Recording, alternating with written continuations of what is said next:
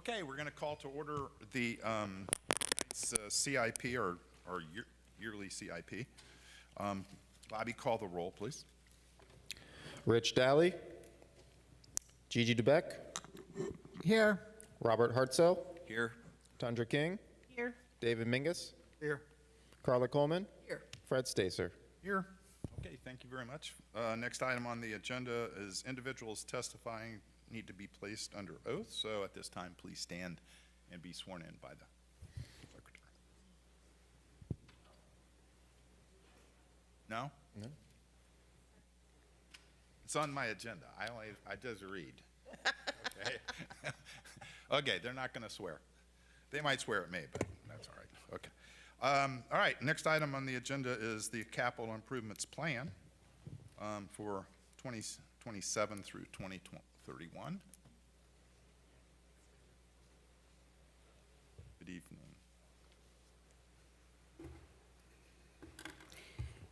Thank you. Good evening. I'm Karen Grant, Budget Analyst. I will be presenting the 5-year capital improvement plan for fiscal year 2027 through fiscal year 2031. I would like to acknowledge the staff who have worked to develop this plan throughout the year, the engineering and CIP team, utilities, public works, parks and recreation, recreation golf course, air park operations, and the budget team. This flow chart outlines the capital improvement process from January through September. The process starts in January with the departments updating and submitting their proposed projects.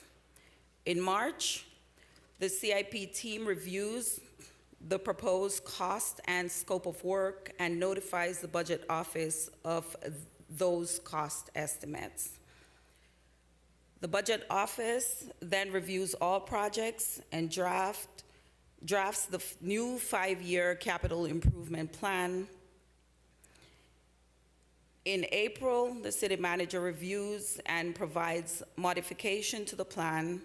The budget office then presents the recommended plan to the various advisory boards in June, as we're doing here today.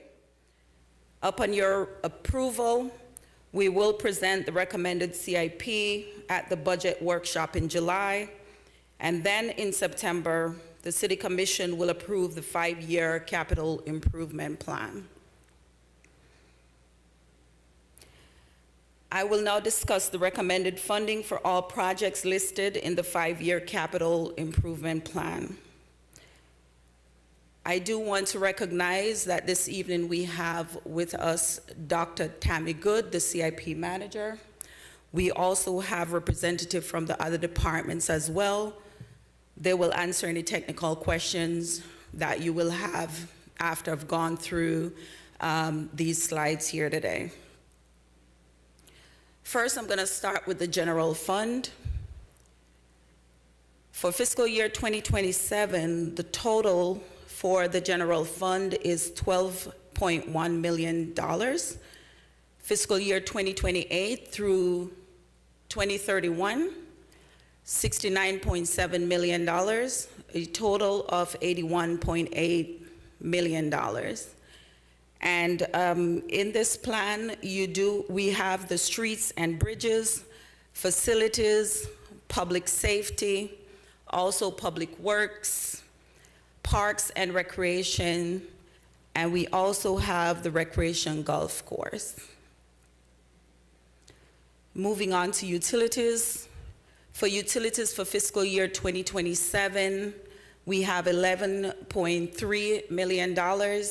Fiscal year 28 through to fiscal year 2031, $134.8 million, a total of $146,155,815. And in this plan is a total of 29 projects. For stormwater, We have 9 projects for stormwater in fiscal year 2027, 1.2 million.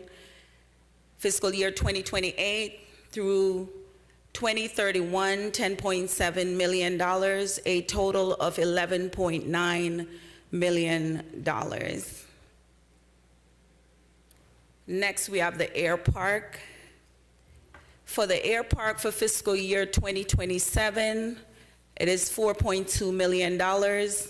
Fiscal year 2028 through 2031, $58.4 million, a total of $62.6 million. And in the air park, it's a total of 19 projects. I do want to point out that most of the funding source for the air park is through grant funding from FAA and FDOT, which is usually between 70% to about 97% of grant funding, and then the air park fund will cover the difference.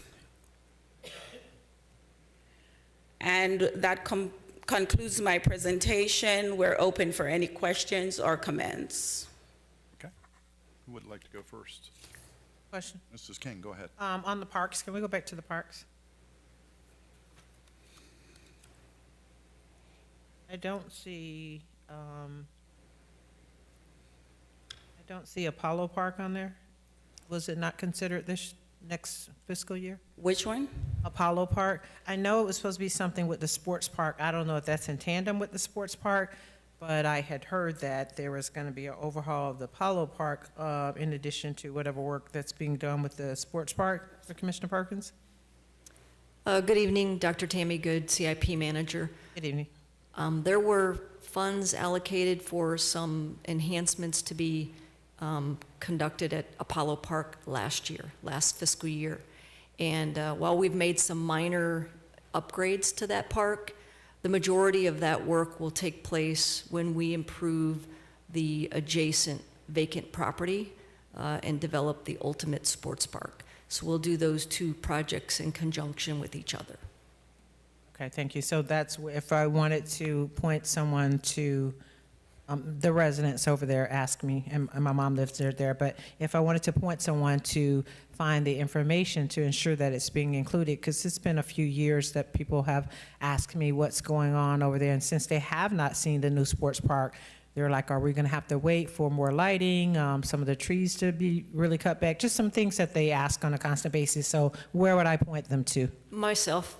Okay. Yep, you can. And just for information, we're going to be replacing the playground equipment there. We are going to be doing some tree trimming. I know there's a very large ficus tree that's overhanging the playground. There's a tennis court there that we're going to be resurfacing, and I believe we're going to potentially redo some fencing around some of those courts. So there will be enhancements that are forthcoming, again, in conjunction with the improvements that will be made to the adjacent park at Ultimate Sports Park. And I don't know if the bathrooms are in there, but I take my granddaughter over there, and they could use some attention as well, the restrooms there. I can make mention of that to facilities maintenance now. And I know I was out there a few months back, and they were making some improvements to the bathrooms at that time. But we can take a look at that as well. Thank you, Dr. Good. You're welcome. Mrs. Coleman, you want to go? Sure. First of all, let me commend staff. I know what a huge operation this is to put together, and I commend all of you, especially Dr. Good, who has handled so many projects this year that were not on, I don't think, her original list. But every time I turn around, there's something else that you've fixed, and so thank you very much. I just want to make a couple of comments about how we put this together. I found myself wanting more detail when I went through this year. And these large, not so much the parks, but I'll take the first section, for instance. What does that money include? I know what the title says, but where are those sidewalk improvements? Or what streets are you doing this year? Those sorts of things. It would be very helpful if we could go down a layer next year and talk about some of those details. It will help us understand what's going on. We did provide a backup.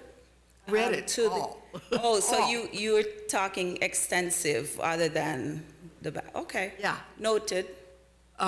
Just so that we will know what, for instance, item 20-395, design, need my glasses for this one. Design, construction, and upgrade of existing lighting system equipment in city neighborhoods. $250,000. It's not a lot of money, but what neighborhoods are on the list? You know, it would help to know, to be specific about where our money's going in the coming year. And I don't know how you guys do it. You look at this 5-year plan, and it's the same amount in many of these categories for every successive year. How do you handle inflation? So some of these projects are reoccurring. So the city just allocates monies within, within the budget to balance the budget, of course.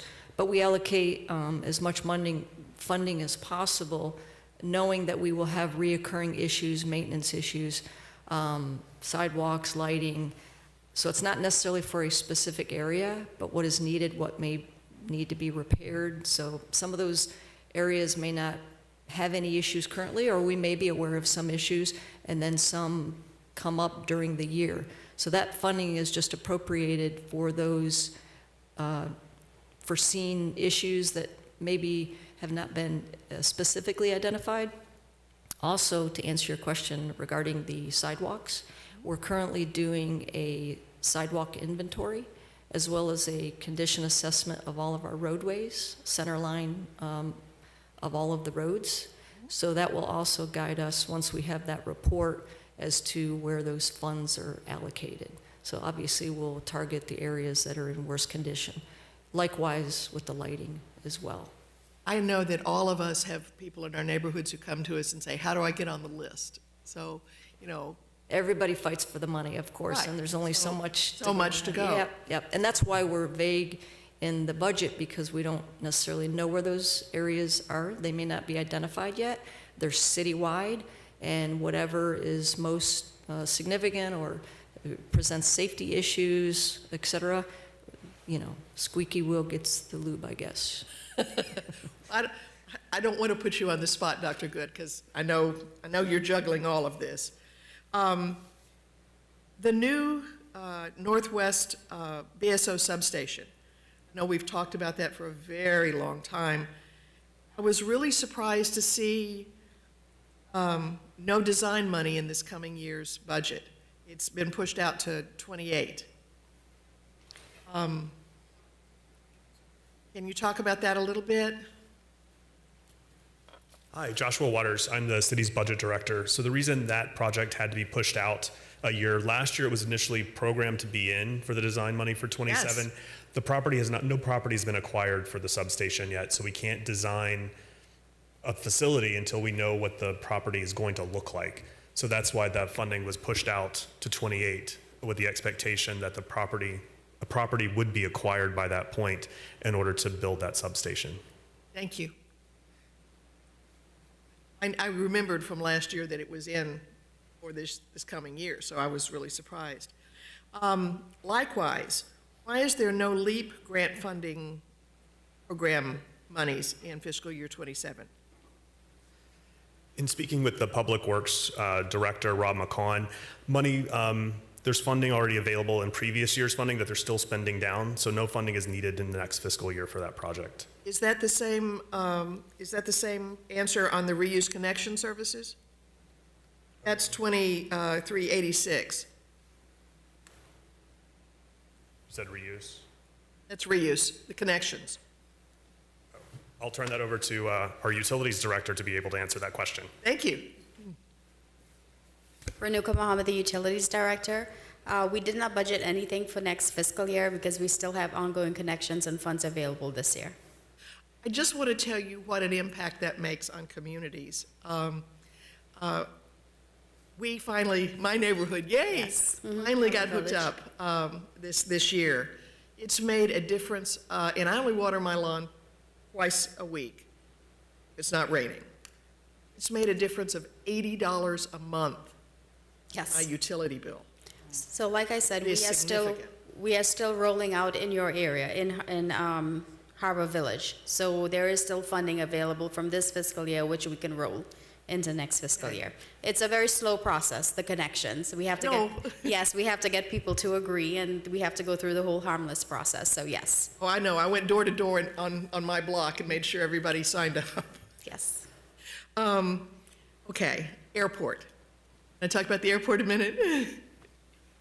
Last year, we had a robust discussion about the air park. And one of the continuing concerns that many of us on the podium have had is there's really no business plan for the air park. I mean, there's a comprehensive plan, but that tells us where the buildings are going. It doesn't tell us what we should be recruiting to go into those buildings. And I think it has a tremendous impact on, I'll put it kindly and say how beloved or not beloved our air park is to residents, especially on the east side. I'd really like to see this board take that as a recommendation to somehow be included in the CIP plan this year to do a economic business plan and recruitment plan for the air park. Other air parks across the country have one. It allows us to go out and try to encourage the right kind of businesses to move in there so that we just don't take whatever's left over. Or, for instance, Fort Lauderdale Executive Airport is doing a major expansion. They're going to bring in cargo planes. That means all of their lost leaders or very small things are going to be looking for another home. Well, where are they going to come? They're going to come to us. We may or may not want those businesses here. And I know that there's parameters we have to go through because it's an air park. And we have to deal with the FAA.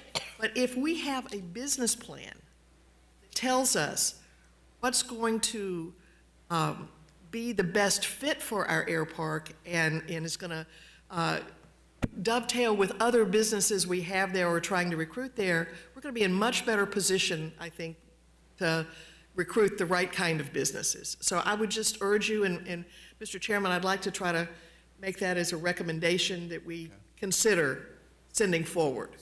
Okay, so we'll wait on that to the end. I don't think, unless you want to respond to that, okay. So I think what we'll do is and because there might be some other recommendations that we'll make as well. So, Right. so we'll hold that thought for right now. Would you? That's it. Okay. I just want to thank everyone for their hard work over the last year. Okay. Mrs. King, you want to go again? I wasn't going to go on safety, but Miss Carla made me do it. Can we go back to public safety? I'm a little bit confused. We just voted on the EOC, I don't know, last P&Z meeting? You're talking about we passed the site plan. Site plan, right, Yeah. for the EOC. So I don't know how long that's been in the making. I've only been up here, I don't know, maybe not quite 3 years. So I don't know how long the EOC has been in the plans, but what I do know, because I reside in Pompano, that Braggs Criswell has been on these lists for some years. So I don't know how the prioritization got to be the EOC before this, when we desperately need it in our community. I think the statistics show from Broward Sheriff's Office, I don't see anybody in here tonight, that they could attest to the call volume in the Northwest area.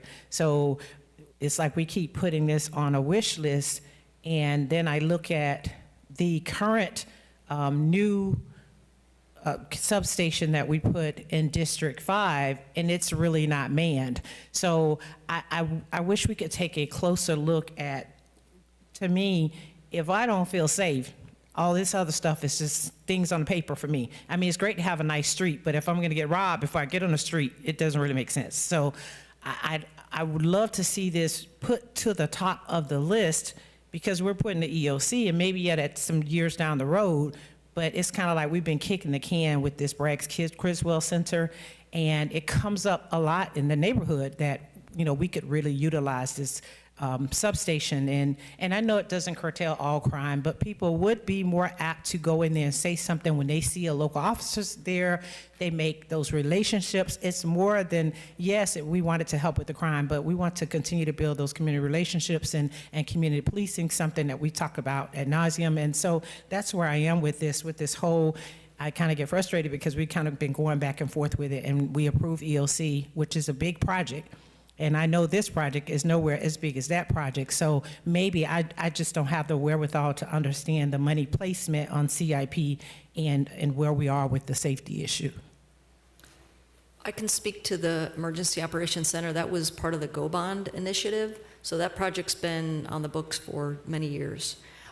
We originally designed it in a location and then basically determined that that wasn't ideal, it was not an ideal location, so we redesigned, and that was what was brought before you all and approved. So we're probably at about 80% design with that project. So hopefully we'll be, putting the shovel in the ground in the next, I don't know, 6-8 months or so. As far as the other substation, it's well noted. Thank you. Okay. Anybody else? I had a couple things.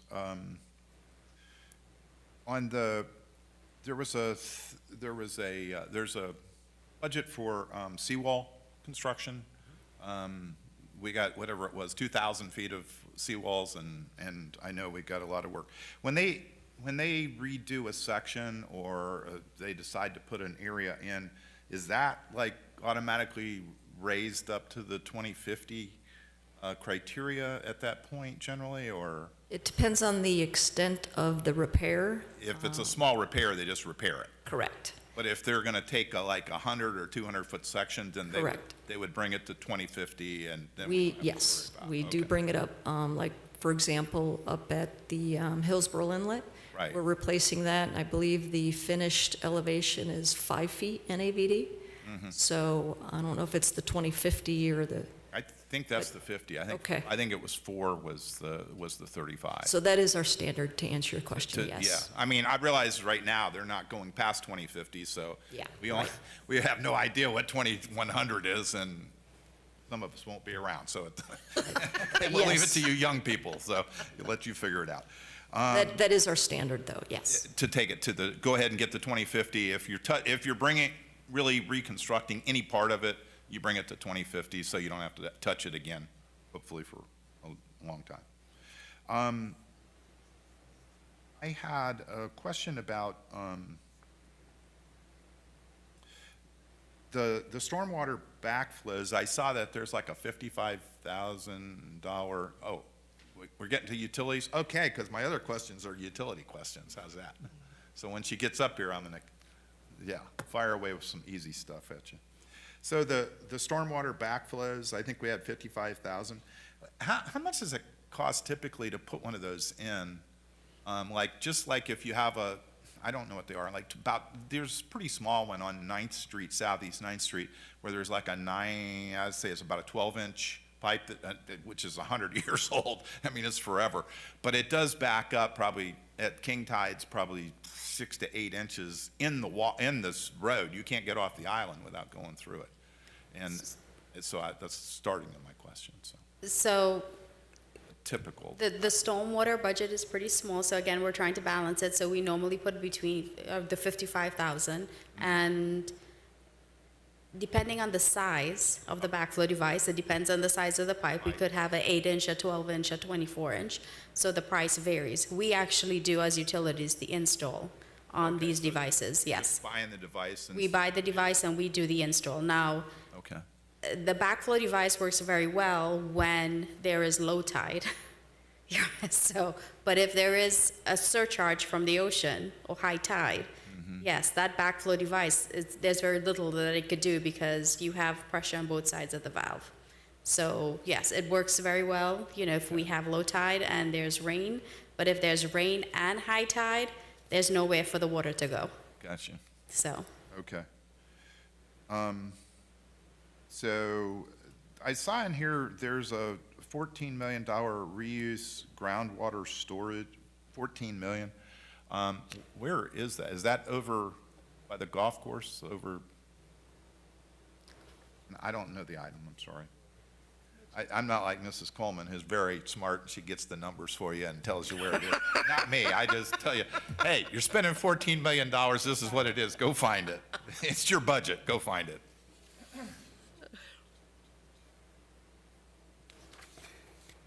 And and Mrs. King, she did too, so. Are you talking about the reused ground storage tanks? Yes. Okay, so those are in here as part of bond projects, future bond projects. So is this part of the water going back, or that they're starting to pipe out or something? So this On the is, golf course, or is this somewhere else? so we do have a reuse facility, the reuse plant, and we produce reuse water that we send to the golf course and to our customers. The plant has capacity to produce more. If we produce more, we have to store it somewhere, so it needs an additional storage tank before we send it out to customers. So that project is on a future bond. Oh, okay. Within the 5 years, should we have the ability to produce extra reuse. Okay, so then it's not designed, the location exactly isn't designed. We don't have until you- we don't have an actual Gotcha, location yet got for it. Okay, I just wanted to make sure I wasn't missing something on that. I saw something on water meter testing, and then it said something about every 10 years. Is that like the life of a water meter, or is that just mean you're trying to, whatever you guys do? Guys go out and look at it and make sure it's working right. Right, so this is really for large meter testing, anything that's considered multifamily or commercial. We do a calibration and testing of it to make sure that it's accurate and people are being billed correctly. Oh, okay, so that's not people's homes things, this is when you got a 12-inch meter or something for a big warehouse? No, this is actually us checking the meter accuracy of it. Because large meters, after a certain time, they may slow down, or they may, usually they slow down, and that means a loss of revenue for the utility.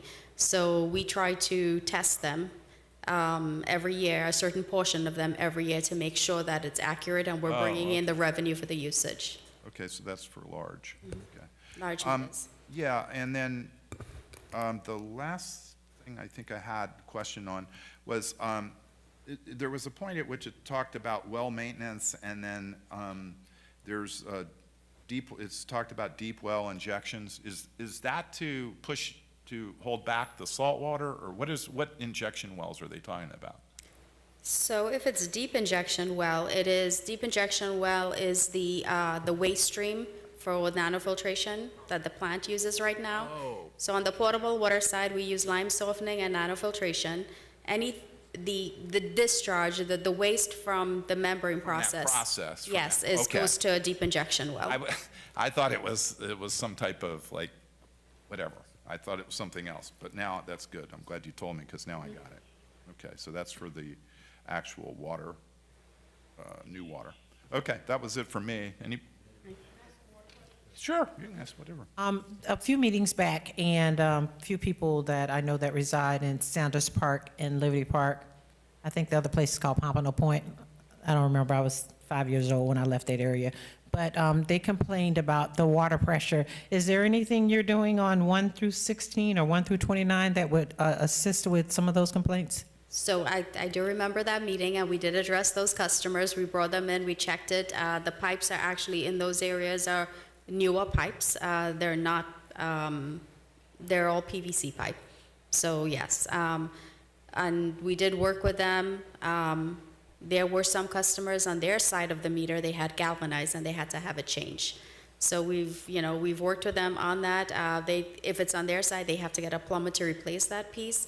Some of the customers did. We also offered low flow devices, because when you change pipes and you get more pressure, it also means you're using more water, so your bill goes up.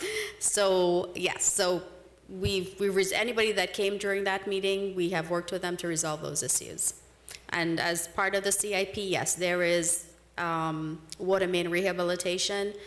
We have some areas identified, and again, it's going to go with regards to the condition assessments of the underground piping and the master planning. So those are those projects are going to be prioritized based on those. How do you know if you can be a part of the reuse water plan? So if you're on reuse, you should have a reuse availability fee. So as we expand into areas, we send out letters of notification letting you know that reuse is available, and you have the option to participate in the program. So they can contact you for that? Yes, if there's something, they can contact utilities directly or the utilities customer service. We bring up your account and we'll be able to see if reuse is available for you. Thank you. You're welcome. Mrs. Coleman, please. I want to go back to the inflation question, because over the last couple of years, I've chaired a transportation committee for the city, or actually the Economic Development EDC, and we've done quite a bit of work on traffic calming and bike lanes and those sorts of things, and we're well aware of the increased maintenance costs that things like that have. And I've sat up here for almost 10 years, and I look at these plans every year when they come in, and we're just not dealing with inflation. And every time we make a new suggestion for new lights, and you're putting in lights and sidewalks, that's a maintenance cost. What can we do to help you with that issue? So this is an issue that we face every year, both on the operating budget side and the capital budget side. Right. Resources are just finite at this point. And so we have to work within the resources we have available. And so we try to prioritize the resources we have available every year to get the biggest bang for the taxpayer's dollar. And so in looking at both the capital budget and operating budget, we really have to do that and look at the prioritization of tasks, prioritization of programs, of inflationary adjustments that we have to make on both the operating side and the capital side. The capital budget and operating budget, they work hand in hand and in tandem. And so for this year, and looking at the funds that were available for FY27 from the operating budget to be transferred to the general capital fund, we found about $5.5 million. And so that was the framework we had to work within in balancing both the operating needs and the capital needs, recognizing the fact that there will never be enough funding to fully pay for all the capital projects and all the maintenance that we want to do. So we work within the funds that we have available, prioritize those things that are critical, and making those maintenance repairs, maintenance requests from departments for facilities. But really it comes down to an issue of resources that are available and the demand for those resources. Good luck. Thank you. Good luck. Yeah, good luck from, your help from Tallahassee, too. Anybody else? Mr. Chair, Yes. I just want to say that Board Member Rich Daly did show up here at 5:33 p.m. and we'll reflect that in the Snuck in minutes. the back door. Wow. I was trying to act like you were here the whole time. I don't know. Anyway, okay. Is there anything else? So obviously you guys want a recommendation to the City Commission. And I think we had two recommendations. I would certainly like to add the Air Park Master, our business plan? strategic business plan. And it'll be up to the city manager and staff on exactly how that's handled, whether they want to send it through our economic development folks for study and recommendation, or handle it administratively. I would like to see it someplace. Okay. I can take those thoughts back to the city manager, if I may. I can take those thoughts back to the city manager and the air park manager. Steve Rocco, our air park manager, may have already started that process at looking at some economic development guidelines, but I will certainly take that back to the city manager as But I'm talking about a document that Okay. that is professionally done, that we can look at, that all parties have pulled together and worked on. Okay. Not something informal. Got it. We need something formal. formal. Understood. Okay, and Mrs. King, I think you had a specific request or recommendation. Yes, if we can just see how far we can move up on the list for the Breaks Criswell Station and whatever funding we need to support it, to make sure that once we put it up, that it can be properly manned. Thank you. Understood. Okay? Anybody else? No? Okay. Mr. Chair, the only thing I recommend, because Ms. Coleman has brought up an issue related to a business plan more so than a capital improvement, it may be very difficult for this group to weave that into their presentation as an element of a CIP specifically. It may be something that they could, in addition to the presentation, make that as a recommendation from this body.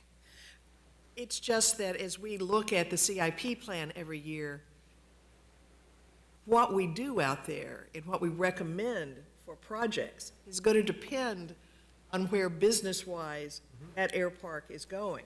I understand your distinction, Council, and I greatly appreciate it, but they are hand-in-hand issues. And, you know, if we come back next year and we haven't acted on this, I may not be able to support the air plan's CIP program because I don't know where they're going. And I know that the commission has taken up this same issue on numerous occasions about what's occurring at the air park, the master plan, covenants related to it. It's been an ongoing conversation.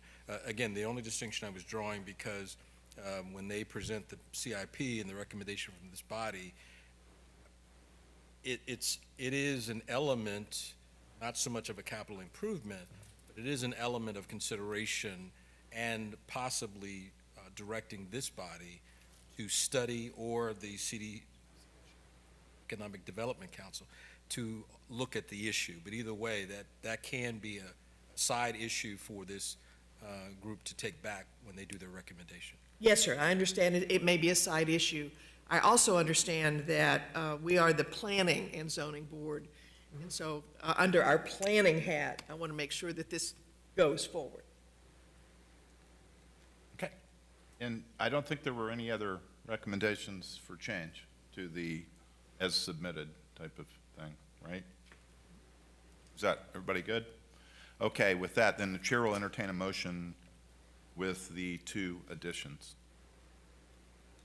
I make a motion that the staff consider the air park strategic business plan, professional one with the side element of funding, as Ms. Coleman mentioned, as well as the Braggs Criswell Center to see if it can be funded and properly manned, hopefully in the next fiscal year.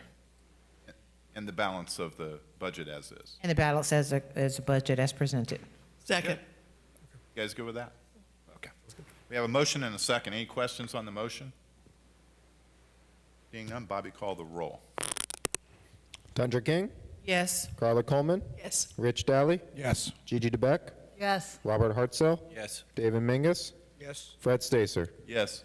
Okay, with that, we'll take, it looks like 16-minute break, and then we'll start our P&Z meeting.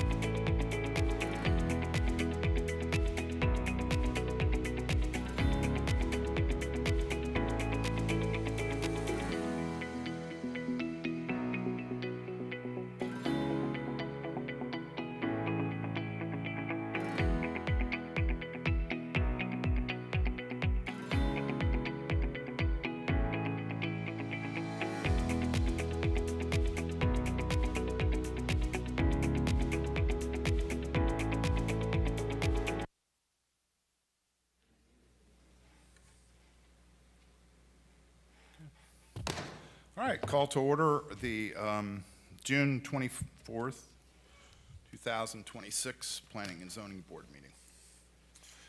Bobby, call the roll, please. Rich Daly, Present and accounted for. Gigi DeBeck, Yes, here. Robert Hartzell, Here. Tundra King, Yes, here. David Mingus, Here. Carla Coleman, Here. Fred Stacer. Here. Mr. Mingus is sitting in for Mr. Fisher tonight. All right, next item on our agenda is a moment of silence. So if you would, for the next 30 seconds, please be silent. Thank you.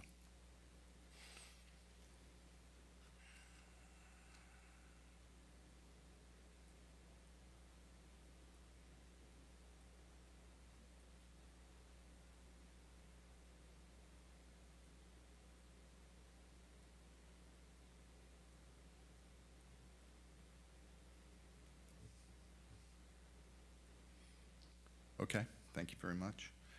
Next item on our agenda is the approval of the minutes of May 27th. Chair will entertain a motion. So moved. We have a motion. Do we have a second? Second. We have a motion and a second. Any questions on the questions or comments about the minutes? Seeing none, Bobby, call the roll. Tundra King, Yes. Rich Daly, Yes. Gigi DeBeck, Yes. Robert Hartzell, Yes. David Mingus, Yes. Carla Coleman, Yes. Fred Stacer. Yes. Okay, at this time, individuals who will be testifying tonight, if you plan on speaking, you'll need to stand up and be sworn in by Bobby at this point. Thank you. Please stand and raise your right hand. Anybody who's going to speak. Thank you. Do you swear or affirm that the evidence you're about to give will be the truth, the whole truth, and nothing but the truth? Thank you. Okay, thank you very much. First item on the agenda is the Vera Major Administrative Adjustment. It's P&Z 25-1654403. Address is 1600 South Federal Highway. Mr. Katie, how are you this evening? Good evening. Thank you, Mr. Chairman and board members. I'm Jonathan Caddy with Development Services, and the subject for discussion is Vera Major Administrative Adjustment. The property is located south of East McNabb Road, north of Northeast 65th Street, Port Royale Boulevard, and east of Federal Highway. The site address is 1600 South Federal Highway, Pompano Beach, Florida 33062. The site is bordered by general business zoning designations to the north and west. To the south, it is bordered by limited business zoning designation, and to the east, it is bordered by multiple family residence 20 zoning designation. The applicant is requesting a 12.54% reduction in the number of parking spaces required through a major administrative adjustment for the proposed mixed-use development. The request seeks to reduce the minimum required parking from 343 spaces to 300 spaces, resulting in a reduction of 43 parking spaces. The adjustment would allow the applicant to propose a total of 300 parking spaces on site. Here's a better view of the site plan.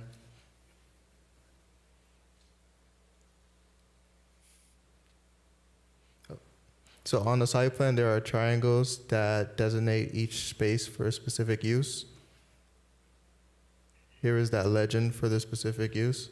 So the 144 spaces are designated for residential, 27 spaces for guests, 106 for office, 11 for bank, and 12 for retail.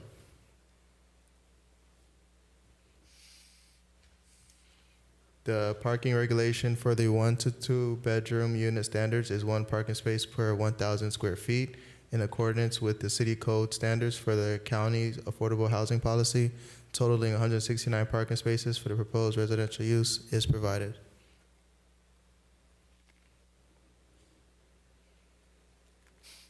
The above parking spaces for the commercial component required and provided by the applicant totaling 174 parking spaces, with both the residential and commercial totaling 343 parking spaces.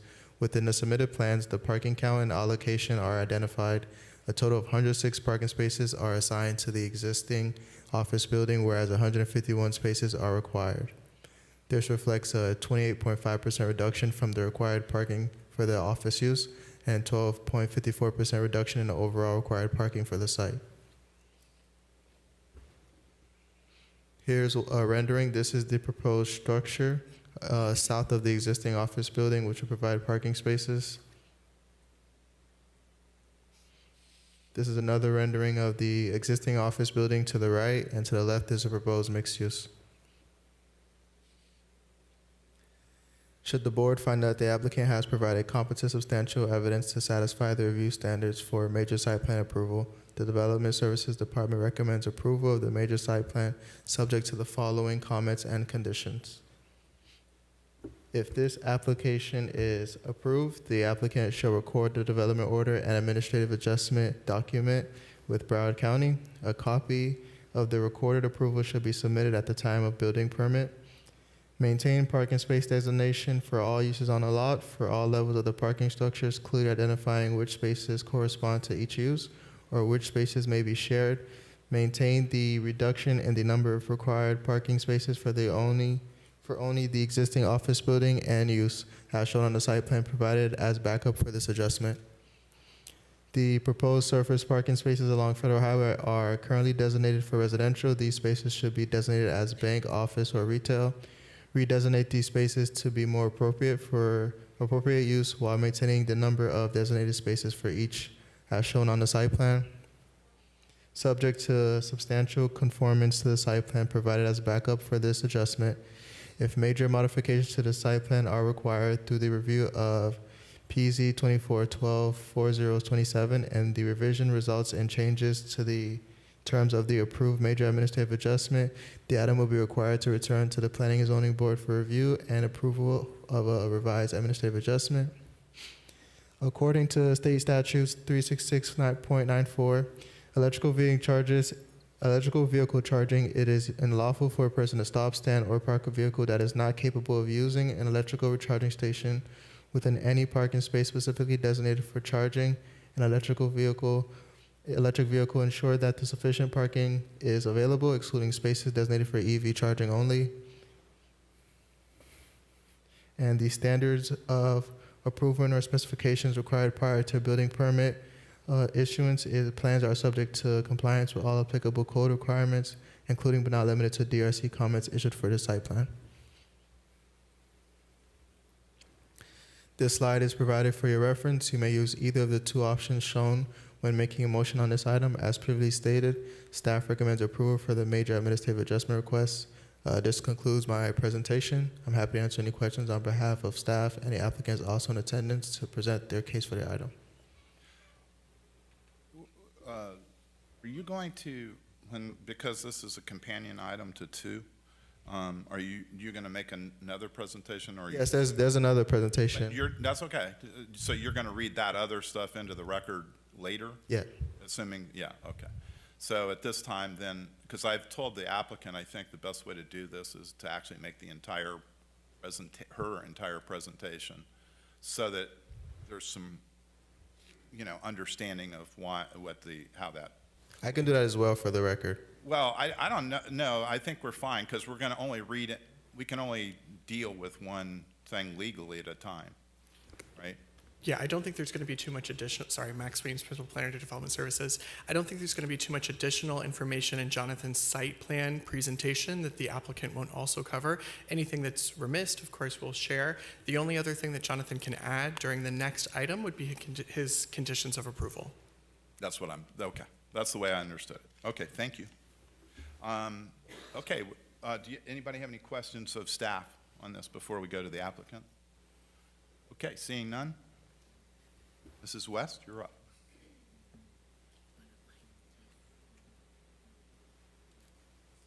Good evening, Mr. Chairman, members of the Planning and Zoning Board. My name is Paula West. I am president and land planner of Plan West. Address is 12725 North Milton Road in Milton, Tennessee. A little different now.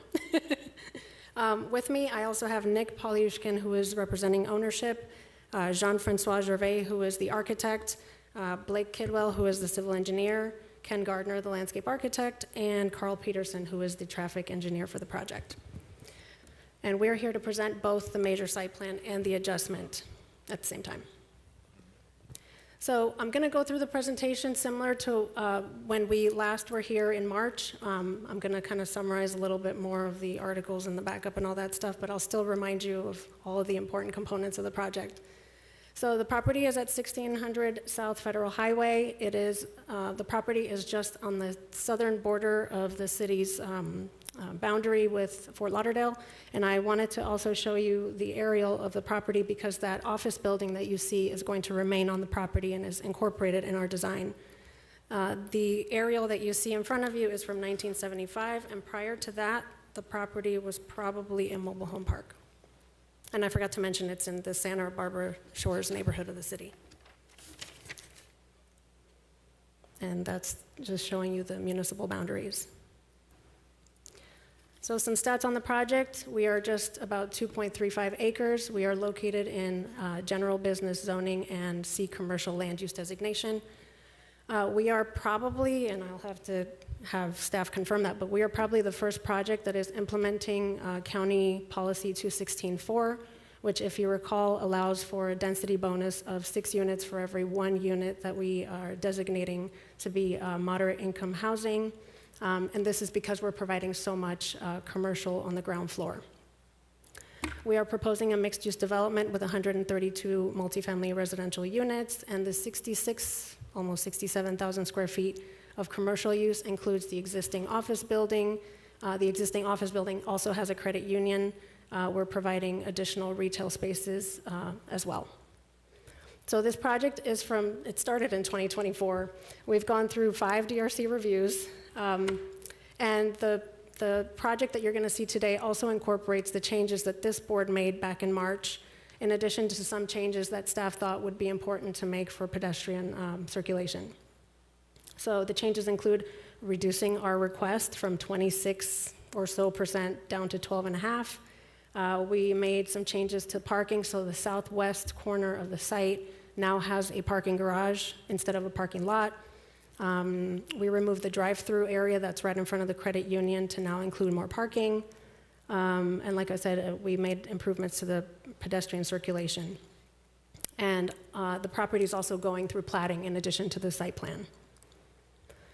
So this table summarizes our request with regard to the major administrative adjustment. So some background on the major administrative adjustment. The code actually has a minor administrative adjustment and a major. The minor goes up to 20%. That's allowed to be granted by the Development Services Director. This board can grant anything above that up to 40% when you're in a non-residential zoning district. We are at 12.5%, which is under the 20%. However, because of the importance of this project, the Development Services Director wanted to defer that review to this board. That's why we're in front of you today. In order for us to, let me catch up to my slide here. So let me back up. The code has, for a minor administrative adjustment, several strategies that you can use to justify a reduction in parking, again, under the minor. In order for us to justify our reduction, we wanted to cover 3 different strategies that we've already implemented in our site plan to justify that reduced parking requirement. And those are the transit accessibility strategy, special facilities for bicycle commuters, and there's an other category which I'll cover. And as Jonathan mentioned, we are asking for a 43 parking space reduction. So the first strategy is related to the how close we are to a bus stop. So the code actually says that if you're within 1,000 feet of a bus or rapid transit stop, then you are essentially, you qualify your project for reduced parking. We are near less than 500 feet near 3, not only one, but not 3, sorry. Not 1, but 3 bus stops. And the most important one is directly in front of the property. And some background on that. So that bus stop is bus stop 10 on bus route number 62, which actually directly connects to the site from the Tri-Rail station that is at Cypress Creek and Andrews Avenue. So you do have a sharing of bus riders as well as passenger rail, commuter rail. The second strategy is applicable if you provide facilities for bicycle commuters. So anyone who wants to rely on their bicycle instead of their vehicle, we are providing bicycle lockers, we're providing changing rooms and showers. So that is built into the project. And then the third strategy that we're implementing is dedicating 5,000 square feet of the office building, the existing office building, to a co-working space. And that is, that's an entire level that is going to be dedicated to any resident that lives on the project to then use as a working space. And that's in the spirit of the work from home business model that you're seeing a lot of today. So with our backup, we submitted a parking reduction statement that was put together by KBP, Carl Peterson, and he's going to kind of talk about those different parking calculations that he was able to notice for shared uses.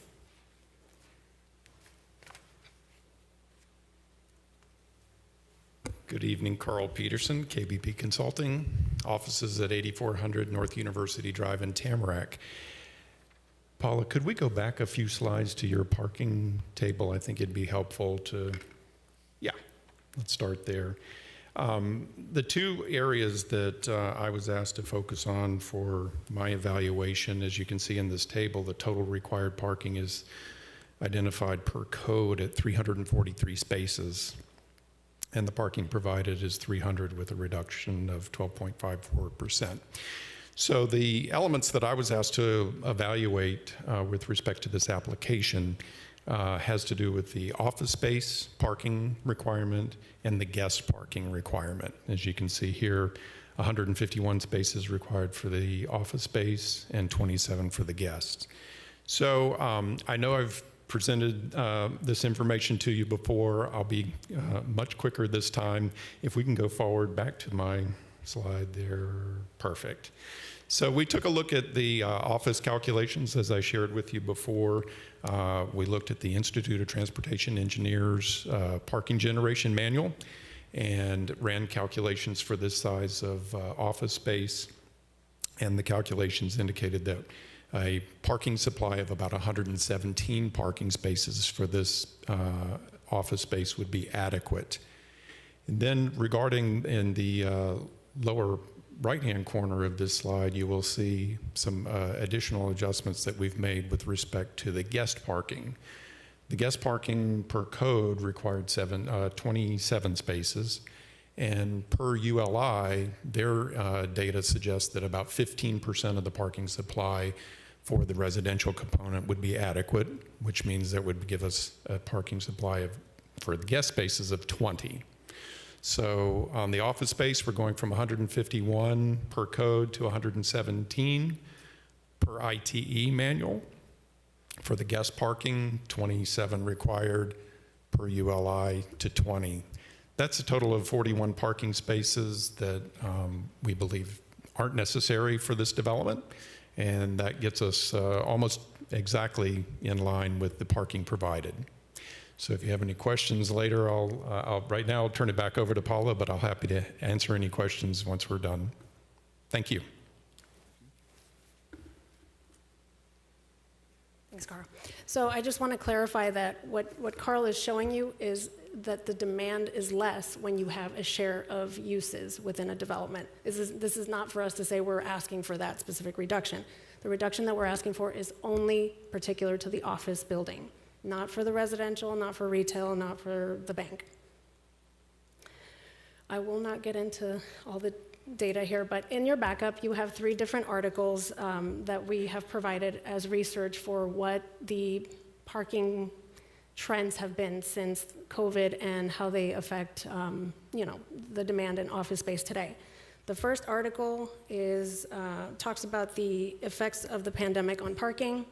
Second article kind of shows the trends of parking since the pandemic in the CBD, which is the most intense commercial areas of a city. And the last article essentially confirms that work from home or a hybrid type of model is here to stay. And it actually is confirmed even, I kind of did some research from March to now, it's still the same trend. So going into the standards for the adjustment, our project does achieve the intent of the standard from the code to the same or higher degree, as we've already proven. The request does not impose any greater impacts on adjacent lands that would occur through compliance with the code. Our request is consistent with several goals and policies of the comprehensive plan. And we are providing more than one public benefit with this project. We are providing deed-restricted workforce and/or affordable housing. We are preserving protected trees in addition to what's required by code. And we're providing protection against flood damage in our development, not only in the existing, but also in the new, obviously as required. This is the site plan, and in red, I just wanted to show you where we're implementing those parking reduction strategies. To the north is where the special facilities for bicycle commuters are located. That is the new building, the new residential building. And the portion that you see along US 1 is where the retail space is going to be. The existing office building in blue is where we're going to be implementing that co-working space. And of course, on the bottom west corner is where the existing bus stop is located. And now I'm going to transfer it over to the architect, and he can talk to you about the changes as well as the architecture of the project.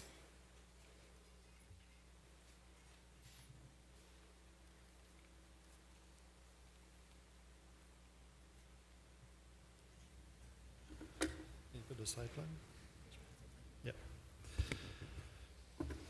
Good evening. My name is Jean-François Gervais. I'm partner of IDEA Architects, 3323 Northeast 163rd Street, North Miami Beach, Florida. Thank you for your attention. This is a project I believe that you know well. Last time we had the opportunity of presenting you this project. The number of parking that we're proposing sounded a little short, so we went back to the drafting table to see how we could address that situation. And in collaboration with the developer, the owner, we propose a creative solution, which is twofold. So you can see on facing Federal Highway in the middle of the property, we're proposing where you see proposed parking, angled parking. This takes place of an existing drive-through. So in considering the pros and the cons of the existing use of the site, the owner agreed to eliminate the existing drive-through, which doesn't have a lot of utilization, and replacing that by ground parking. Where we made the biggest difference is the introduction of what Paola called a parking garage. This is really a single deck. So on the southern side of the site, where you see all the purple parking stalls, this is really, there used to be like just great parking there, and we're adding a single deck of parking that allow us to have numbers that are, I think very acceptable. Ourselves and the owner think that the number of parking provided will be plenty for comfortable use by the resident of the new proposed apartment building and the office building.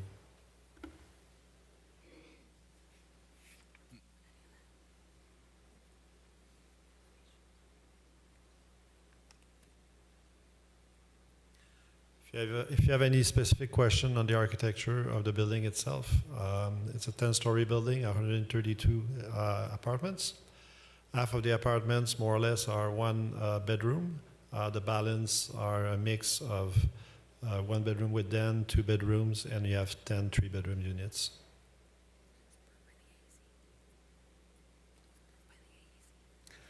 Yeah, that is correct. A few weeks ago, the project was approved by the AAC board. Reapproved with the new parking solution. One of the comments of the AAC was a better integration of the new apartment structure with the existing building. So in consideration of that comment, we will be matching some of the colors of the existing office building with the new proposed scheme of the apartments. So the existing office building have blue glass, and the stucco surfaces, the solid surfaces are painted white. So we're going to repaint the white surfaces of the office building to match the color scheme of the new proposed apartment building. So the whole development is more in tune. And now I'm going to call up Ken Gardner so he can talk to you about landscaping. Okay.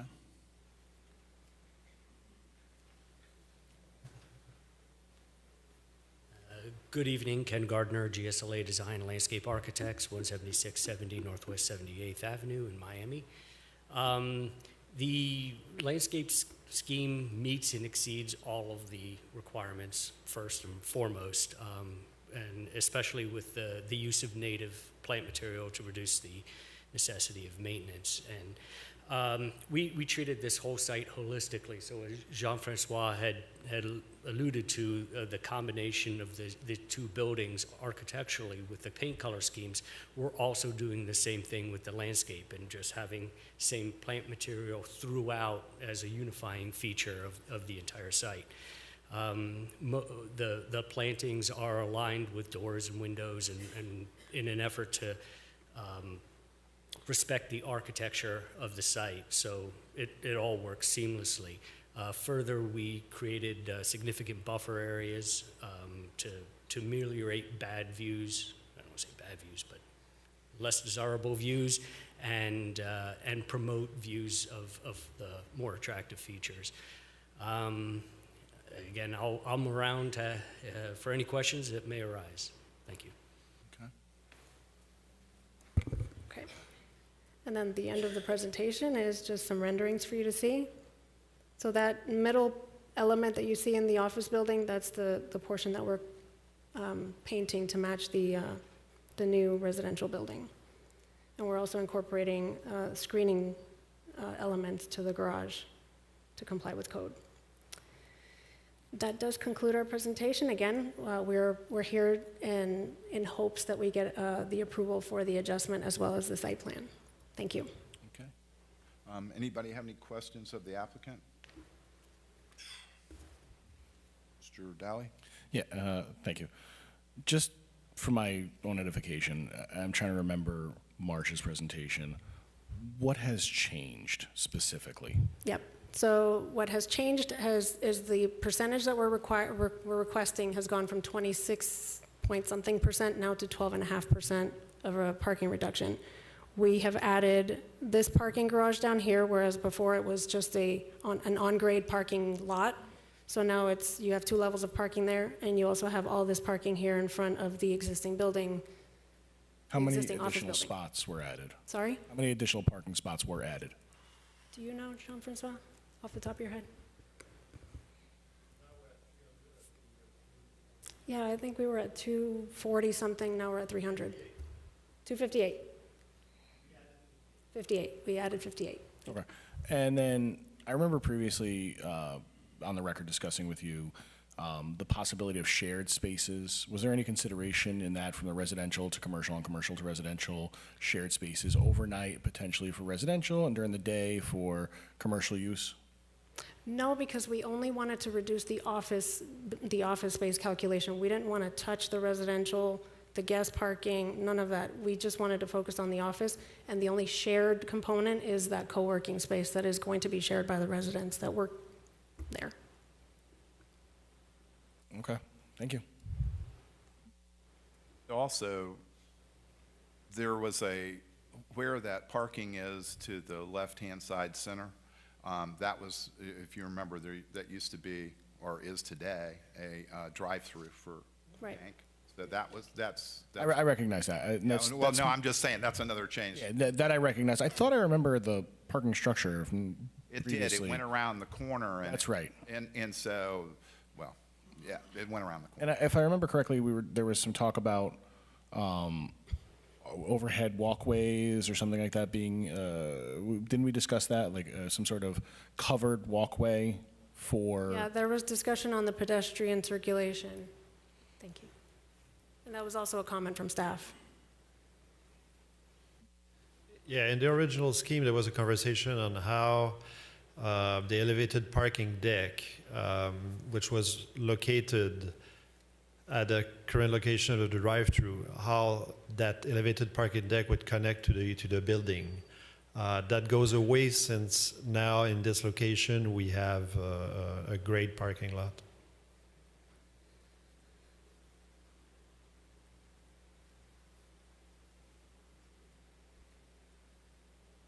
I'm sorry, can you just go to the slide where it shows what the different triangles mean again? Oh, that was in Jonathan's presentation. You want to pull that up? And I also wanted to put in the record that we did have to go to FDOT because we already had an approval letter from them. We had to go back to them, show them this, and they gave us another approval before we came here Why did you have to go back to FDOT? because of the access. You Yeah. have to- The access move? Oh, okay. Oh, that's right. Okay. A new curb cutting, I guess, or? Yeah.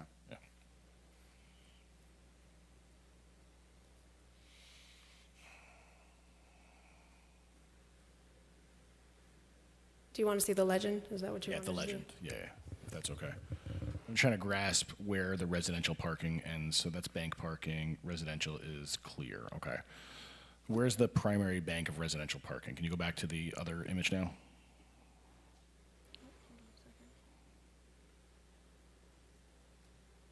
Okay, that's the white.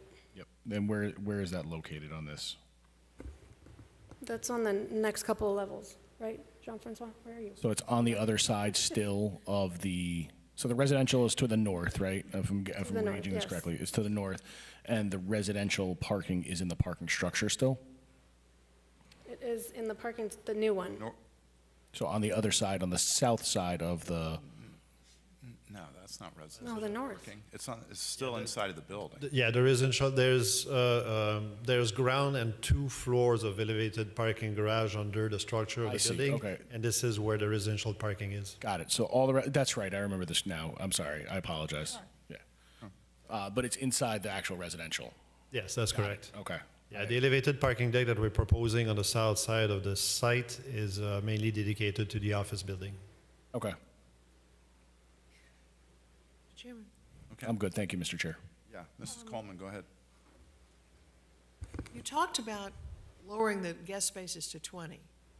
This legend still shows them at 27. No, we're not reducing the guest parking whatsoever. It was just a calculation. Yes. It was just to show that the demand is less when you share uses. Okay, all right.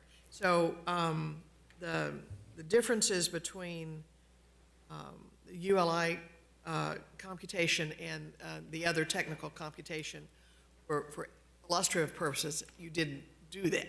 Correct. Okay. I was going to ask staff to comment on that, but No. since it was just illustrative. Just helps our case. Okay. Mrs. King. Can we go to the showers, locker rooms, changing rooms area? On my other slides.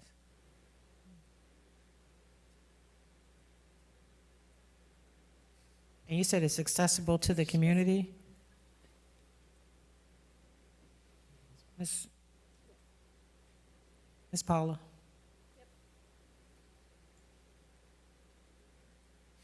That one? Or did you want to see the site plan? On the site plan, preferably.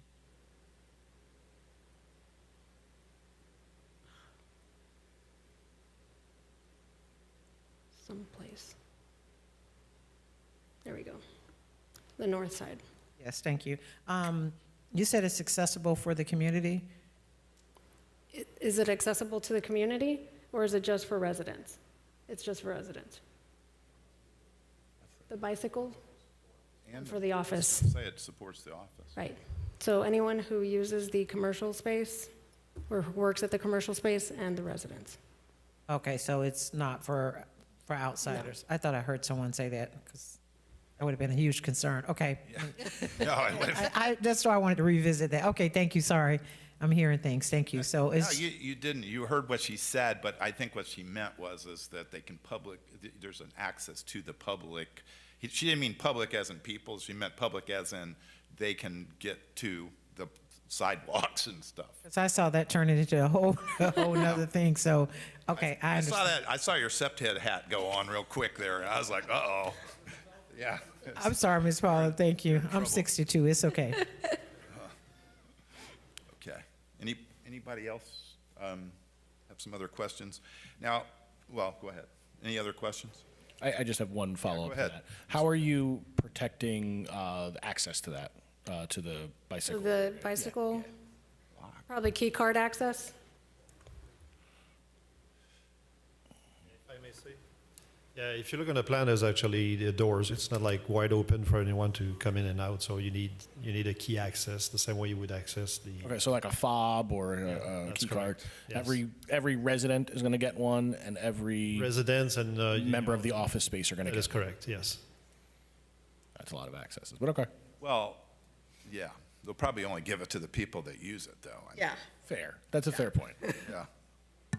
I think you'd have to ask for it. Well, that's the only way to make any sense. Yeah. Yeah, well, they would, otherwise they need 500. Yeah. Are they going Bicycle to advertise spots. it as something that is accessible though? Because they're utilizing it for considerations. So I just wonder if they're going to advertise it as something that is usable by the residents as well as the office space people. That's a, yeah, I mean, Yes. The answer is yes. I'm glad to hear that. yeah. So then that goes back to my question. So the office spaces are available for rent for the public, or just strictly for the residents? So this is, The office building is currently occupied. So that there will be an additional amenities for the existing tenants. right, so the office space isn't part of the, what they get for the bonus density? I'm not sure. Which office space? The existing office? Yes. No, No, the that's- existing building basically, my name is Nick Polishkin. I'm the one of the owners of the project. So address is 2880 Northeast 23rd Place, Pompano Beach, Florida, 33062. Right now the building is being leased to businesses, and we're offering the building for businesses, for customers. We have bank on the first floor, so tenants will be served a notice that they will have an option to access this facility if they want to park bicycle, and let's say they bike to the office, go to the shower, that's it. If they have bicycle, why not? But we have many businesses in the building, so it's a good option for them too. And co-working space will be for residents in the building. We also will consider some of the probably amenities which are in the new building, like a gym, can be used, for example, to the office tenants, stuff like that, because it's mixed use project. Thank you. Mr. Hartzell? While the owner is still up, I have a question. I mean, any of you can answer it, but particularly the owner. You're going to have, it's a mixed-use project, you're going to have retail. Do you have any definitive plans on how you're going to lease that retail space? So we're not just putting it in there to get the bonus and then leaving it empty? Yes, basically we experienced in managing the office buildings, retail plazas. Right now we have about 400 tenants within our portfolio of buildings. So what's going to happen with this retail, we will start advertising earlier, and right now we already might have some potential clients which want to expand from their existing location to this retail spot. Are you going to have an active office to lease those units out?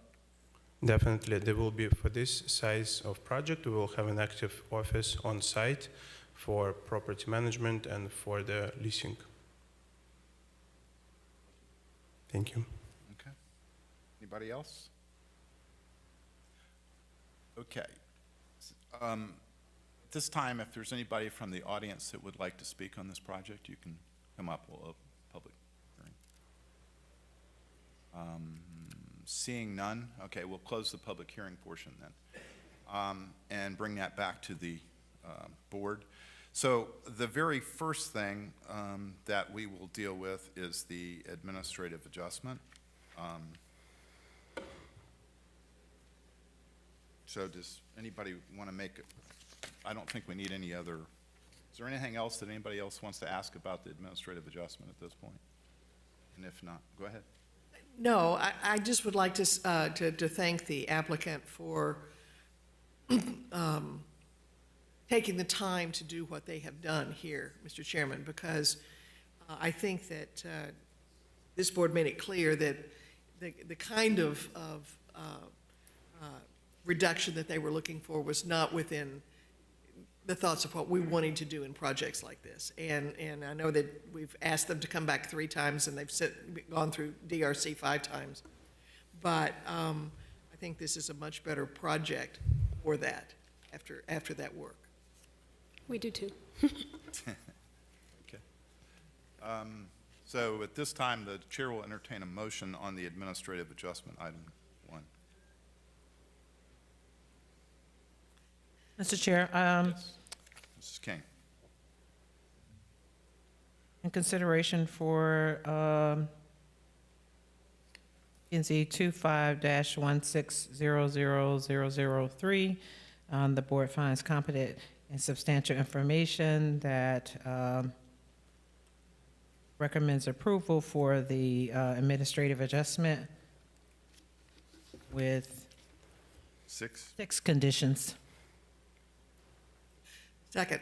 We have a motion and a second, and I forgot to ask you, are your client fine with the 6 conditions? Yes. Staff? Yes. Thank you. I was gonna in trouble.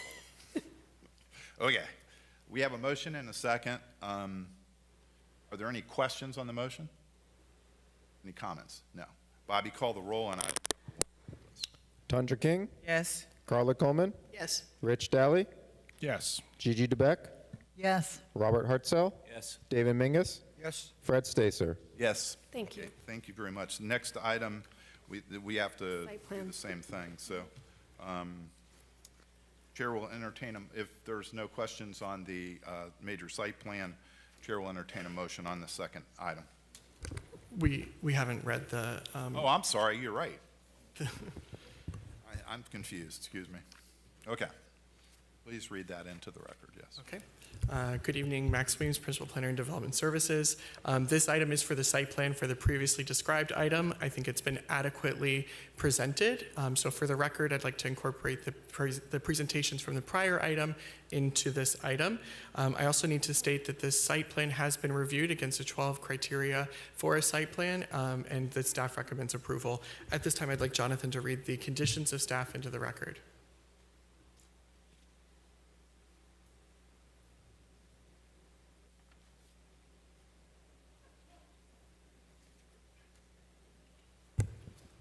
Should the board find that the application has provided competent, substantial evidence to satisfy the review standards for major site plan approval, the Development Services Department recommends approval of the major site plan, subject to the following comments and conditions. The proposed configuration of the site is dependent upon successfully obtaining the major administrative adjustment for the reduction in the minimum number of parking spaces required to permit 300, that needs to be changed to 300 parking spaces for the redeveloped site. Obtain approval of major administrative adjustment 25-165-00003. Provide the recorded plat to accommodate the proposed development and satisfy all conditions, restrictions of the plat prior to building permit issuance. Submit a recorded declaration of restrictive covenants specifying how the units and with what unit mix will be reserved for qualifying tenants as affordable housing, deed restricting the affordable units for a minimum of 30 years for the minimum number of units necessary, consistent with the Broward County Policy 2.16.4.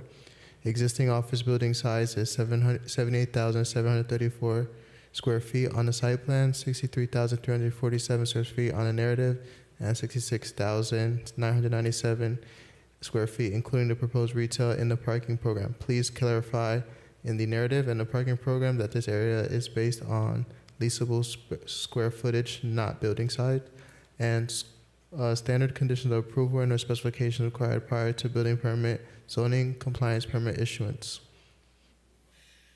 Mr. Chairman. Hold on a second. Okay. Okay, that was the last one? Yep. Okay. Oh, The chair will, does anybody want to speak on this item? Mr. Chair, before you do that, I don't know if Ms.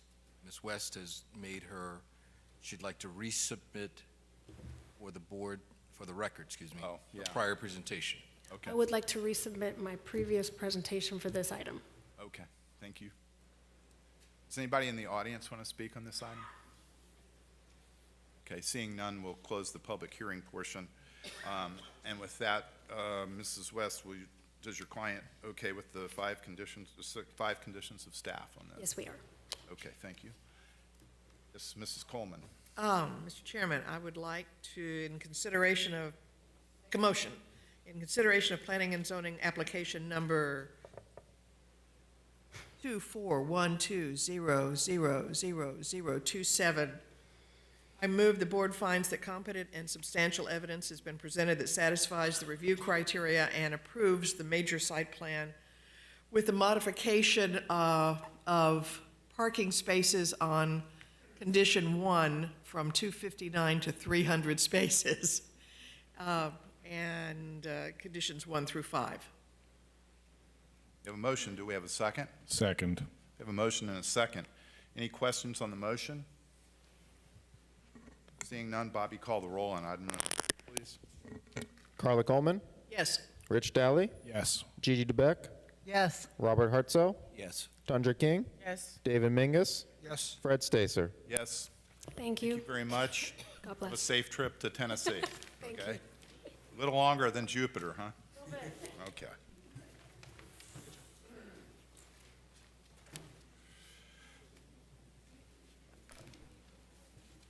Let me see this. Okay.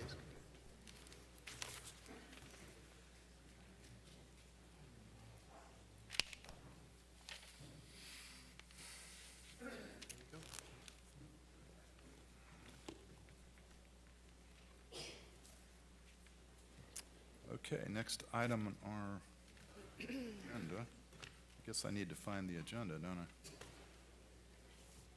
Oh, there it is, okay. Item number 3. LaPage Land Use Plan Amendment, Land Use Amendment, excuse me. PNC 25-92502.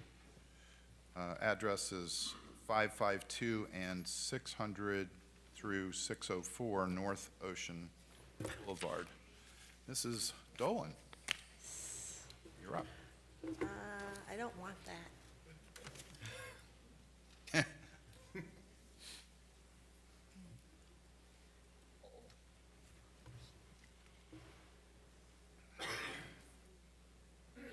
Jeez.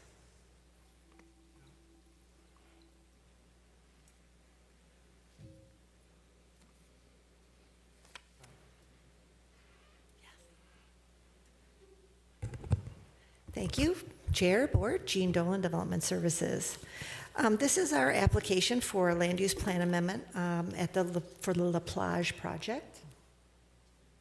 This first slide shows you the general location of the property. I put the one slide in so you can kind of orient yourself to where the pier is, since everybody knows where that is. So it's north of the pier where that asterisk is. It's right at the terminus of Northeast 6th Street at the beach. So what they're asking for on this 1.29 acre site is to change it from a medium-high 25 dwelling unit per acre land use category, which would allow 32 units, to an irregular 42 dwelling units per acre land use category, which would allow 54 units. So they want to increase their entitlements by 22 units. So the first thing we look at when we evaluate these requests is how does it fit in with the adjacent properties? And we look more at what can be built than what is existing. And this is like the perfect example of a site where we have a lot of unbuilt entitlements, which is one of the reasons why staff always recommends denial for land use plan amendments on the beach, because there's so many unbuilt entitlements already existing. So if you look at the vicinity of this project, which the subject property at this time had the 3 buildings on it where you see the arrows. So to the north on the beach side is the Sea Garden Resort, where that building is currently 4 stories, but it's allowed to be 10. So they could knock that down and build a 10-story building with just a site plan. To the south, same scenario, it's the 520 Ocean Townhomes. It's 4 stories, also allowed to be 10. Also, going back to the north across the street, the rest of the Sea Garden, that's the actual hotel side. It's only a 2-story building, it's allowed to be 10. South of that, you have the Seabird Townhomes on that vacant lot, which was recently approved at the maximum height it's allowed to be. They're actually in for permitting now. That Surf and Sand Hotel is 2 stories. It could be redeveloped as 3. And then the townhomes to the south of Southeast or Northeast 6th Street could be also another 10-story building. Those are 3-story townhomes right now. So there's a lot of development potential that wouldn't require any land use plan amendments in this area. And this is one of the reasons we do come out against land use plan amendments on the beach, because there are so many unbuilt entitlements there already. This kind of just summarizes that conclusion with what the land use designations and zoning designations are on those properties. The Sea Garden Resort to the north of the site has a high 46 land use category, RM45 zoning. So it could go from a 4-story building to a 10-story building without any additional entitlements. It would just be an approval, site plan approval. Ocean Townhomes to the south already has a high 46 land use and RM45 zoning. Again, allows a 105-foot height building. And on the south side of, on the west of Northeast 6th Street, there's townhomes that are 3 stories, that's what they can be built at. And on the south, that's an RM30 zoning, by the way, which could go to 105 feet. And then that little Surf and Sand Seaside Hotel on the north side of Northeast 6th Street, 2 stories now, could be 3 stories. So they're asking for going from medium high, 25 units per acre, to a irregular 42. You see that's not incompatible with the future land use categories in the vicinity. So we wouldn't consider this an incompatible suggestion for a land use plan amendment. Now what we do next is look at the entitlements that they're asking for, and are there public facilities to service those. So the net increase in units they're asking for is 22 units over what they could build today. So we look at the water, solid waste, sewer, parks, traffic, and so forth. And on the beach, we do a special analysis for hurricane evacuation and shelter needs, which is unique to the Barrier Island and the properties east of Federal. So the small number of units, 22 units, we have the public facilities to service the additional impact of those units. The one thing that we are concerned about is the hurricane evacuation and shelter needs, which is always the extra concern for more residential entitlements on the Barrier Island. And it's one of the reasons that staff has always recommended denial of land use plan amendments on the beach since at least 2010. That's been our policy. And I think that really keeps the number of land use plan amendment requests down, because when the applicants call us and ask, we say, well, you can apply, but staff is going to recommend denial. So that is just a standard policy that we have. It's in our comp plan, and we run with that. So with their hurricane evacuation analysis that they did, instead of looking at just the 22 extra units, they actually looked at the whole property, the whole 54 units that could be built under this land use plan amendment, estimating 2 cars per unit. They got 108 cars, 2.3 persons per car. That's 248 people. So they estimated only 5% of those people would need to go to a hurricane shelter, which is 12 people. Now, one of the things we have to do is look at the cumulative impact of land use plan amendments when we think of approving them. So what we want to look at is the luxury projects, because this is coming in as a luxury project, that we really have a great influx of luxury projects right now. The only one of these that's built, that's CO'd at this moment, is Casamar, but all the other ones are either in the construction process or in for permitting. So Casamar's got 119 units, the Ritz-Carlton, 205 units, Salato's coming in at 42 units, Entourage in the Sun, 42 units, and Duet, 28 units. I put this barrier between the first 5 and the 6 and 7, because the first 5 were all built with their existing residential entitlements in the current land use plan. The Waldorf and the W, they did get extra entitlements. The Waldorf at 1350 South Ocean came in for a LUPA and got that approved in 2015.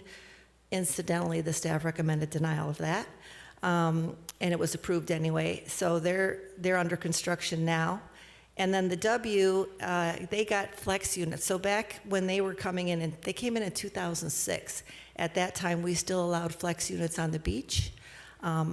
We don't do that anymore. So ever since 2011, the flex receiving area has excluded the beach. So we no longer allow that. So not counting the condo hotel units in the W, this totals 718 units that are coming online or coming online in the next few months.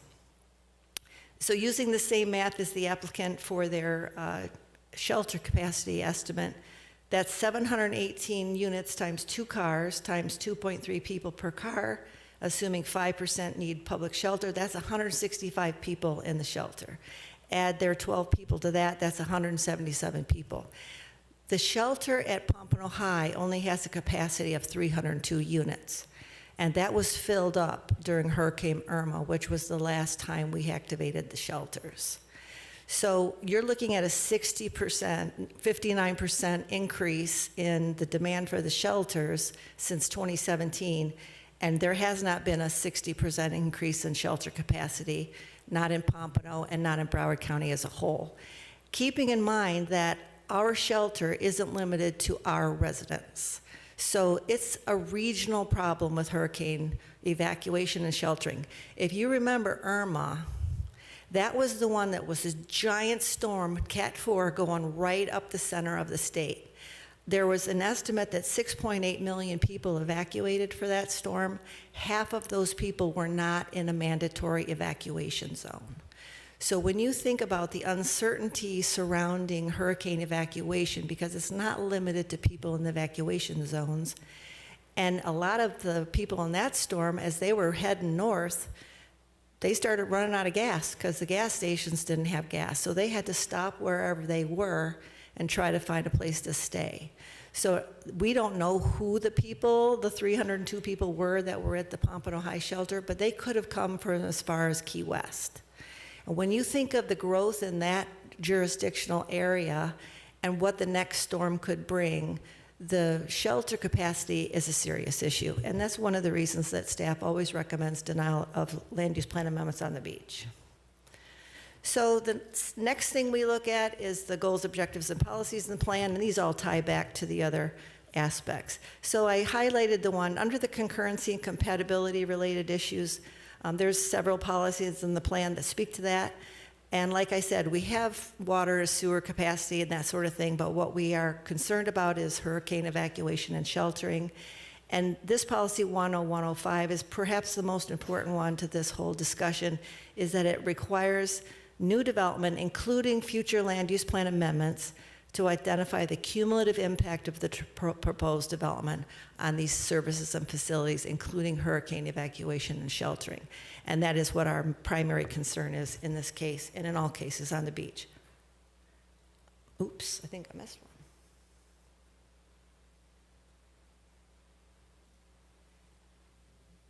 Okay, so then the next set of GOPs we want to look at is related to evacuation and hurricane shelter. So you can see we have just as many policies that mention evacuation issues as we do that mention concurrency. So it's a very important issue. It's not just something we're plucking out for this. And if you read that policy 1.09.01, it's perhaps one of the most important ones.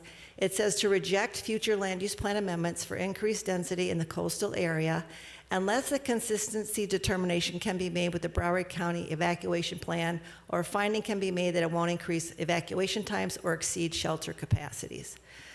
We don't really think that there's any way to determine what evacuation time is going to be when it depends on the storm.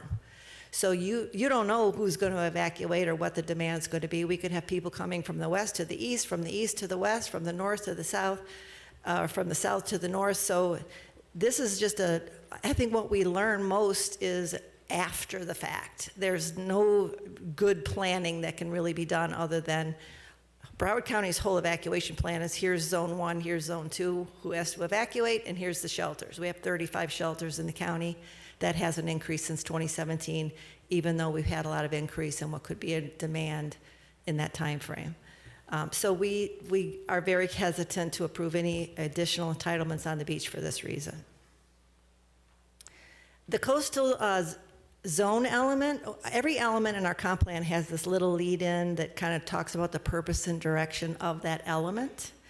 So the coastal element, it's set very specifically, the direction of these policies discourage residential land use plan amendments and prohibit the use of flex units on the barrier island.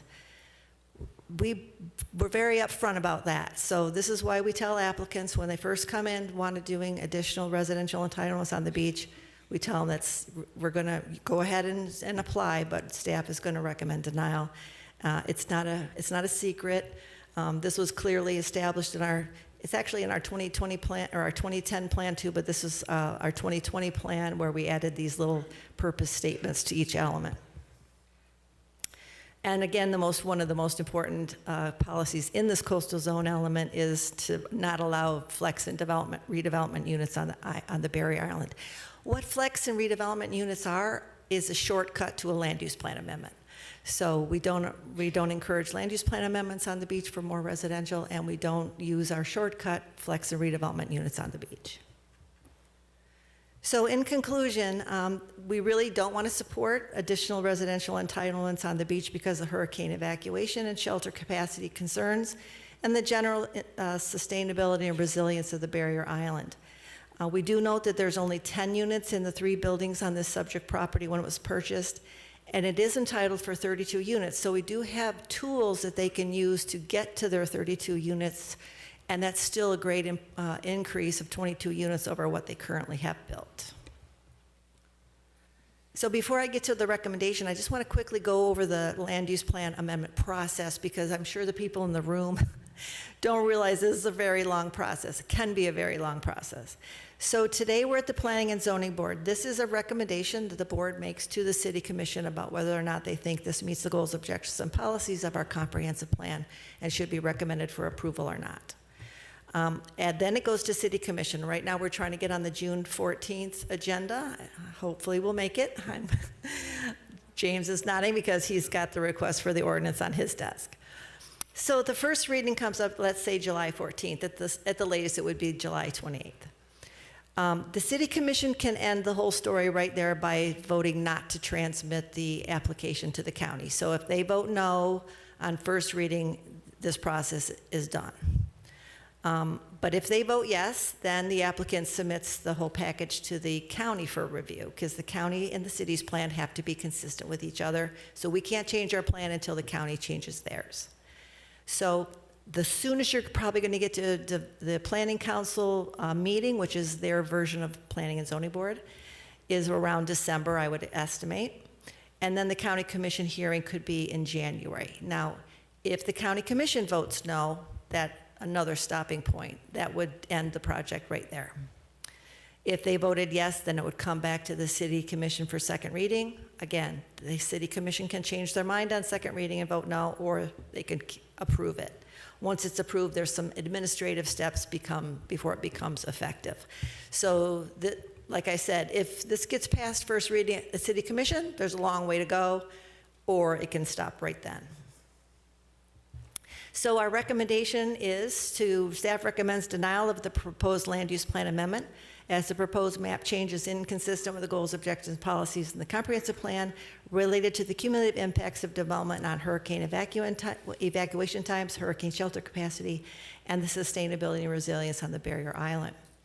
If desired, the board could table the proposed future land use map amendment to allow for further analysis of any issues raised by the board, staff, applicant, or the general public. And we just want to note that if the board recommends approval of the land use plan amendment, the following condition of approval should be included, which is that all service provider letters must be received prior to the City Commission hearing. So I'll take any questions from the board for staff, and then next up we'll have the applicant's presentation. Okay. Questions? I have a couple. the hurricane evacuation plan is a county plan, so they tell us how. Mr. Chair? Oh, sorry. The county makes that decision about where all of these shelters are? Yes, the county controls the shelters, and they figure out which ones to open based on the track of the storm and how many people they think might evacuate, how many shelters they might need. There's a total of 35 possible. So it really depends on the storm what shelters the county opens. A lot of the limitations on sheltering is staffing. So you have to have the staff in there in order to open up the shelters. So you might not be able to open it to full capacity if you don't have the staff. What happened in Irma is just that. They didn't have enough staff to get full shelter capacities open, so that was one of the things they identified in the after action report. So what some of you probably don't know, that we're extra sensitive to the whole sheltering issue, is because after Irma, it came to light that the Red Cross is not going to run those shelters anymore.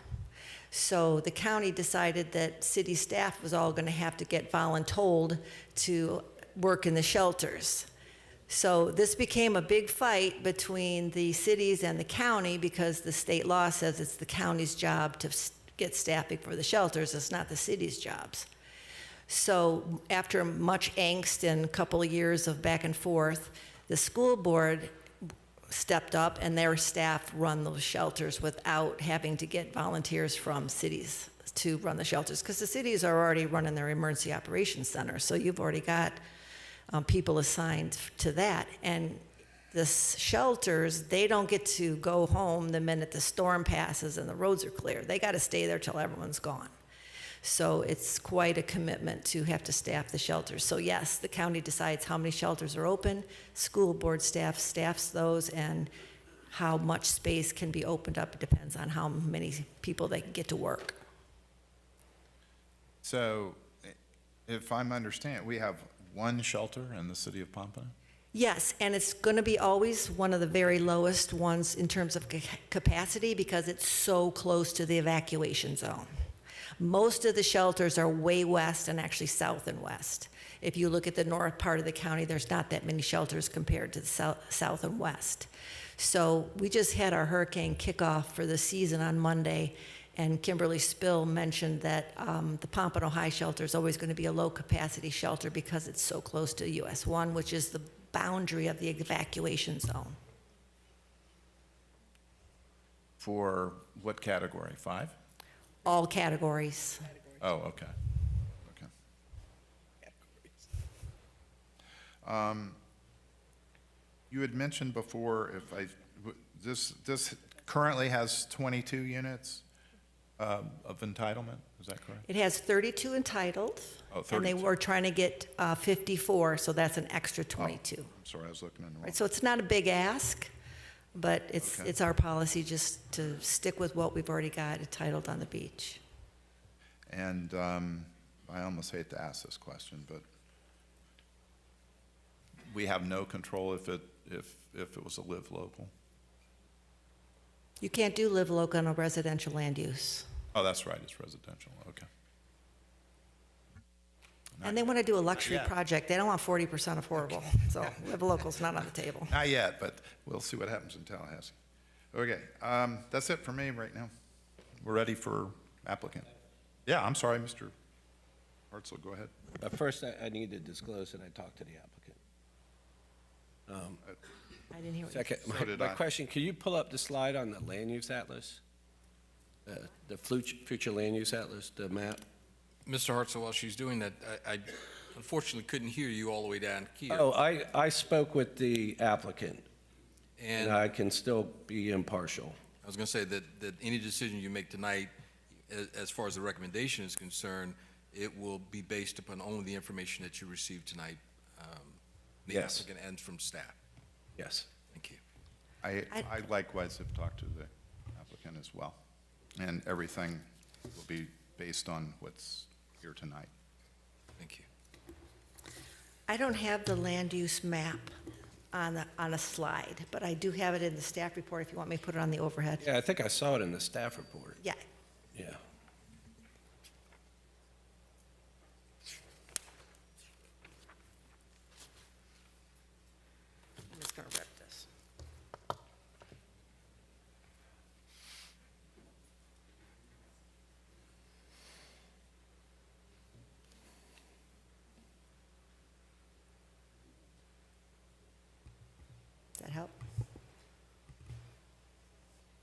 This already also shows the land use categories in the table format. This, oh wait, you can't see it now. No, I think I was pulled out. It's Maybe hard. I'll ask you, Doesn't make any isn't this sense. piece like it's an enclave within higher density? Only if you look north and south. If you look east and west, this is part of this, I don't remember, blue something plat that goes all the way from the beach to the Riverside Drive, and that whole swath is medium high. So if you look at the original, it was more oriented east and west than north and south. It is a medium high piece surrounded by high on north and south, but some of the east and west is still the same medium high. It's that lighter brown. And Everything actually, if you east look, is if you the beach, right? stood back, you'd see that medium high goes all the way to Riverside Drive. But the east is the beach, right?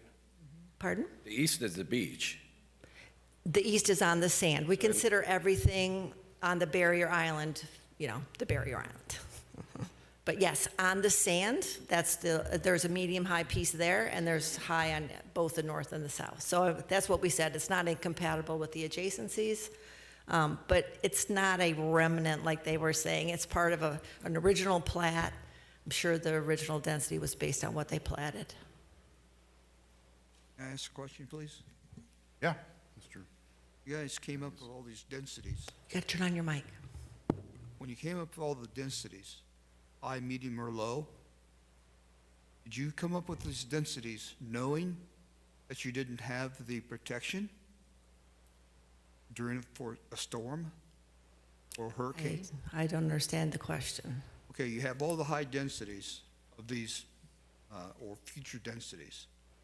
You couldn't protect the people on the barrier islands if they had to evacuate. So what I'm trying to say is that you came up with the densities, but can't protect the people if you did go ahead and have the population on the islands. This map was done many, many, many, many years ago. So whatever they were thinking at the time, you know, they were thinking at the time. The hurricane shelters, we've had 35 shelters for many years, so doesn't stop development on the beach. What we're saying is we don't want just more, always more, when there's so many areas that aren't built to the density they already have. Mm-hmm.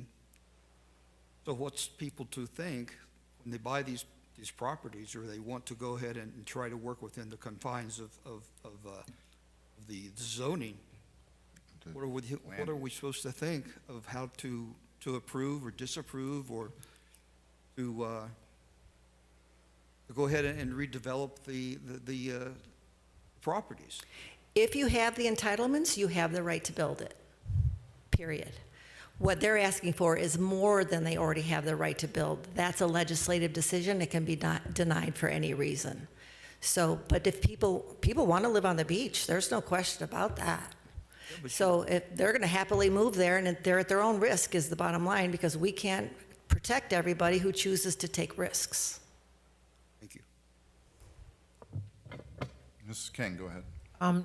Along the lines, what he was just discussing, like, I'm a little bit confused because, so if this doesn't meet our standards, then we just put like Briney Hotel not long ago, the hotel that's on Briney. So what's the difference? I mean, people are people. If it's 22 over here and 22 over there, what is the difference? We did not change the land use entitlements for that hotel. And the Briney improvement, the two projects on Briney, they're going under their current land use designation. They didn't do land use plan amendments. So all the PDs we have, they're building a taller building, but that's just to capture the entitlements they already have. So that's how we balance this. So we want to see more modern buildings on the beach. We want to protect the property owners, let them use their development rights. We have tools for that, but we don't want to keep increasing. The entitlements are out there, but we have tools for people to use if they want to build the entitlements they already have. Just, I'm sorry, Ms. Coleman. Go ahead. Are you done? I'm done. Thank you, Ms. King. I apologize. I don't mean to interrupt you like that. Currently, they have 12 units on the parcel that they own now, right? There was 10 It's units 10. on there. Okay. Yeah, they've since knocked one of the buildings down. But They have the rights just based on the land use to build 32? Yes. Okay. So they can build the 32 with a major site plan at this point, right? Like, or Right. Well, they'd have to do a PD rezoning because in order to get the gross density, which is the 32 units, you have to have a PD. That's the only method of getting gross. But they could get a PD and build the 32 units, still Okay. putting in a more inevitably hurricane-resistant building. within their rights right now, they can go up to 32. What they're But they would have to get commission to approve a PD, and you all would have to approve the PD site plan too. Okay. This is all about them asking for additional beyond the 32. Correct. We're looking to go to 54 here. Right. Yeah, that's outrageous. Okay, quiet. Quiet, thank you. Any other questions of staff? Okay, presentation.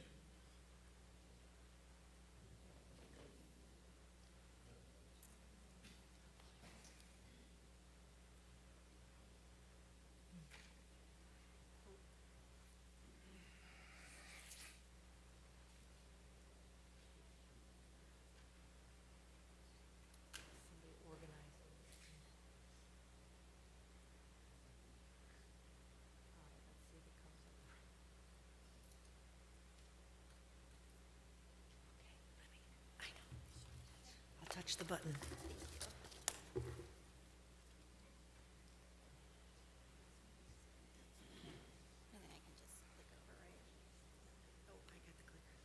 Perfect. Thank you very much. It's not sweaty. It's okay. Good evening. For the record, my name is Christina Belinky of Miskell-Backman. My address is 5550 Glades Road in Boca Raton. And it's a pleasure to be here this evening representing the developers for the La Plage project. I'm going to reiterate a little bit of what Ms. Dolan already went over, but provide a little bit more context on some of those items as well. So the property location, as noted, is a 1.29 acre parcel that is on the east side of A1A at the terminus of Northeast 2nd Street. What we wanted to show in this kind of broader view is that the property is located between two of the main access points on the barrier island. You have Northeast 14th Street on the north side. It's about half a mile away. And half a mile to the south, you have Atlantic Boulevard. So it's located conveniently between those two access points, offering options for people traveling to go either north or south to get off the island. Here's a little bit more of a close-up view. Again, it's 1.29 acres. We kind of have that yellow delineation line in there to show kind of the beach area separate from the area that could actually be developed. So any proposed development would be more so in line, maybe even a little bit set back further from where you see the existing buildings on your screen. The remainder on the east side of the yellow line will remain beach. That is something that has to be done. And you can see right now a lot of the vegetation for the dune is in kind of disrepair. It hasn't been maintained, and it's often destroyed with people kind of walking over it, walking closer to it. So all of that would be restored with any development of the property. So you'd have more lush vegetation in order to protect the beach area. I have a few slides showing the existing conditions of the property. So there were 3 buildings on the property, 2 of which are still standing. And one was in such bad disrepair that ultimately it was condemned and had to be demolished.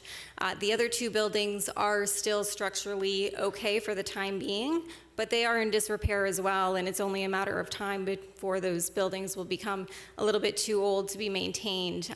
In order to really maintain them, there would have significant assessments coming due, and so their time is definitely limited. One other important point I wanted to note that you can see a little bit on this graphic and on the ones that follow, there's actually back out parking spaces that are located right off A1A. So the parking for these buildings, when you park into a space, you have to back out onto A1A in order to travel north or south along A1A. That poses significant conflicts. That's something that would never be approved today to have a condition like that. And so when we're talking about traffic impacts and conflicts and things like that, just the action of those vehicles backing out not only is an unsafe condition for drivers that are traveling along A1A, but there's a lot of runners, there's a lot of walkers, there's a lot of bicyclists. So that condition would be improved with this project as well. Here's another view just to show those backup parking spaces.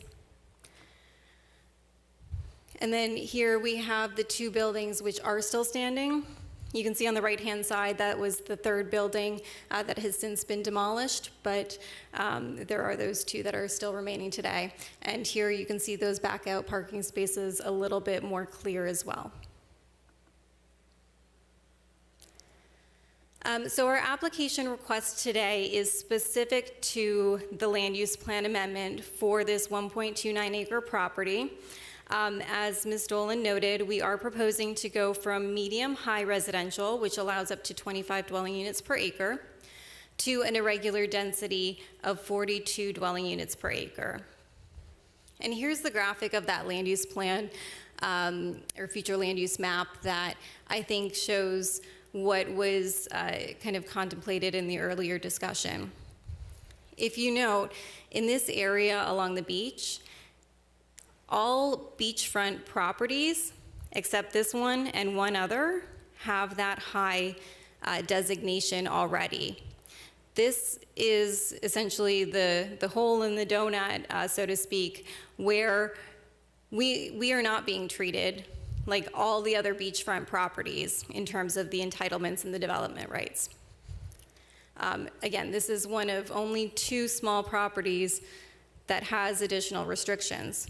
Our request today is to be asked to be treated like every other beachfront property and have that residential high, except we're actually limiting our proposed development.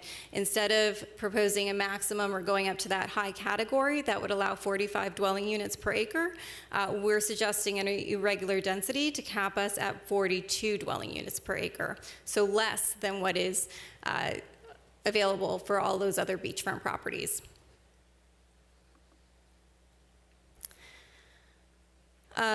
We spoke a little bit already about the compatibility related to the development pattern along this area of the beach. Ms. Dolan noted how, again, most of those beachfront properties, aside from this and one other, are allowed to be developed at that high density. So we are consistent, we are compatible, that's been confirmed. And then this goes to just the zoning pattern. Again, that's not before you this evening. If we are successful with this land use plan amendment application, the rezoning would come back at another time, but we would be seeking to go to that PD designation again if we are successful, and we can see that that's kind of consistent with the other beachfront properties which have either a PD zoning or RM 45. So this is our proposed concept plan. Again, just to give a little frame of reference, it's not before you this evening. And again, if we continue forward, it will come back at a later time. But a couple significant public benefits that are being provided as a part of this project would include accessible beach access. And with that, bicycle parking spaces along that beach access for the public to use. We are also providing a beach shower that the public could use. In addition, there's bike storage to provide alternate transportation for residents of this building. We're proposing to include a public cafe for light fare. So I know often when I go to the beach, we're looking for quick drinks, maybe a little snack. So we would have that option here for people going to the beach and residents in the area to grab something quick to take along with them. We talked about that unsafe back-out parking condition, so that would be eliminated with this project. All of the parking would be structured parking with, again, limited access points, one source of ingress, one source of egress, to A1A, so that would significantly improve the safety condition. And we would be required to provide a 15-foot dedication of right-of-way. And so when we're talking about evacuation plans, potential future plans for A1A, that 15 feet of dedication can go a long way in helping the state, I think it's an FDOT governed road, but in helping develop their plans for this main access road. And then we talked about the dune enhancement. Again, you can see kind of the green areas on the screen that would provide additional enhancements for natural resources.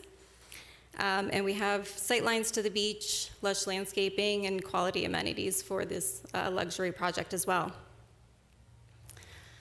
Just going again to compatibility, we have a graphic showing how this would line up with many of those existing properties that have higher density residential along the beachfront.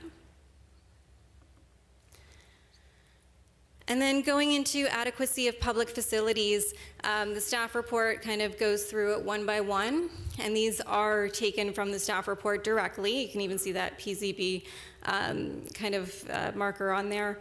And so we've confirmed that in terms of sanitary sewer, there's the ability to serve the population and the demand generated from this increase. We've confirmed there's sufficient capacity in terms of potable water, drainage, rec and open space, and again, the natural and historic resources that we would actually be enhancing in this situation. In terms of traffic, I'm going to ask that our traffic engineer come up and discuss traffic impacts with you.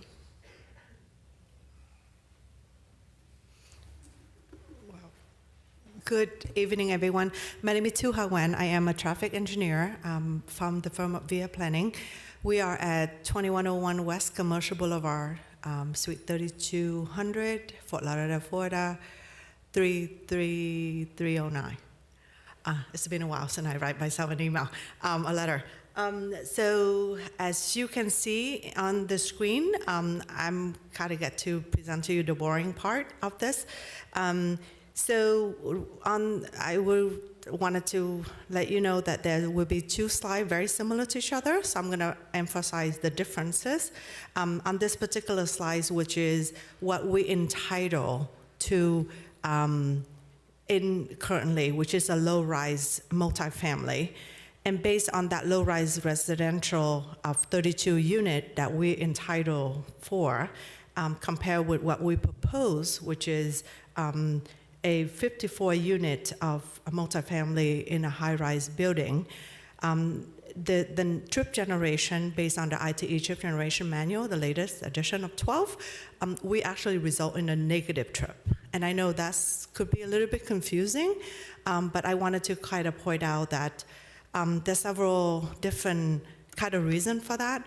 If you can imagine, let's say if you live in a townhouse like I do right now, compared to someone who lives in a high-rise building, the household size tend to be a little bit smaller, right? So for some of us with kids and pets and everything, we tend to need a little bit of a bigger space, maybe 2-3 car garage perhaps.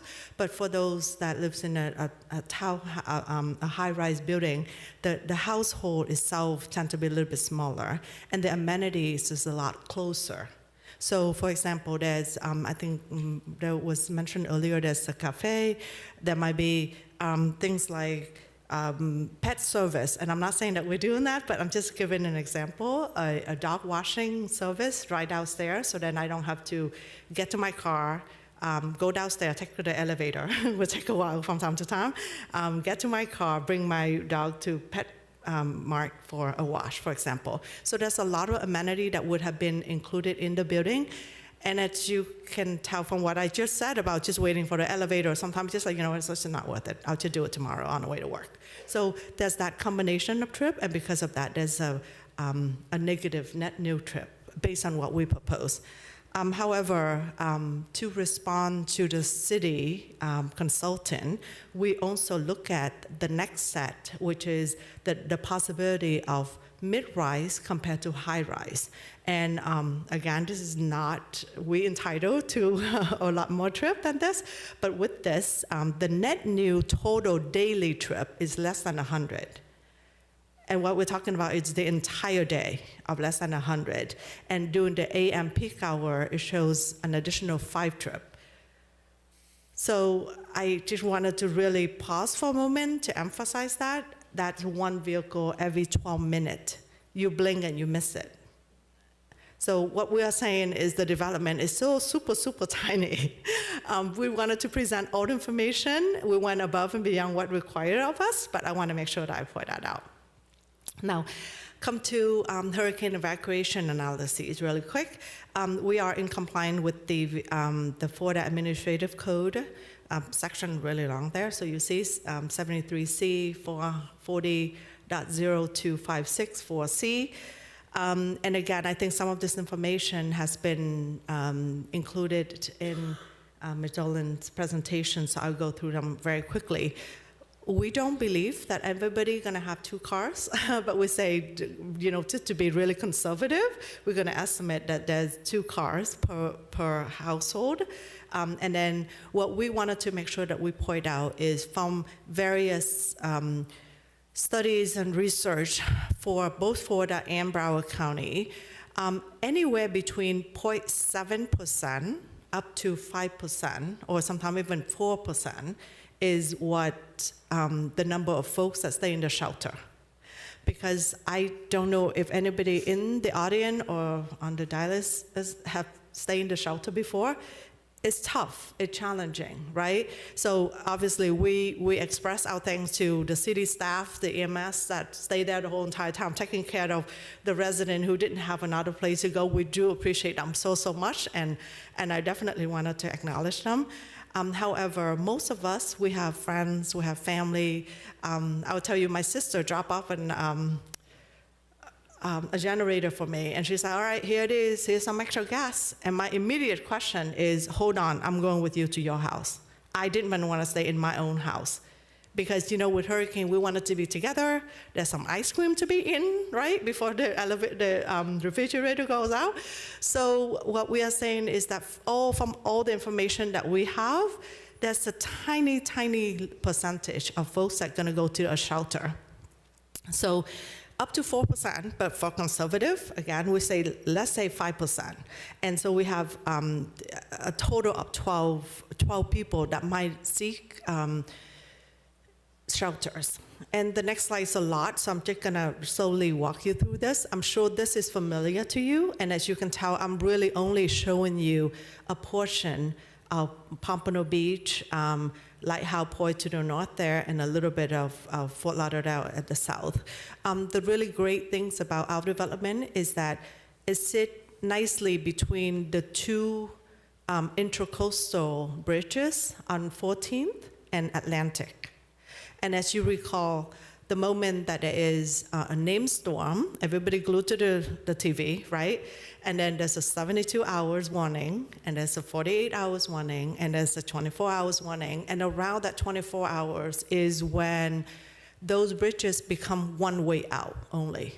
You're not coming over to the island anymore. So based on our analyses, we try to be extremely conservative. We say, you know what, let's just make them 2-way, right? So every single step of our calculation, we build in a huge safety factor every way, and I want to make sure that I point that out. And I do wanted to also show you the 8 or so, 7, 8 shelter that the resident of Pompano Beach can go to. And I'm sure you can relate to this. You have your favorite Publix, right? You have your favorite Target. But from time to time, you go to different ones. You know Broward fairly well. You know Palm Beach fairly well. You know Miami fairly well. So in desperate moment, when there is a need for you to go to a different shelter, it's not that hard. And everything that I show you on the screen here is east of State Road 7.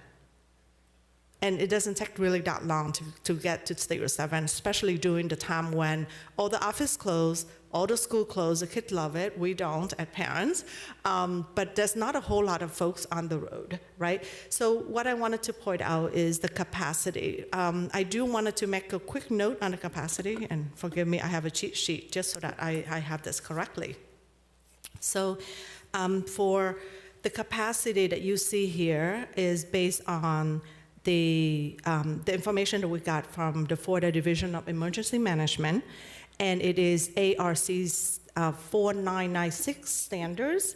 This is the core American Red Cross standard, using essentially the area of the evacuation site divided into what needed for categories and the length and things like that, right? So we understand that the number might seem on the higher side because, there was one study, right, that showed 302 folks at the shelter, and it's already seemed to be at capacity. We don't believe that that is the true capacity. However, let's say if that was capacity. So what happened is that the moment that those spaghetti line got a little bit narrower and the cone got to be a little bit tighter and tighter, emergency management folks is working 24/7. And I've been in one of those buildings before. Those guys are working really, really hard. So what they do is that immediately they said, all right, there is a chance that we're gonna need to open 2 more shelters. And those 2 more shelters get open just like that. And then there's a chance that 3 more open.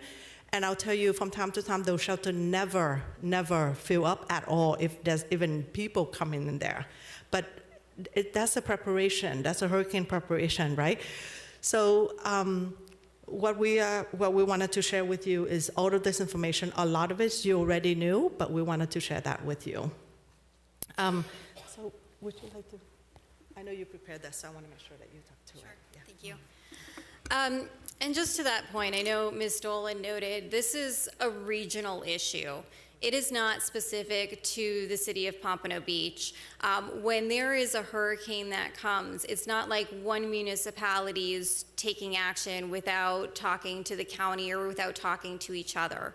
That's why Broward County oversees hurricane preparedness, emergency disasters, those types of situations. So there is that coordinated effort.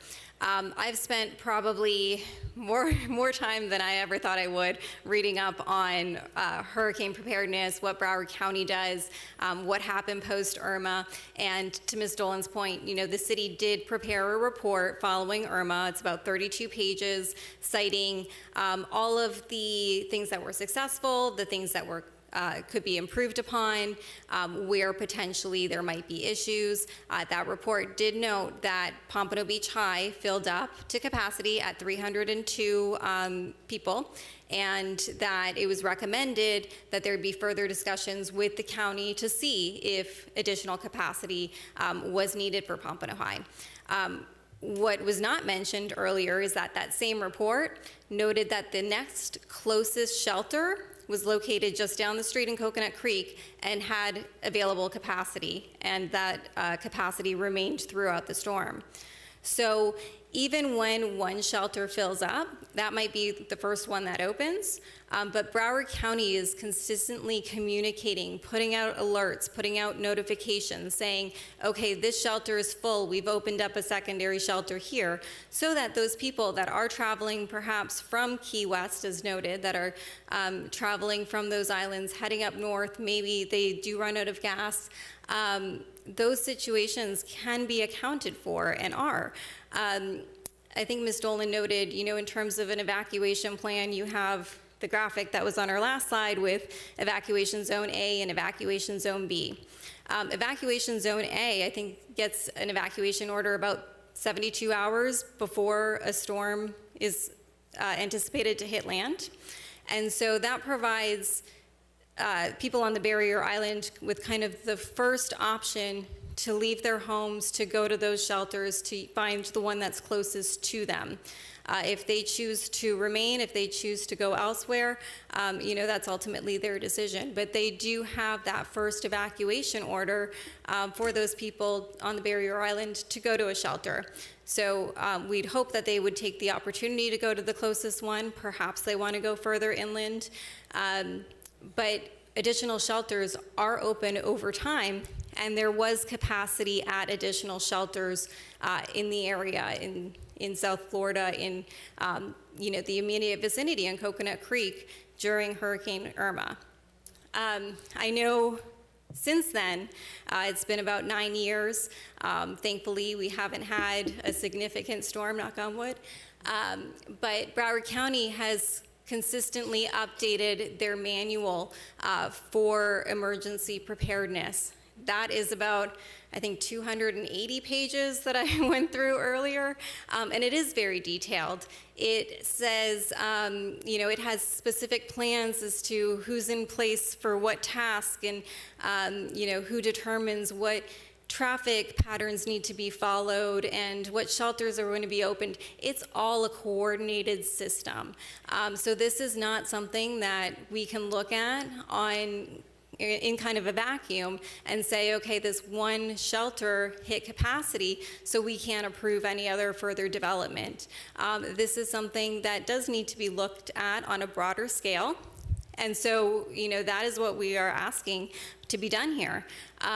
We did the analysis based on this section of the Florida Administrative Code that deals with ensuring there is sufficient capacity and sufficient level of service for hurricane evacuation zones. And we found that the proposed project trips are below any kind of thresholds that would indicate concern, meaning in the event of a hurricane, the trips from this project are minimal. They will not impact any kind of level of service dealing with evacuation.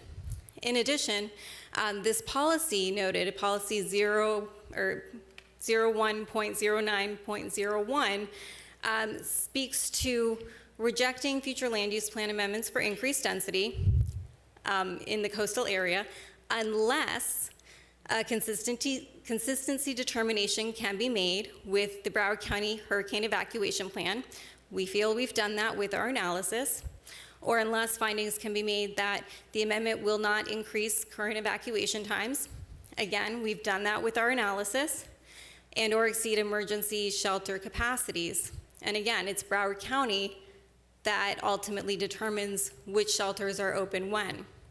And so if our land use plan amendment continues forward, when we are able to transmit our application to Broward County, they will do a thorough review of this evacuation plan, of our traffic analysis. And we'd have the appropriate people from those emergency departments looking at this application and saying, yes, there's sufficient capacity, or no, there isn't. So, we want to ensure we can at least get to that step and move forward to the Broward County review, so we get that final determination that, yes, we are consistent with their hurricane evacuation plan. And in the alternative, if they determine that we're not, then they might deny us right there, or we might come back and get denied at City Commission, but at least we would have that opportunity to confirm that, yes, we've met that criteria. And then, essentially in summary, we just wanted to kind of go over some of the consistency objectives with the comprehensive plan. They're noted in your staff report to some extent, but goal 1 talks about infill development to replace aging housing. So that's an important criteria that goes specifically to what we're doing. Policy 01.01.02 states that it will not have an adverse impact on adopted levels of service, which we've gone through that analysis, staff has confirmed. Again, that policy 0.1.0.2.0.1 talks about a traffic analysis to be provided, and it's been reviewed by the city's third-party engineer. The study is, the third-party engineer confirmed that our study is technically correct, and our study found that there are insignificant impacts to the level of service. Again, policy 0.1.0.3.0.5 speaks to compatibility and the orderly transition of residential land uses. Again, the vast majority of other beachfront properties in this area have that residential high designation, so we're just seeking to be treated in the same manner. And then finally, just talking about the long-term economic impact, because obviously this is something that is on just about every kind of municipal radar in terms of budgeting requirements and the pending charter amendment related to ad valorem taxation. And so right now, the total ad valorem taxes assessed for this property based on the 2025 tax roll is $147,342. So that's the amount of taxes that were paid for these properties in 2025. After this project is developed, that will jump to $4.54 million of tax revenue going to the city, the county, the schools, all of that. That is a 30 times increase in funding from the taxes that would result from this project. Even if the charter amendment does pass, there are limitations to the amount of exemptions. I think first year it will be $150,000 in homestead exemption, then it will increase to $250,000. So that affects a significant number of homes in the city and others. When you have luxury projects, the assessed value is substantially higher, so most of this tax value will still remain even if that does get passed. And we already went over the public benefits, but in addition to that, again, taxable value, just wanted to put these up on the screen one more time.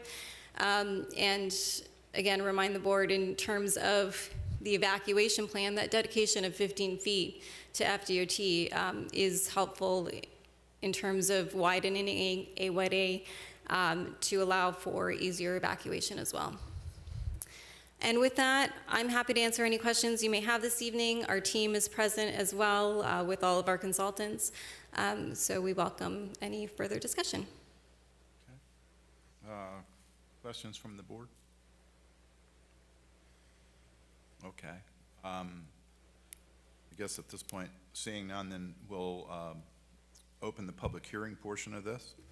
So anybody who wants to come up and speak, you have 3 minutes. Come on up and just introduce yourself, please. Please state your name and address, please. Yes, good evening, and thank you for this opportunity. My name is Victoria Thompson.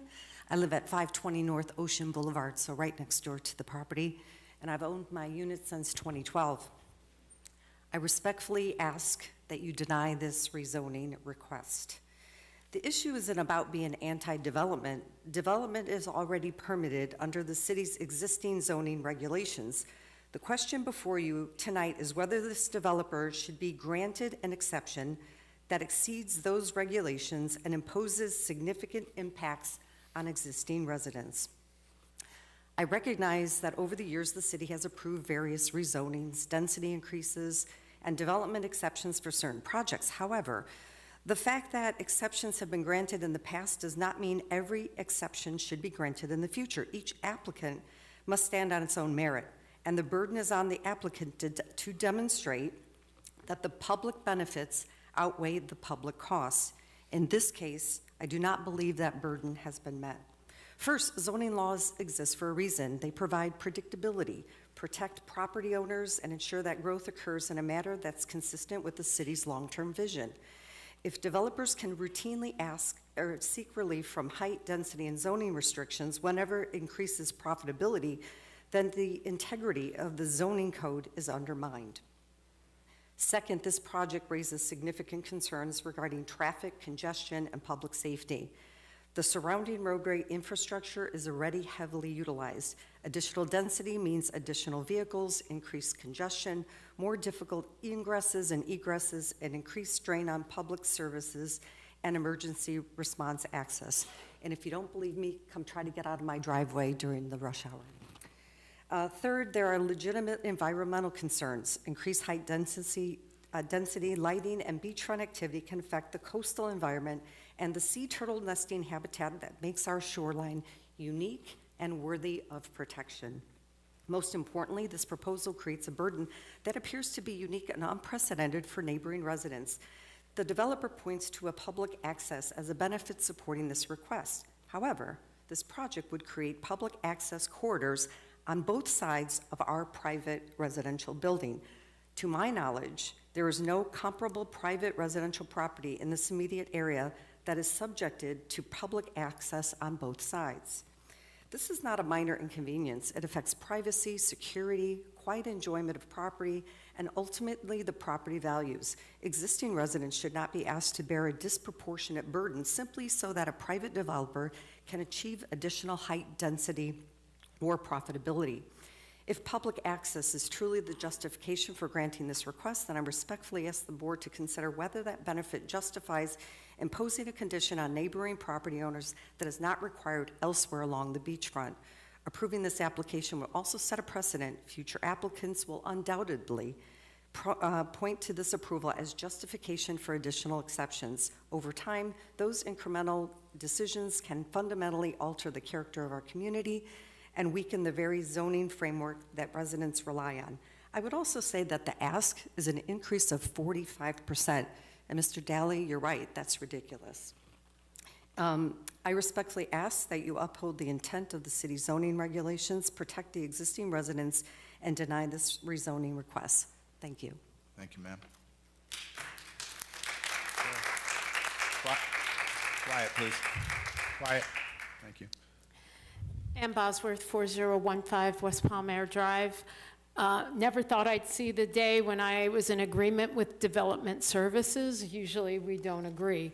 However, on this case, I am in full agreement, and I won't be nearly as articulate and lovely as the woman before me. This sounded like a whole bunch of spaghetti being thrown at the wall, waiting to see what sticks, and it's not right. It is not appropriate. A trip here, a trip there, here a trip, there a trip, everywhere a trip. We are getting tripped to death in this city. So you propose a development and they have their trips and they're all there, and then somebody else comes and proposes a development and they look at their trips. But it is the sum of these trips that we are worn out on. Not 22 more, one more. No more trips. When you buy real estate as a developer, you are basically in a crap game. You are a prospector. You're out there looking for cash in, highest yield value on what you purchased. But it's evolution, and this is not the season. We have coastlines sinking up and down the coast in various places all the way to Georgia. We have sea level rise that we are dealing with. We have already been told by the weather services, by all the science, that large weather events, some of which we can't even predict, are on the rise, on the move, and will continue to increase. No more trips, no more units. Take your entitlements if that's what we have to give you, but don't ask for more. Thank you.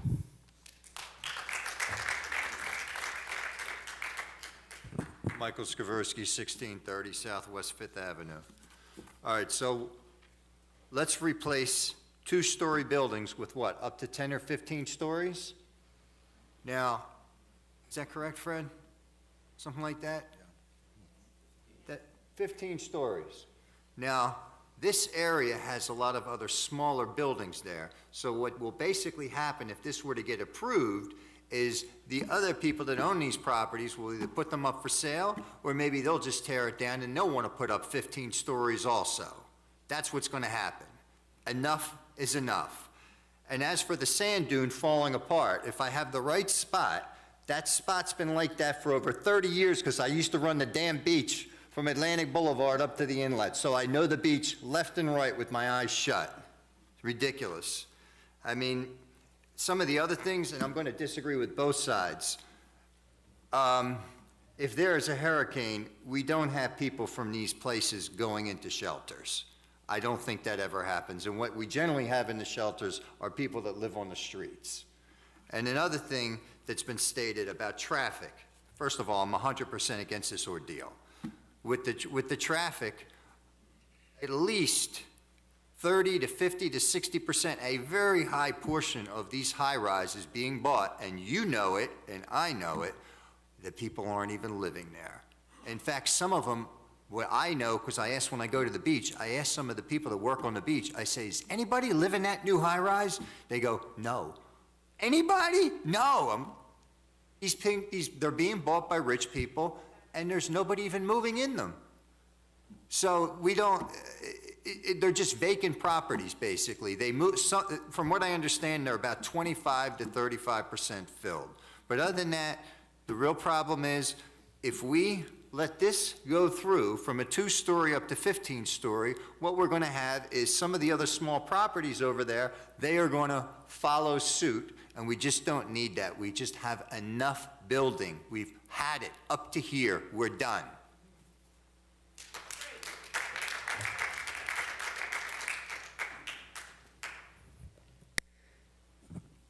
Jonah Violante, Pompano Beach. I'd like to thank Mrs. Dolan, for the presentation and really having the best interests of our city and valuing the planning and zoning rules that are in place for a reason. I mean, these folks that bought this property knew what they were buying, right? I mean, the narrative that they want to be treated fairly, I mean, they're actively buying up units as we speak. So this is not a long-standing owner that has been victimized by our land use. They are trying to buy and then just bully their way into this increased density and then devaluing the people that they just bought from because now their land value is more expensive. So I reviewed the application very closely. 2 justifications are stated. They didn't really foot stomp the both of them. They talked about how, well, they're in the middle, the donut that was described earlier. So what? I mean, that's not a rationale. I mean, you know what you're buying. I'm not getting any afforded that kind of treatment to be given additional profit, which is essentially what they're here for, additional profit, just to say, okay, just give us a little bit more density. That's not a justification. The other one that was mentioned in the application is that there is an influx of need in South Florida post-COVID for housing. I mean, that's absolutely ridiculous. I mean, that need is there, but as the previous gentleman just said, who's buying these properties? I almost believe the traffic study, not because of the rationale, but like he said, nobody will be there.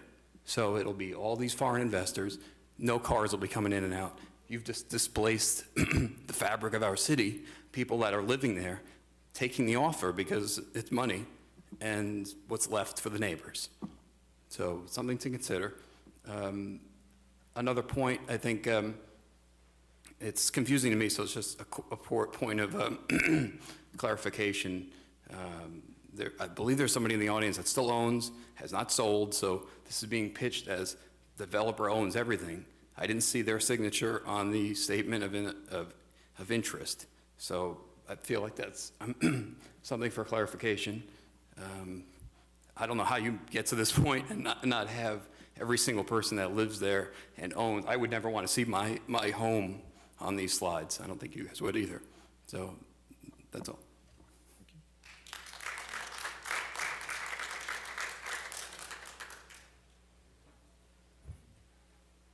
Hi, good evening. Mike Grossman, longtime Pompano Beach resident. I own several properties, one primary and several income properties. Would you be able to give an address, please? Oh, yeah. Let's go with my office, 1500 East Atlantic Boulevard, if that's okay. Thank you. Yep. During this process, I have a personal interest in full disclosure.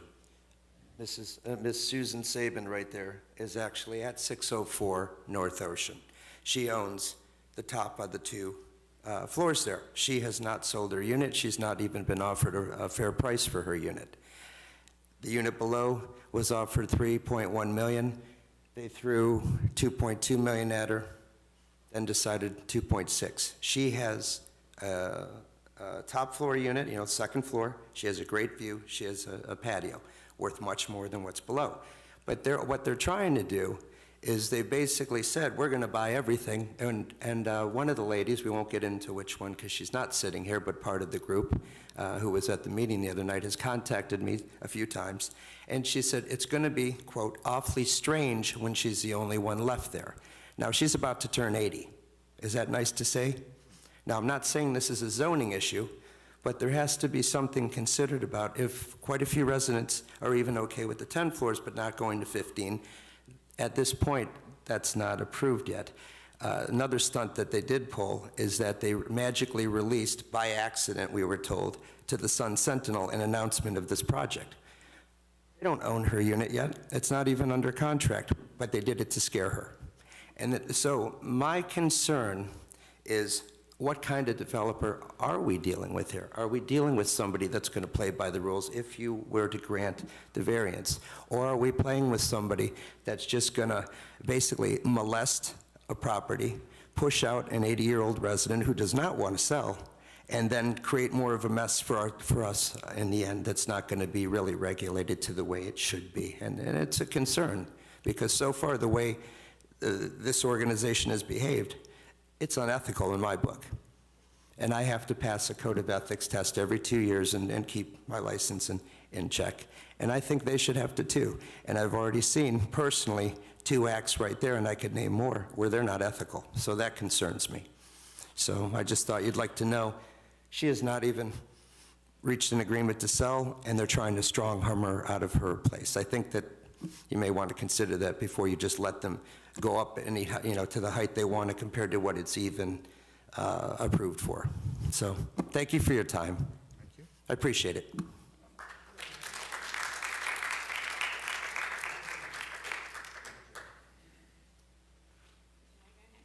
course. You're the main reason we're here, some of us.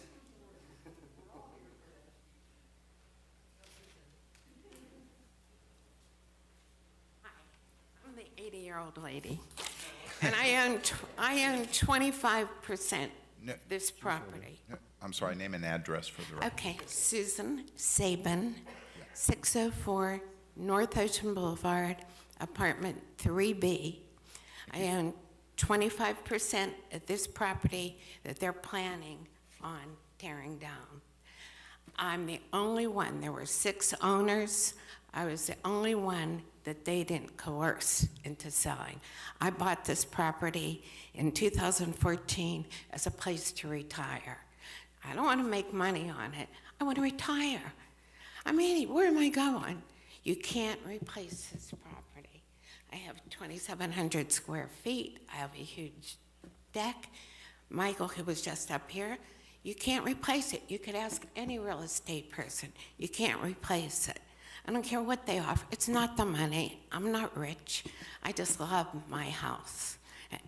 They called me a couple months ago. I'm on the board. There's 3 members on the board. I'm on the board. They said to me at the board meeting, we want to ask for rezoning. And they did. They asked a few months ago to rezone. I think you turned them down. And when I said, well, why do you want to rezone? And they said, we want to rezone just to make the property more valuable. We're not going to tear it down. We're not going to sell. That night, it was on Facebook, they're tearing down my property and building La Plage. That night that they told me in a board meeting that day, no, we don't want to build there. We don't want to have you leave the property. We're just applying for the zoning just so we can make your property more valuable. So with that being said, I hate liars. I hate liars. Maybe if they would have even been honest, but to blatantly lie. And I found out the same exact day as the board meeting where they said, we're only asking for the zoning to make your property more valuable. We're not asking you to leave. So, with that being said, there's only 6 owners. There's 2 buildings of the whole top floor of the second building at 604, so which is 25%. I don't even think by Florida law they could kick me out. They can't kick me out. So how are they applying for extra zoning? So they want to take my 2 stories that I have there and make it 54-story structure. And what they said about the parking, we have, everybody has 1 parking space and I have 2 because I have a double unit. But there's never been an accident there. There's never been an accident there. No one's been hit by a bicycle. No dog's been killed. No car's been wrecked. And I think they're planning on putting all this extra cars coming out of here. We only have 6 cars there. So there's a big difference. That horn that went off was your... Does that mean I'm done? Yeah. Well... I'll give you another 10 seconds or 15 seconds. I'm done. Thank you, ma'am. I think you get the message.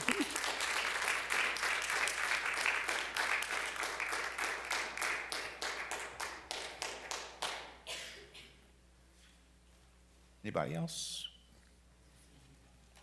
Okay. Oh. All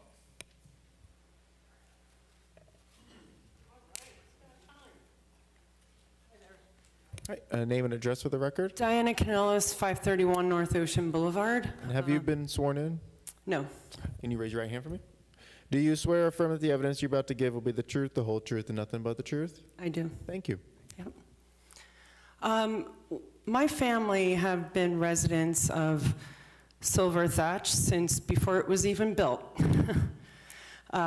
We were the gem of the ocean and considered very contemporary and modern. And for years, we waited for change in Pompano. And I think a lot of it has finally arrived. Most of it is good. Some is not so good. In the last few years, I don't know how many people on this board now were part of it, but high-rises have been approved between the lighthouse and the pier, more specifically between St. Gabriel's Church near 14th Street, and my concern is that we're turning into Galt Mile. We have all these high-rises at Galt Mile, and after 2:30 in the afternoon, there's nowhere for anybody to go to the beach because you've got this huge cast of shade. And what would Pompano Beach be without the beach? Well, we're learning, because many of us go to the beach and a lot of tourism. We spent millions of dollars to bring people from all over the country to Pompano Beach. And everybody is sharing this tight area of sun on the beach, and it's getting more and more crowded. And you put this building up, even at the 10, which was approved so long ago, and I really have to disagree that people are not going to evacuate. I mean, we have Atlantic. Most people are now taking Copans that are local because you've crowded Atlantic so much. But the main issue, when you do need to evacuate, is, I mean, because honestly, people will evacuate. Where are we all going to go? Where are we actually going to go? And it goes back to my comment about the beach. It's not just people. You've got wildlife. You've got birds. We have terns that are endangered now. Everybody is fighting for this land. And they proposed at this meeting a week ago shading from satellite imagery, and they only showed from 12 o'clock and then 4 o'clock. 2 o'clock in the afternoon was missing. You know why? I know why, because there's nowhere, no sun, no shade. So please keep our beach and our sun for Pompano Beach.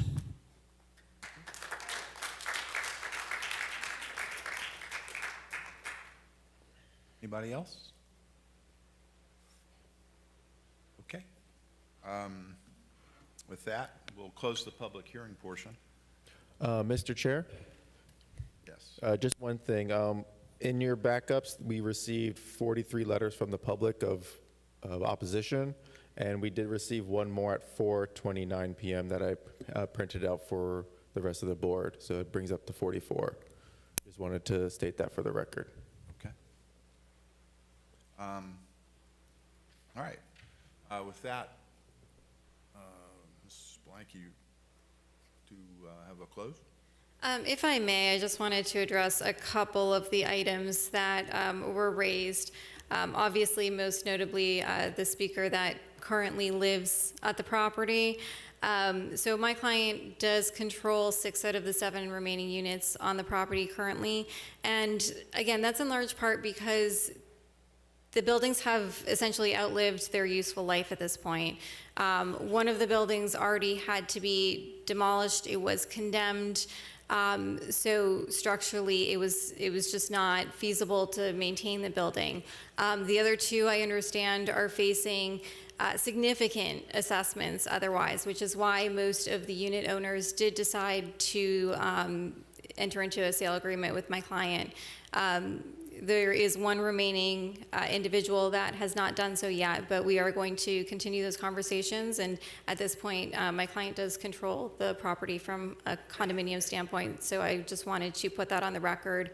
There were a couple items related to height, related to shade studies. That will all be reviewed again at the time of the plan development application and the site plan. All of those details will come back at another time for review. So I just wanted to put that on the record as well. Okay. Thank you. Thank you.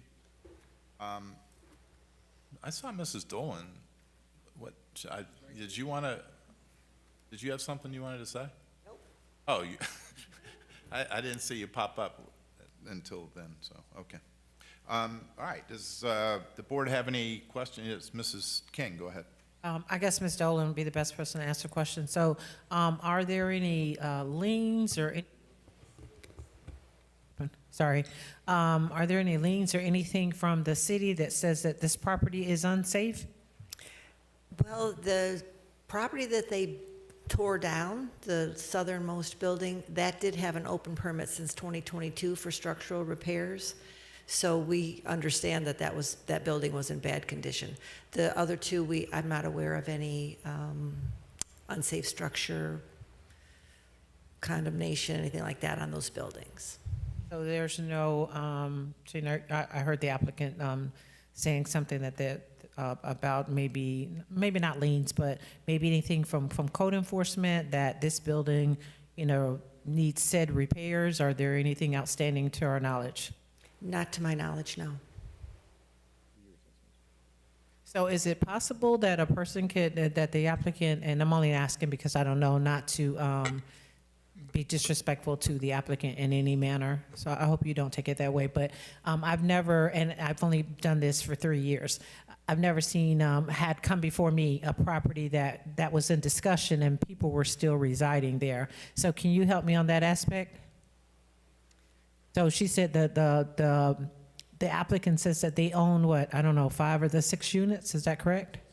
6 of the 7 units? I got you. Yeah, 6 out of the 7. With condominiums, in large part, it deals with ultimately the condominium documents would have lengthy discussions about when a certain owner acquires a certain percentage, they ultimately have control. They essentially are the board now and can make the decisions about the future of the property. So my client owns not just the majority of the shares, but I think about 14% of the ownership within that condominium. And so ultimately, they have the majority decision-making power in terms of what happens next with the property. So with that being a fact, Ms. Dolan, I'm back to you. So then what would happen to the current resident that's still there? I want to be fair to both parties, but I feel like I'm in a conundrum. What do I do as a board member when someone's still living there? The applicant is saying her client has majority of the shares and access to this building. I don't know where to go with that information. Ms. King, if I may, before you, Ms. Dolan answers, this board has no evidence, no document, nothing relating to the governing condo documents. You don't have that before you.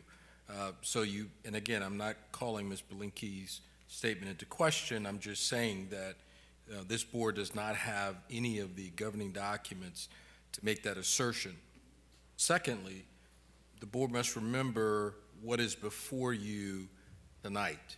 It is a land use plan amendment to change or to increase the entitlements, basically, Ms. Dolan, correct me if I'm wrong, to increase the entitlements that are currently on that site.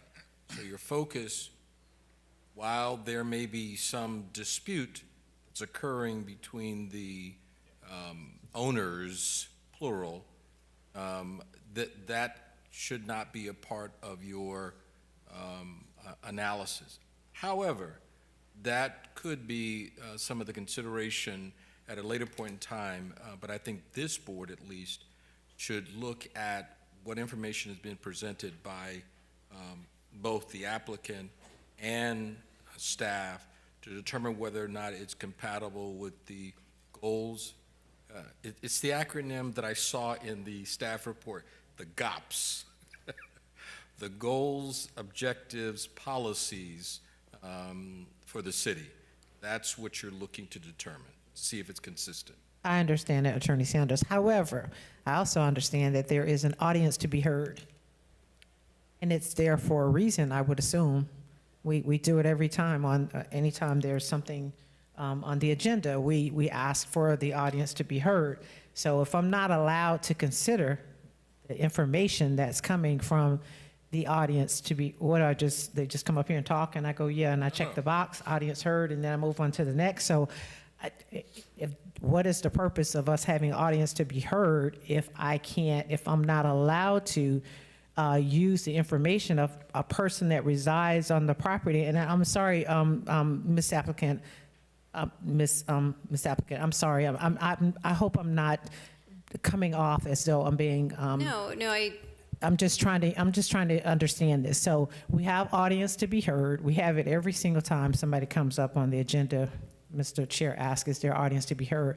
So then am I out of place as a board member to consider the information I've heard? No, what I was trying to do is put it in perspective, okay. The analysis. I'm not telling you not to hear a person of interest or a party who has an interest in what's taking place. Absolutely, during a public hearing, when the chair opens it up, everyone has an opportunity to either provide information that supports or provide information that would suggest that it should be denied. You always have that to listen and consider. However, what I'm saying is that you do not have before you any evidence to validate the statement that one particular owner has more to say in regards to that particular property. The condo association, you don't have those documents. And so we're going based upon council's representation. I would suggest that although you take into consideration, you still need to look at the presentation that's been made where you do have the evidence related to the potential of an enhanced entitlement. Whether or not the owners are correct or not won't impact whether or not you approve or deny, because the criteria that you're using as a board to determine that would apply if you had 5 owners still living there or only the one. You still would have the same criteria. If both owners agreed and came to you, you'd have the same criteria by which you'd have to look at it.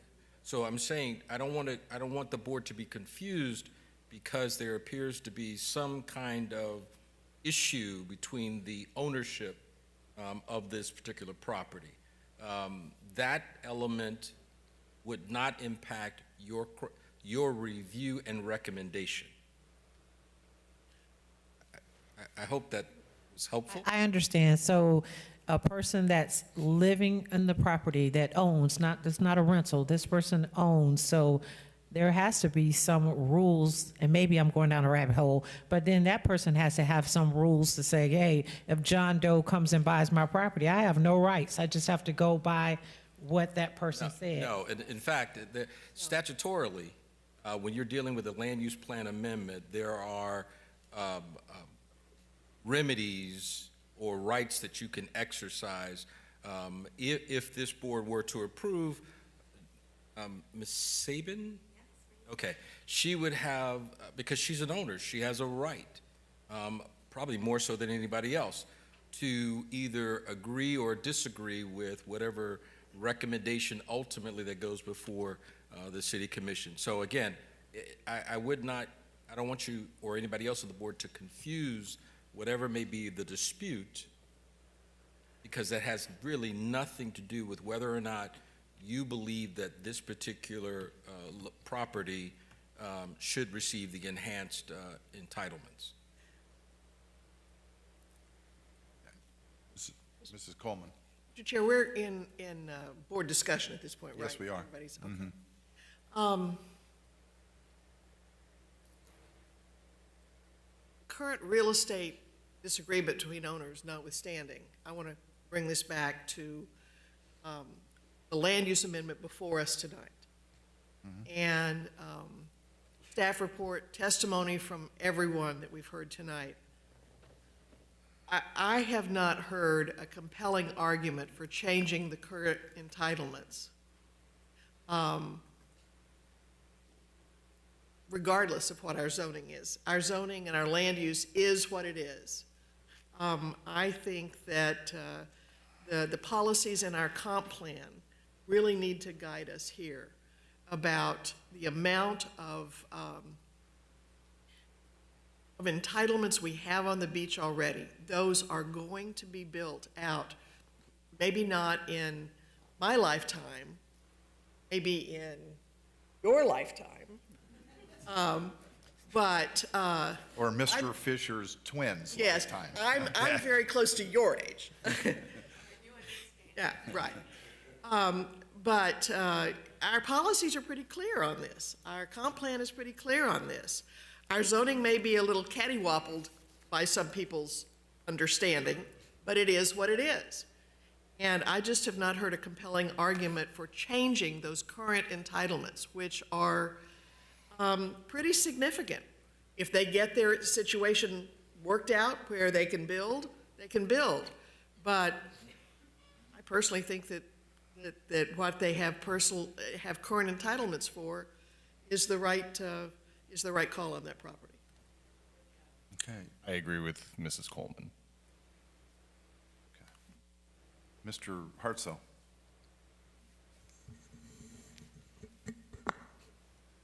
I am confused by policy 01.09.01. Now, are they supposed to get like a pre-hurricane evacuation study from Broward County before? No, and basically the hurricane evacuation plan by the county isn't, I don't know why we have this about, oh, the clearance times, because it just depends on the storm, how it's going to go. There's no actual plan, like this is going to, there's steps, but it's all based on the actual storm. So it's, no, they don't have to get, if they get approved here and they go to the next step, like Christina said, the county will then review and have their own opinions. Now, the Broward County Planning Council tends to deny land use plan amendments on the beach as well. This is not just the city's policy. So they've got a tough road. I say that, but the two other land use plan amendments that have happened since 2010, the one for where the Waldorf is being built now, and the other one's Hillsborough Shores on the north end, where the bar was that everybody loved. I'm not going to be able to think of the name of it. Those got approved even though staff recommended denial at both the city and the county level. So take that for what you will, but that's just how. I'm just confused that the code should be changed, that we don't have to rely on some subsequent approval. The Broward County. County charter, the county charter gives the county land use authority, so we're always going to have a two-step process. So after here, whether we approve or deny, and maybe this is for council? Oh, okay. So whether we approve or deny, it gets transmitted to the commission. No, what, right? No, making a recommendation. It goes to the city commission. We're just recommending. Yeah, that's what I'm saying. Whether we say yes or no, it still goes to the city commission.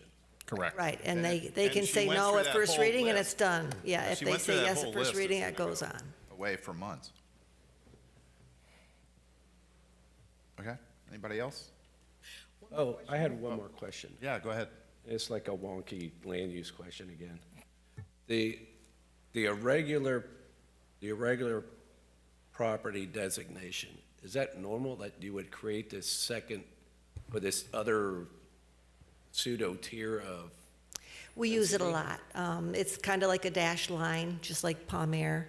It's when you don't really want the whole 46 units per acre, so you don't want to do the impact analysis on that. You only want 42 units per acre, so you totally can ask for that. Coy is an example that used a dashed line, irregular density. We have several of them all over the place. All right, now I'm done. You done? Okay, I'm not looking back down there again. Unless Mrs. Dubek wants to. Oh, I'm good. Okay. My question is for council. Go ahead. Staff, in the staff recommendations, they worded the motion in the, Affirmative. you want whatever motion we do here tonight, Needs to be worded in the affirmative. in the affirmative, Okay. and then the vote can roll as it may. Want to clarify since it was. I didn't write it as a motion. I wrote it as a recommendation for that reason, because I knew he wants it in the affirmative, but yeah. It was a little confusing to those of us who. Okay, Mm. I'm good. Did you want to make a motion then? If you're I'll ready happily for make a that. motion here. You want to make a motion? Thank you. In consideration of planning and zoning application number 25920000002, I move that the board recommends approval of the land use plan to the city commission for their consideration with, how many? No, What? there are no None, there were none, yeah. conditions. There was one condition, with one condition. Sorry. I need a second, guys. Second. Thank you.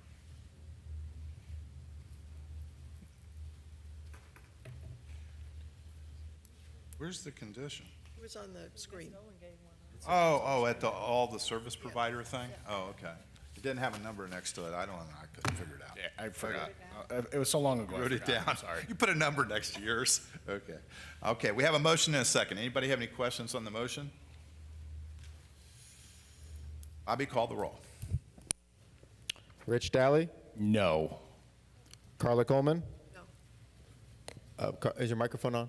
It is, no. Gigi DeBeck? No. Robert Hartzell? No. Tundra King? No. David Mingus? No.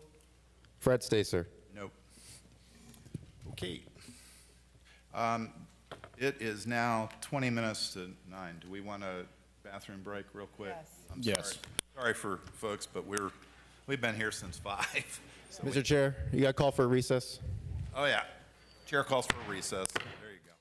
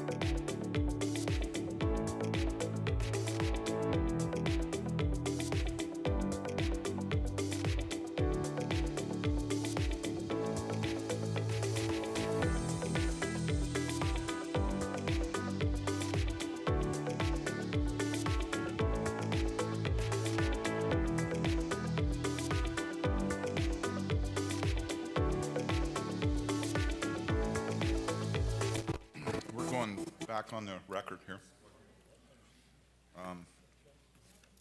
Next item on the agenda is item number 4. Costco Pompano Beach Relo.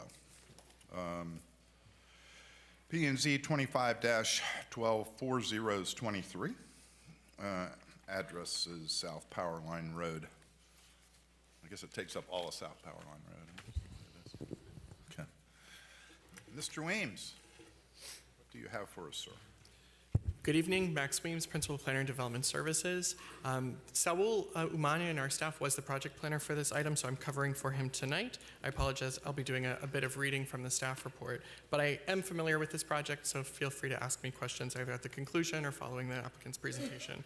The applicant is requesting a major site plan approval for a proposed 163,084 square foot Costco wholesale direct to consumer retail facility located on 18.65 acre parcel within the northwest corner of the live Pompano planned commercial development bounded by Racetrack Road and Powerline Road. The subject property is located within the Arvida Park Pompano Plat and is currently a vacant parcel. A previous development order, which this board approved, we're all familiar with, for a multi-tenant grocery store building and 9 additional multi-tenant and standalone retail buildings is approved for this site. However, approval of this major site plan would supersede and void that development order. The proposed Costco facility includes a tire center, a gasoline filling station with 32 fueling positions and 16 dispensers, and 811 surface parking spaces. The development also includes an off-site drainage lake located on a separate parcel south of the site, which is being site planned with this development order.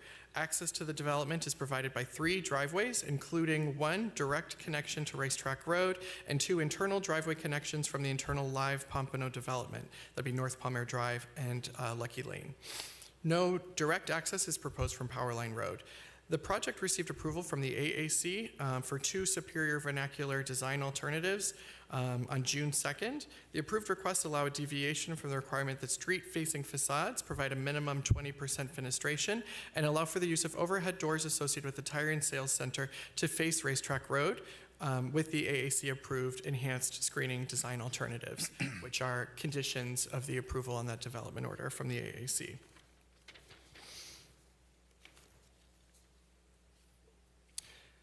So there's a bit of conditions here, so I'm gonna have to keep reading. So should the board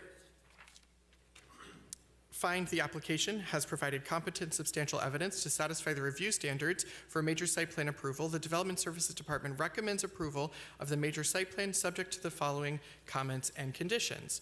Number 1, I've revised from the language of the staff report. The abutting 10-foot landscape buffer within Development Area A shall be installed prior to the issuance of the first certificate of occupancy or completion for new development within this site as required by the PCD plan.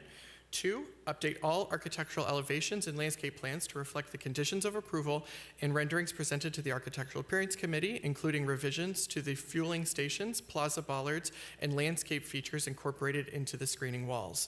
3, in connection with condition number 2, update the fence and wall details to reflect the AAC-approved design. Motor vehicle sales and service uses, including the tire sales and fueling station components, shall provide a Type B buffer around the perimeter of the site. Fence and wall details shall be provided consistent with option 1 and Type B buffer standards. Final wall and fence locations shall be verified by the Urban Forestry Division. The Type B buffer shall fully screen the service and overhead door areas from view along Powerline Road and Racetrack Road.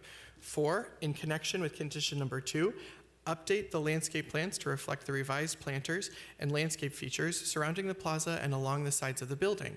The revised plans shall continue to demonstrate compliance with section 155.5203.d.5 vehicular use area landscaping. A minimum 5-foot wide landscaped area or planter shall be provided between all vehicular use areas and abutting buildings. Planters are currently shown only on the east side of the building. Required planters shall also be provided along the north and south sides. 5, all required site features, including but not limited to Type B buffers and fencing, shall remain outside of any roadway easements. Oh, it gets smaller. Number 6, site features such as landscaping and irrigation, as well as any pedestrian amenities of the off-site lake areas shall be permitted concurrent with any site work authorized under this development order. The off-site lake shall meet or exceed landscaping and irrigation minimum standards. The proposed work within the area shall be completed in full compliance with the code and subject to the certificate of occupancy for the Costco development. 7, the primary building entrance shall front a street, courtyard, or plaza and shall not front an off-street surface parking area. The final determination for building orientation based on the proposed plaza shall be subject to review and approval by the Planning and Zoning Board.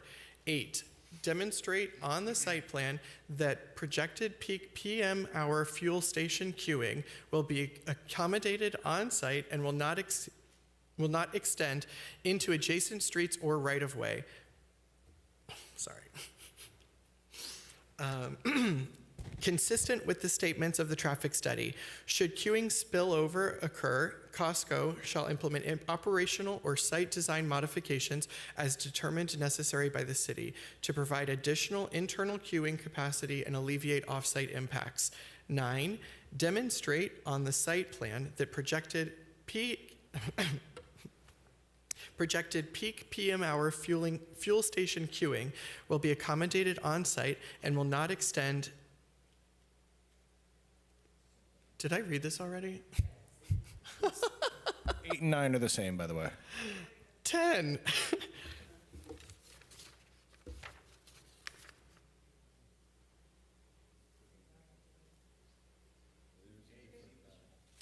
So number 9 in the staff report reads, the development order for the live venue site shall be amended to provide sufficient on-site parking independent of the Costco development, as neither the Costco site nor the lake drainage area shall be utilized to satisfy the parking requirements or parking demand of the live venue.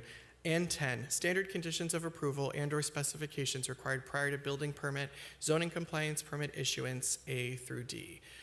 I know there are a lot of conditions there, so I did prepare some additional slides for explanation, should you have any questions, but just briefly, the ones that I thought were maybe the most confusing were related to the screening wall requirements, that they have landscaped features consistent with what was shown on the elevations. This was something that came out of the AAC review. That's referring to these screening areas behind and along this facade. There was also a condition about the planters along the east elevation to extend along the north and south elevation. That's these planters that are shown in this rendering. There was also a condition related to the columns of the gas station canopy, that it be consistent with the columns of the building and the poured-in-place concrete facade of the primary Costco building for a proportional height of that column, and that the facade of this structure over here include this wood appearing material. There was and also that this fence match that material and not actually be a wood, because due to deterioration over time, that it's like an aluminum wood look fence.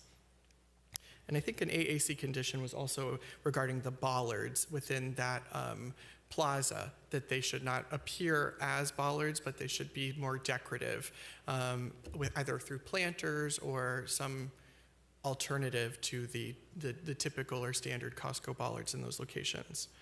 I also have a series of plans for reference, but I think that the best thing might be to go to the applicant's presentation unless you have any specific questions on the conditions provided. Anybody have anything for or let's go to the applicant? Okay, I think we'll go to the applicant then. I'm just going to lead on that.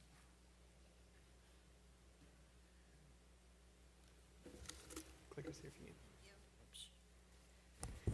Good evening again. For the record, Christina Belenke, Municipal Backman. My address is 5550 Glades Road, and this one will be a team effort. Starting off with some of the history, so I'm going to pass it off to Ms. Loda to go over kind of prior approvals and where we stand. Sorry. Thank you. Good evening, everyone. Thank you so much for having us here. My name is Jana Loda. I'm an attorney with the law firm of Holland & Knight with offices at 515 East Las Olas, Fort Lauderdale, Florida. I have the pleasure of being here tonight on behalf of the developer of the Live Resorts Pompano PCD.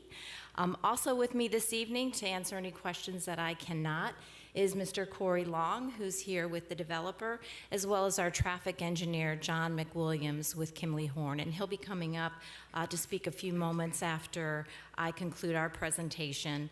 What you see on the aerial before you is basically the overall Live Resorts PCD. It is bounded obviously to the north by Racetrack Road and to the west by Power Line. It is the site of the former Pompano Park Harness Racetrack, which has now been removed with the decoupling. Moving forward, we wanted just to provide you a little bit of an overview of where we are now, where we are going, and before we turn it over to Christina and her team. So real quickly, this is the master plan for the overall PCD. As you all may recall, it was originally approved as the Pompano Live Resorts PCD back in 2019. At that time, it was approved for residential, commercial and retail, entertainment, commercial recreation, office, and employment uses. Fairly quickly after that was approved, we hit a seismic act in our economy. The COVID pandemic occurred in 2020. After that, the PCD was amended to add to it, to take into account the various economic shifts that occurred in 2020, an amendment that allowed the industrial and logistics use on the property that you see there in purple.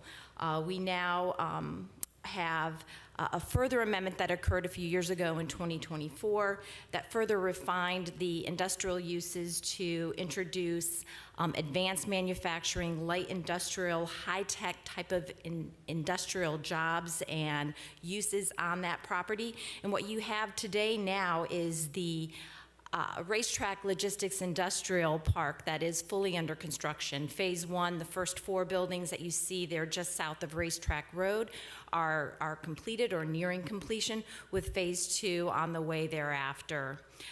Moving forward, we also have our first residential project, which was the former Indigo project located at the southwest corner of the PCD, is, I believe, in the staff report, I saw that they have an actual temporary certificate of occupancy for the 400 units that's proposed there now. That's now goes under the name of Lumino. Kind of once again, kind of pivoting and adapting to what we saw in the market.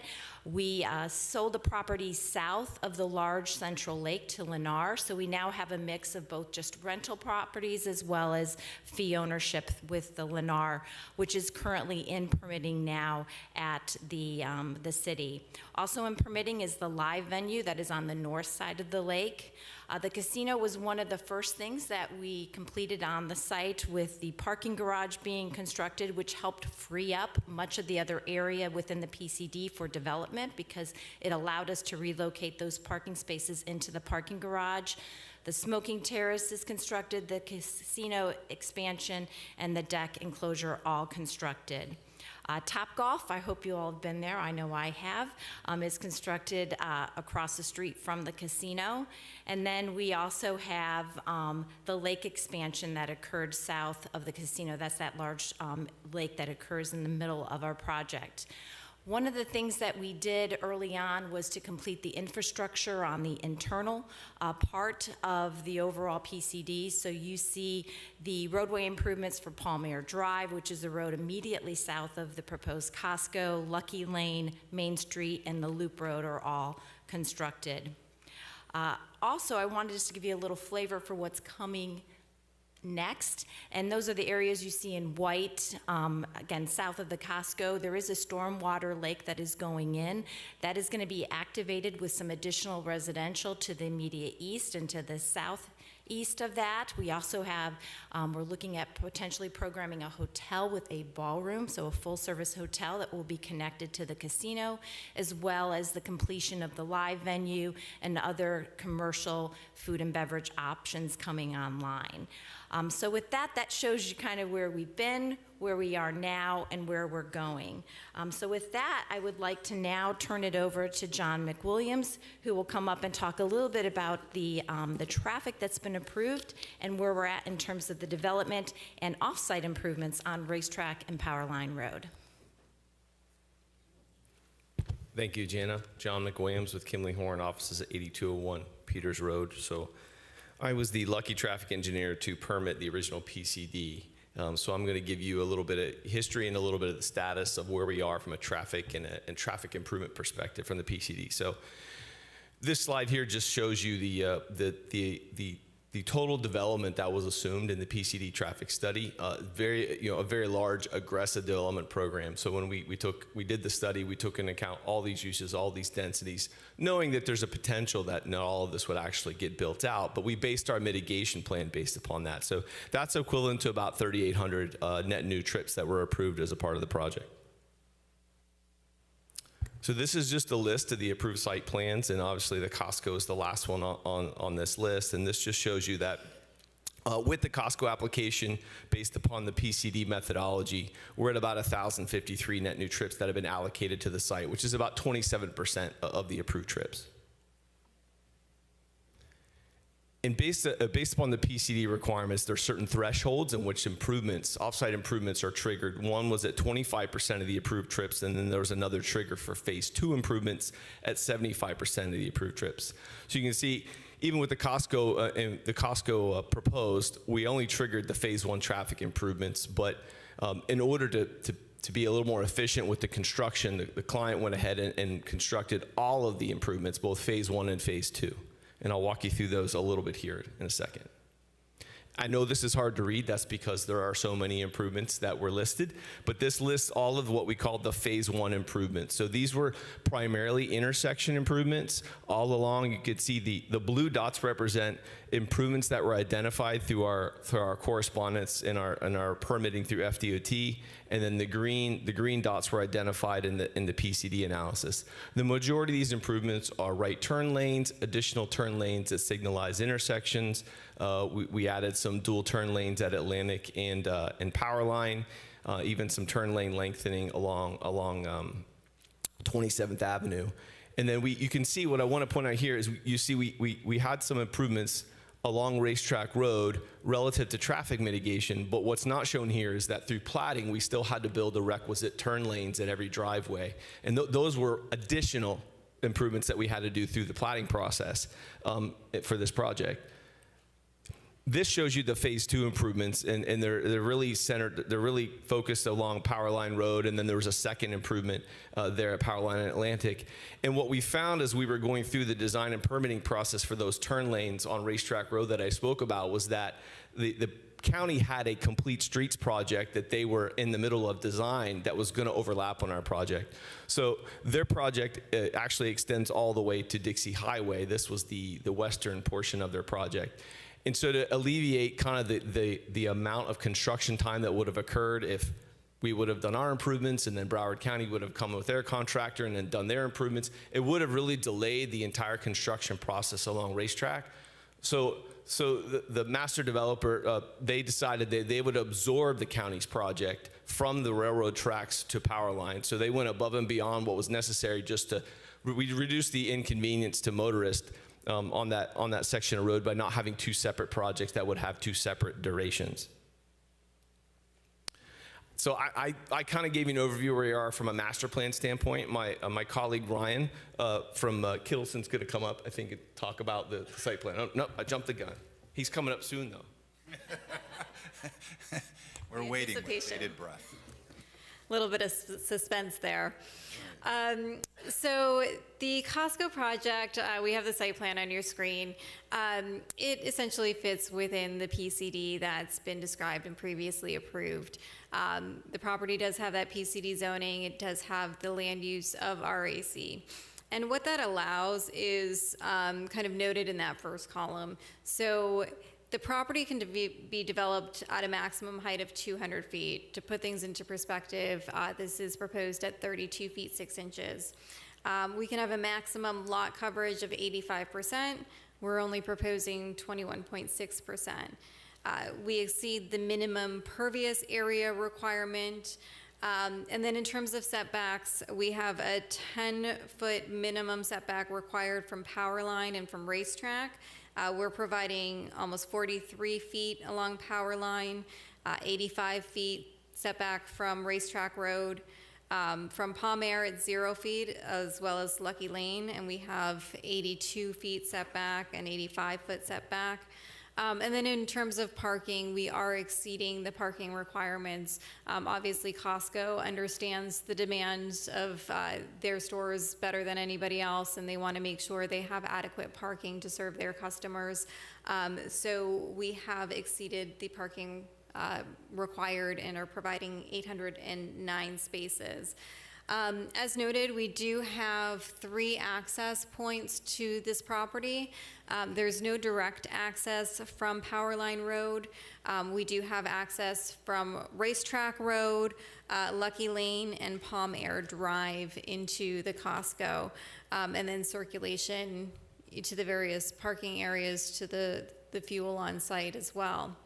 And with that, I am going to pass it along to our landscape architect, who's going to talk a little bit more about the plantings and the beautiful landscaping that we're providing on the site.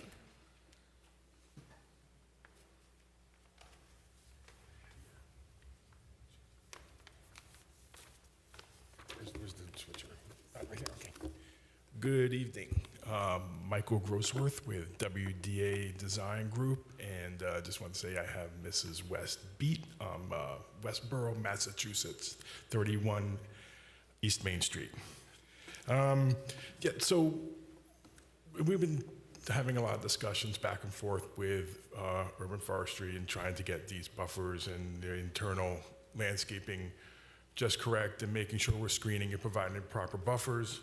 So we are going with the Type B Option 2 buffer for most of that north side of the project with the fence.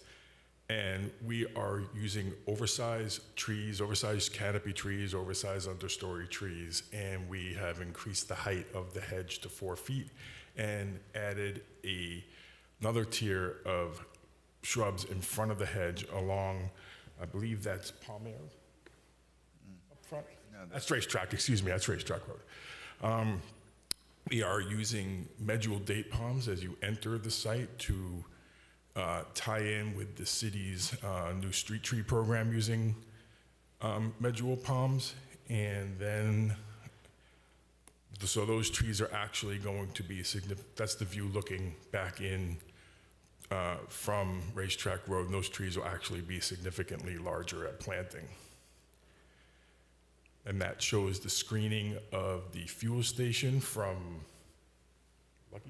Racetrack Road. I forget these names sometimes. Racetrack Road, where we're using a different type of date palm, Zahidi date palm, which is a little heavier canopy, so it'll provide a little better screening along that road to the fuel canopy. That would be the view from power lines. So we're having mature 18 to 20 foot trees at time of planting with 12 to 14 foot understory, a 4-foot hedge, and tiered landscaping in front.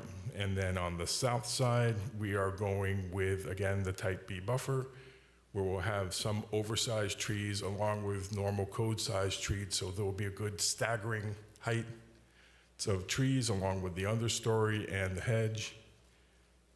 And again, using the medjool date palms to line the entrance coming in. And then along Powerline Road, again, picking up on the landscape design set already by Keith Associates, bringing that into our plan along Powerline, and then providing significant landscape up against the building. And that is a fairly accurate representation of what it will look like from Powerline. And with that, I'll give it back to Christine. Thank you. Yeah, and so next we wanted to touch upon some of the pedestrian-oriented improvements that we're providing with this Costco site plan. So I'm going to have our architect come up and speak to those items. Hello, I'm Jeff Check with Where Malcolm. Office address 8750 Northwest 36th Street, Suite 625, Doral, Florida. So through our design iterations with the AAC,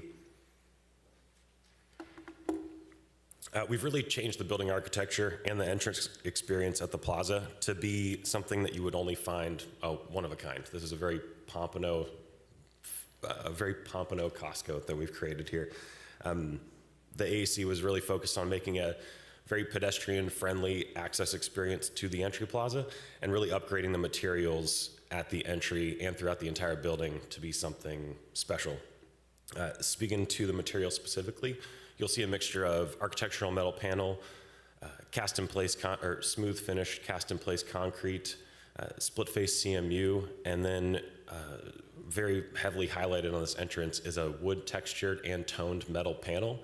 So it has the texture of wood, the color of wood, the variation of wood, but it's a durable, long-lasting metal panel. This is what Max had mentioned too, is going to be used on our fence along the north property line as well. Additionally, in this entry plaza too, we've expanded the square footage of it beyond what you'd find at a typical Costco. Around the columns, another unique feature is these planters we've incorporated, as well as benches around the planters, just providing a really great pedestrian experience where people can sit, linger, and catch some shade.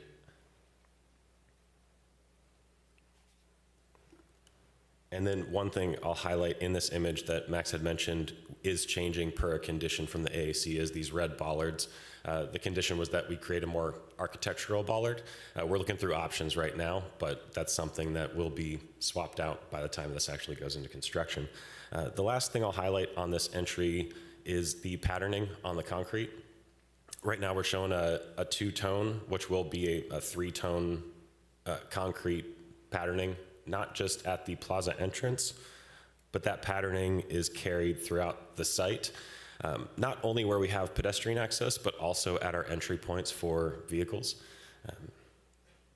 Highlighted in red here, you'll see all of our pedestrian connections to the public rights of way, and then you'll see here kind of where those tie into the greater development.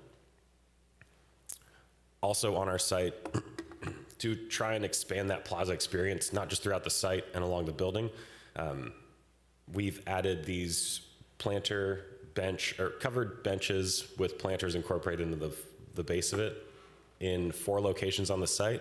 And up against the building, we've added a trellis element to the backside of it. Again, trying to extend that plaza feeling out from the entrance of the building and along the north and south or north and east facades, where we have that pedestrian connection going to the greater development.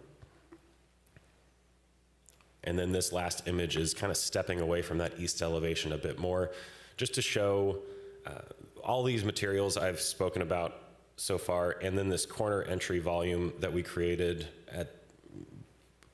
partially at the request of the AAC to really highlight this very unique material and create a feature wall. On the power line elevation you saw earlier too, this shows up again on our southwest and our northwest corners. So just really creating this unique architecture for this unique building. I think I'm going to hand it off to Matt. Thank you.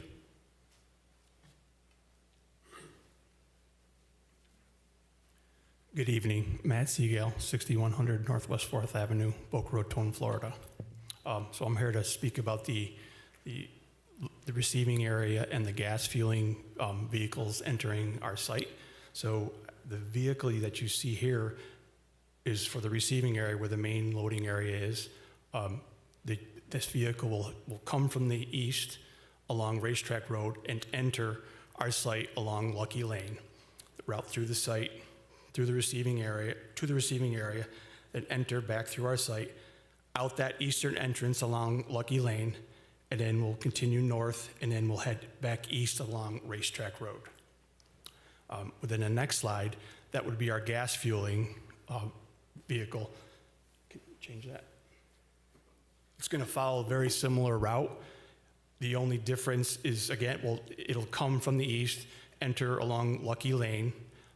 It'll enter the site, and there's just a specific entrance for the gas fueling truck, so it'll have its own access lane to fuel. So once the gas vehicle enters, it will fuel, then exit again out Lucky Lane, and then it will head north again on Lucky Lane, and then it'll head back to the east along Racetrack Road.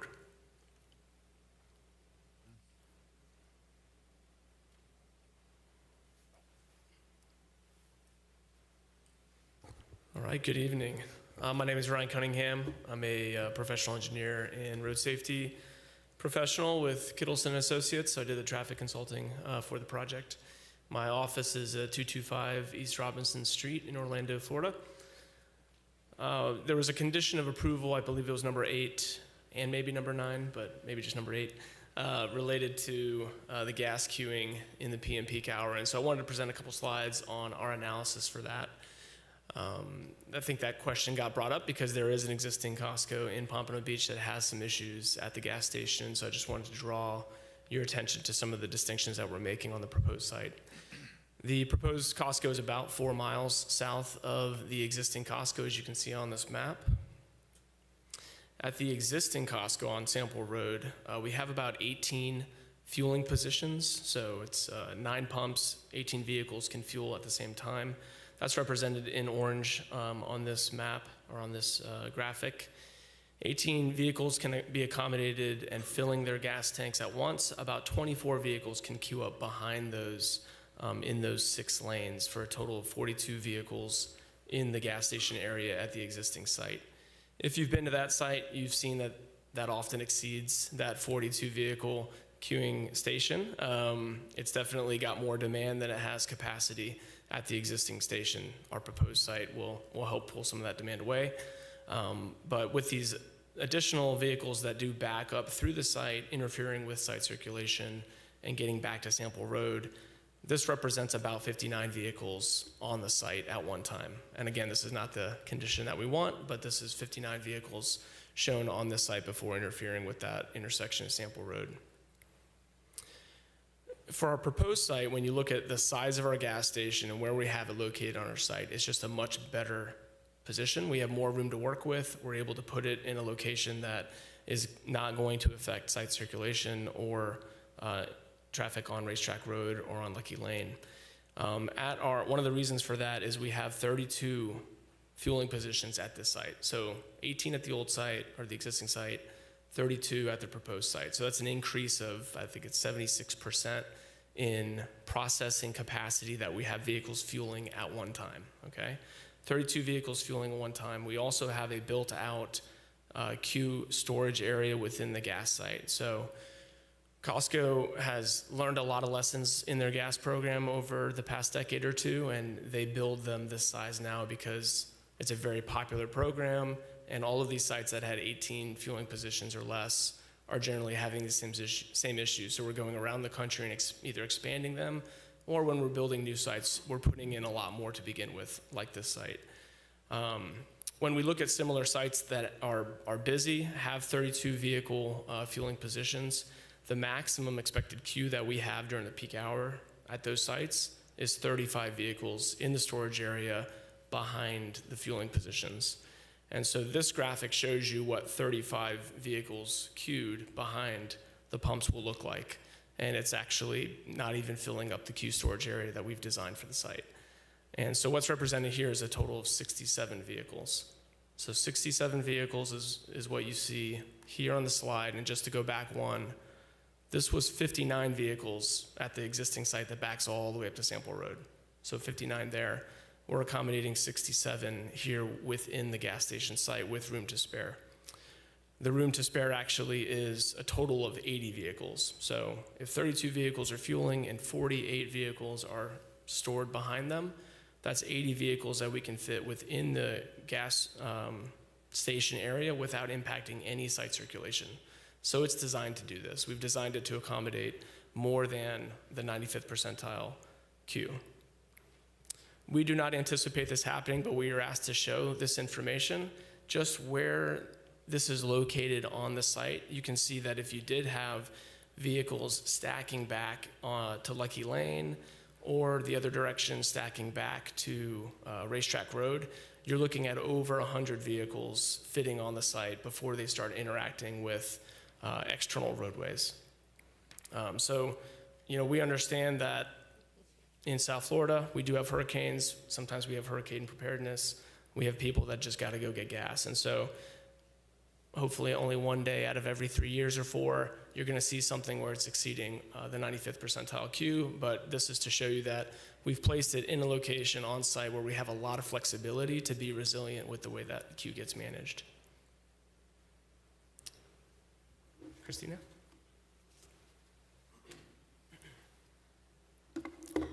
So just in closing, we just wanted to kind of reiterate that this is something that is permitted within the PCD. We're not asking for any deviations or any waivers.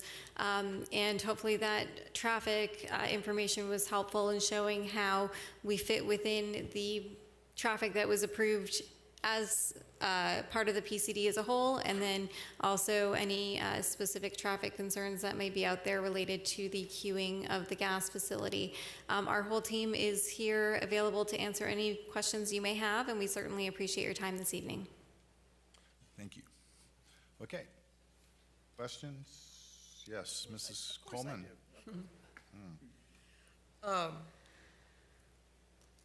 My biggest concerns are understanding the traffic circulation. And I, as a frequent Costco shopper, I certainly understand the concerns with the gas station and existing site. But how many, and I appreciate receiving information on how many fewer traffic trips the entire site is going to have. But how many trips a day do you think this site generate? Yeah, we can bring our traffic engineer to address that.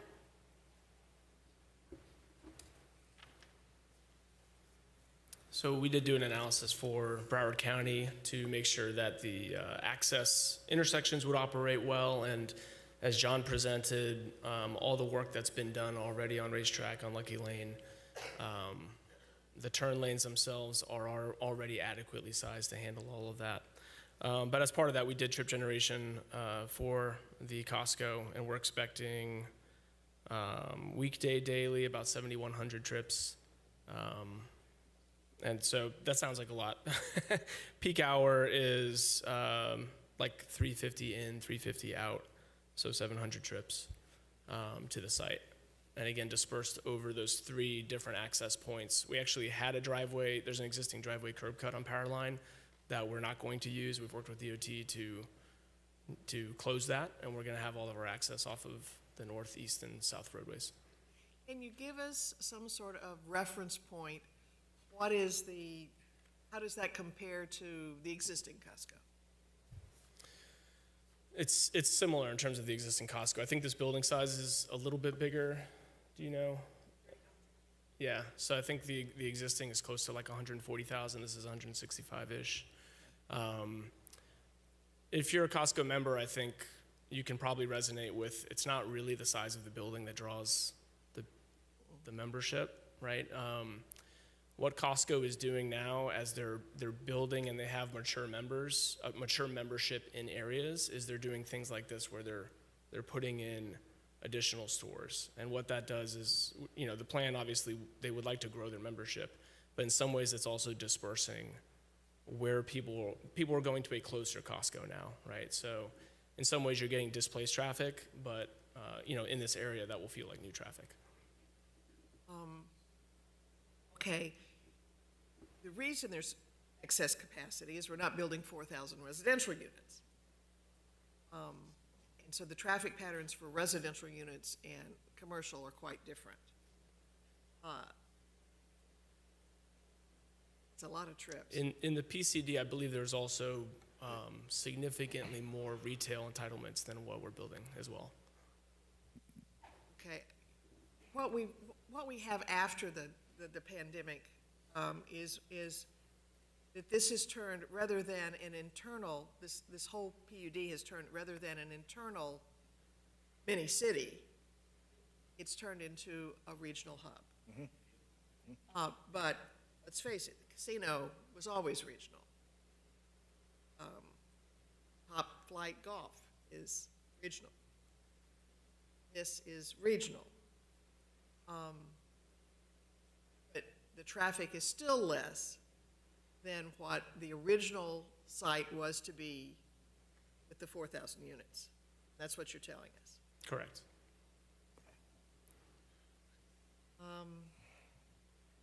Okay, thank you. That was my question. Mr. Dowling, go ahead. Thank you.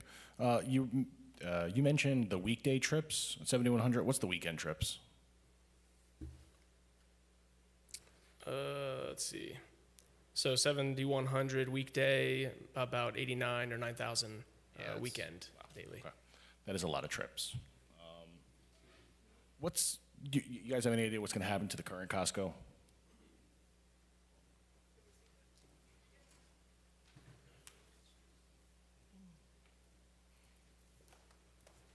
Hi there. Excuse me, got a cold. Renee Rutherford, Costco Wholesale, 45940 Horseshoe Drive, Sterling, Virginia. The existing Costco is actually going to be converted into a business center afterwards. So it still will be a Costco, just a different use. Okay, so the disbursement that the gentleman was speaking about, where it's going to pull away from the current Costco and allow for more spread out, more people can go to different Costcos. It's not going to happen because they're going to change that Costco to a business Costco. So the people that were going to that one will now just come to this one. And it's going to create traffic in that area. Beyond that, why are you just doing away with the access on Powerline Road? You know, you would think that you would want people to be able to come in from a main thoroughfare. So my question is, like, what's going on? Why are you eliminating that curb? Yeah, I mean, a lot of that, well, sorry, maybe to address your first statement. Any Costco member can go to a business center, and they have a lot of the same offerings there. So it won't be a full transition. They're also going to keep the gas station at the business center. So regarding the power line access, it was a right in, right out. And so it wasn't providing, full access from the north in or, exiting and going south on power line. So it had limited benefit to the site. And the way that we looked at options for laying out the site, where the building would be, where the gas station would be.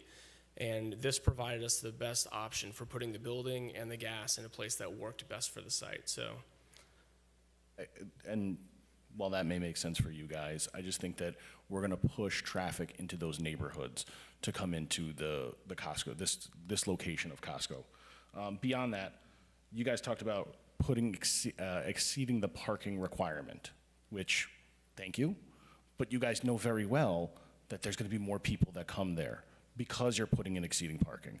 So it's just going to draw a lot of people into a neighborhood that is not really going to shop there, because the community there is really smaller apartments that don't house families. And I'm a Costco member, so don't get me wrong. Like, I shop. I have a family of 5, so I drive up to sample. That's not an issue for me, but we're not serving the people of that particular community in Cypress Bend and in Palm Air with this facility. What's changed from what was initially approved to what it's becoming now, as Mrs. Coleman said earlier, a regional hub, is far different than what was initially approved for this area. And because of that, I just don't see myself being able to support this today. And I appreciate your comments. I just wanted to reiterate, this is a use that is permitted within the PCD. So it is something that was contemplated when the PCD was approved with kind of the length of design guidelines and design requirements, standards, and uses that were in there. Also, again, just bringing it back to the TRIPS discussion, the PCD approves a total of 3,859 net new trips. That's a significant amount of trips that have already been allocated to this property. And you've heard from the traffic engineers for the master developer that the improvements associated with all of those trips were already constructed. They were constructed early. So it's not just we hit the phase one threshold. Now we're going to, do the traffic improvements that were outlined for phase one. They went above and beyond and already constructed the phase two improvements that would be required, with this higher trip count. So I understand that, yes, any new development is going to have additional trips on the road. That's already been allocated for through the PCD and adequately mitigated through all of those various improvements that have been done, along Powerline Road, along Racetrack Road, taking on the county's obligations early so that residents in the area don't have to deal with construction twice, essentially. So that's already been accounted for. It's already been mitigated. It's been part of the plan since day one, and this falls within that range. So I want to talk about the people that live in Palm Air. They've been there for a long time. A lot of them are retired. And they were supposed to get a Publix a while back, a bigger Publix, because the one they have is very small. And they really needed it because they have to go very far to go shopping. That didn't happen. And then there was some other stores that were supposed to go into its place. And now this. It's like, it's completely overwhelming the entire area. Something that they wanted a little something, and now they have this giant monster Costco. And I love Costco. I really do. I shop there all the time. However, if I need to run to the store, and they do, where are they going to go if they just want to get some toilet paper? They don't want to go and get 48 rolls like you do, and nowhere to put it. So these people have been wanting so badly to have a place to shop, and now they have this monster area that is going to completely saturate the entire place. And then you're going to have people, and everybody's so excited, oh, we're going to get a Costco. But they're not going across the street or a mile away. They're coming from 5 miles away, 10 miles away, 15 miles away. It's a regional hub right now. So now you've just increased traffic around this whole area, and they still don't have a place to shop because they can't go. You can't go into a Costco and just buy a couple of little items. They still have to drive 5 miles out to go to the store. So this hasn't helped the people in Palm Air at all. It's helped everyone else around it, but not the people that live there. Right. And unfortunately, Publix was obviously approved previously. It was coupled with a lot of other retail and service components in there. I think it was over 150,000 square feet, give or take. So comparable square footage in terms of commercial development. And ultimately, Publix decided not to move forward with the site. That's something, we can't control, unfortunately. That was their decision to not move forward. So now Costco is here at this time with a different different project, and it's understandable that somebody else is going to come in when Publix decided to leave. It's great that it's approved. I'd like to know who. Ms. Dubeck, Ms. Dubeck, closer to the microphone? The people that approved it, I mean, think about that. Do they live right there? People that approved this project, What are you talking about? do they live in the community? I bet not. I bet not. Yeah. So it's real easy to approve something like this because I'm telling you, I'm looking at it and I think it's fantastic. It's great. It looks like Disney World, for the Disney World of Costco. But I wouldn't want to live right next door to it. I think it's great, but think about the community that's been there for a long time, and they're getting approval, but it's not from anybody that lives there. So that's what I have to think about for the people who've been there for a long time. And yeah, you got approval, but not from them. They never got what they wanted. So I have to feel for them. I really do. Yeah, I understand the concern, and, you know, when the community is excited about one use and ultimately it doesn't happen, I mean, it is a little disheartening. What I can tell you is, you know, I think probably many members of that community will still shop at Costco, probably are members. This is going to be a more convenient location. And, you know, it will still provide a service that is needed. And not only, you know, picking up rolls of toilet paper or paper towels, but you can have multiple services at one location. You can get your glasses there. You can get prescriptions there. So it's more than just, you know, the bulk items. It's a one-stop shop for a lot of different uses that people do take advantage Can I of. buy a pint of milk or a can of soda? I mean, seriously, it's you've gone from one extreme to to another for this community that's been there for a long time. And a lot of them are retired. And they would love to be able to go to the store and do some shopping. And you've gone from one extreme to another. That's my concern. Hi, good evening. Jana Loda once again on behalf of the developer. I just want to highlight that, as I indicated during our presentation, that we've been looking at this site holistically over the last several years and what we know we can sustain on that site long term. And if you look at the area surrounding this property, there are a number of strip centers that are sitting there vacant. And while the Publix, and it's already been indicated why Publix is not going there, there is a Publix that's literally the Publix at Palmer that's immediately adjacent to that development on the west side on, I believe it's Southwest 36th, if I'm not mistaken.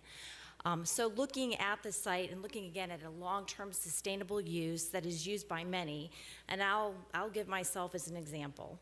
I am close to retirement. I'm in my 60s, and I use Costco for everything. I don't use this one. I live down in Plantation, so it's the Davie Costco for me, but I get my gas there. I have glasses that I'm waiting to go pick up because my optician is there. My husband just found out he has to get hearing aids, so they have a hearing aid. They can have hearing aid services, a pharmacy. I've done numerous things, travel. I bought my first minivan through their auto services program. I get pretty much all of my food because I tend to freeze. I'm from the Midwest, that's what we do. So I buy my meat in bulk and most of my dry goods and everything and produce at Costco. So I certainly appreciate that for some of those smaller purchases. And I'm a empty nester. My 2 kids are out of the house. It's just my husband and I at this present time. So there are services. There's a Walmart Supercenter. There's a Publix at Palmer that are nearby. This offers another option that provides both the neighborhood services that I just mentioned, as well as that convenience of having gas and other things very close proximity. So I just wanted to take a moment and just highlight that. And also, again, highlight what Christina has already indicated, that this, on the master plan for the PUD, this is allocated for commercial as well as a mix of other uses. As far as a use, it is consistent with the PCD. We are meeting the code. We are meeting the underlying comprehensive plan.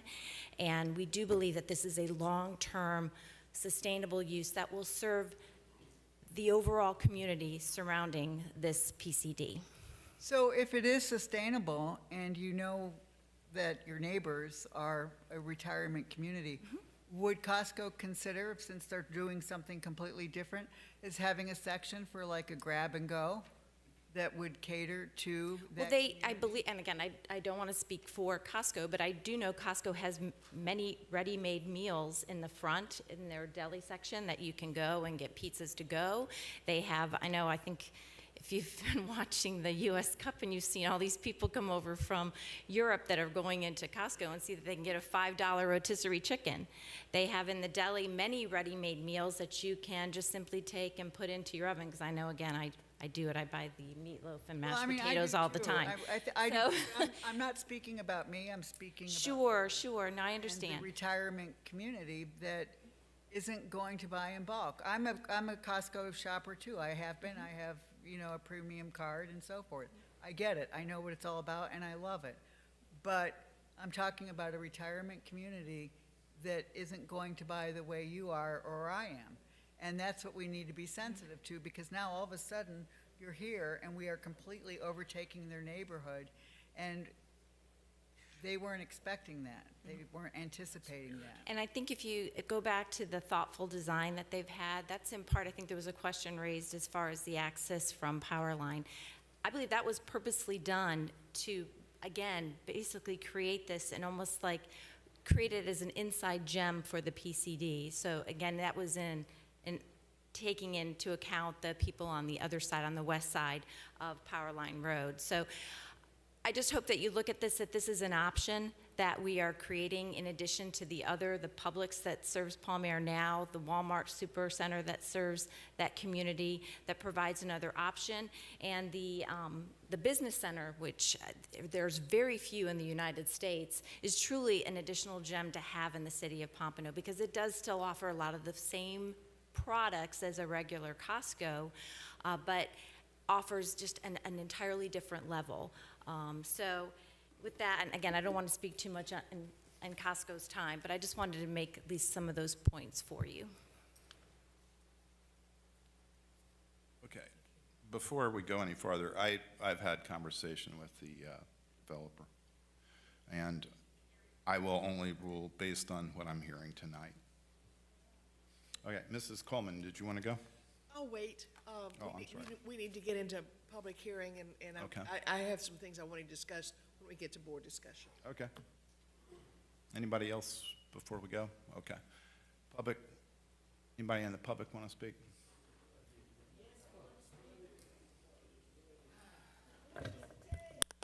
Good evening. I am Luca Facetti from Palmer, and I'm a Costco member as well. So, first of all, is renowned that what we had as an entertainment district now is a warehouse district, but that's visible and will continue like that.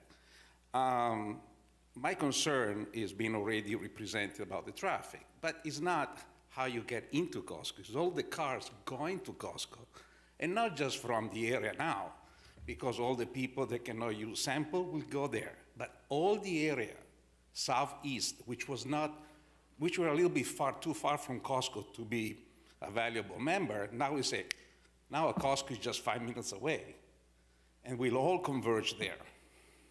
And if the pumps, actually, the pump should be called the pumps now, is easy to reach, there are a lot of space, there's no line on the street, more people will come because, bigger, less traffic, until they populate it.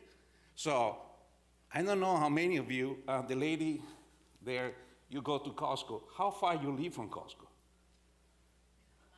Okay, I live much less than that, and I have to use power line most of the times. Try use power lines between 4 and 6. And that's why, without this we traffic. put all the traffic, that's why we put all that other traffic on the other Well, side.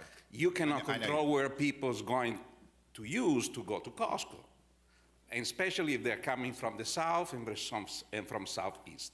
So all these thousands of traffic will go from other area to this place.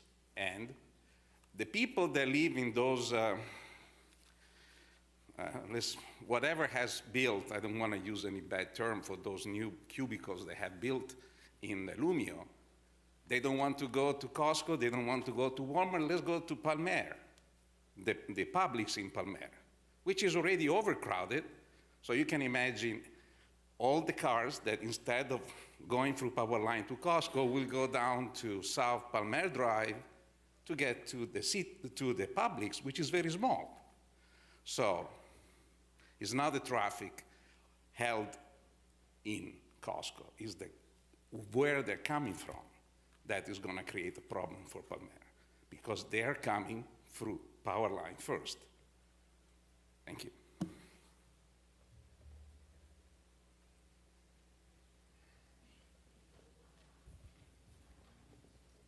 Vincente Thrower.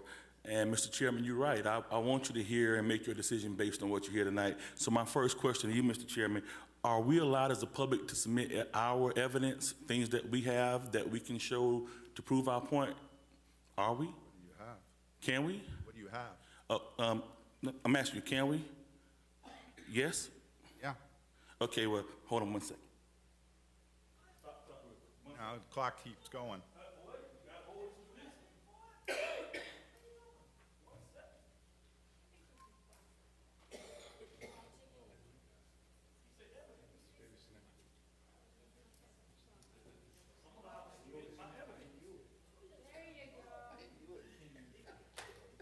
This is my evidence that I'm submitting tonight into the record. This is what we were promised. This is what you all agreed over the years to allow and said that they were going to give us. This is what we were told we were getting. And you, Mr. Chairman, along with, yeah, that's it right there. You see it? That television see it. This is everything that we were promised. See it? We've gotten none of that. Only thing we've gotten is a Top Golf. That's all we've gotten. It's Top Golf. That's it. People took the pandemic and just ran railroad over the promises that were made to us via Zoom, bending over for the lobbyists and special interests. And you co-signed too. Everybody bent backwards for them, telling us and making us promises that we were going to have this. And we haven't even gotten close to any of it. Your fiduciary responsibility is to make sure that what they say they're going to give us, they deliver and give us. And you know, Mr. Chairman, because you know I know you, they haven't given us any of this, not even come close to it. And how are the elderly that live over there? Are trucks going to be allowed to come in and out? All that warehouse, where are they going to go get gas at? Are they going to go get gas over there too? It takes one accident of a trailer hitting somebody coming out of Palm Air to make a nightmare. Tell me how that works out. Who then takes the responsibility? The city? And what about the crime? The reason we didn't let another super Walmart come off of Copens Road was because the crime element was over there at Atlantic too.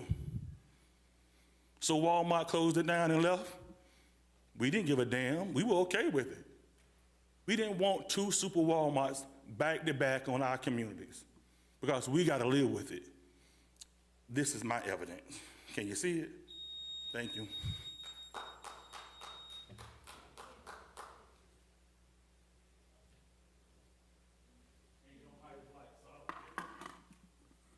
Short people adjustment. Ann Bosworth, 4015 West Palm Air Drive. So I want to be very clear. I complain about development a lot, but I am not anti-development. What I am anti is intensity, and that is what we got. That's what's cooked up here. What people were willing to sacrifice in the name of intensity, which we feel like we can't stop because I love my commissioner, she's a sweet gal, but I think she's talked to the Cordish people more than she's talked to the people in Palm Air, at least the ones I know. And that's not a slam, that's just a reality because we hear about these meetings that happen, but no meetings happen with us.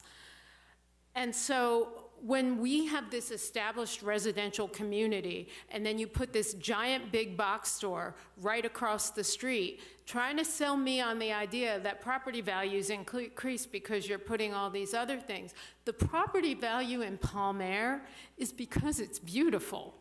It's because it's tree-lined. It's the biggest tree canopy except for maybe the old part of Pompano where the, by 10th and back in there in that old neighborhood.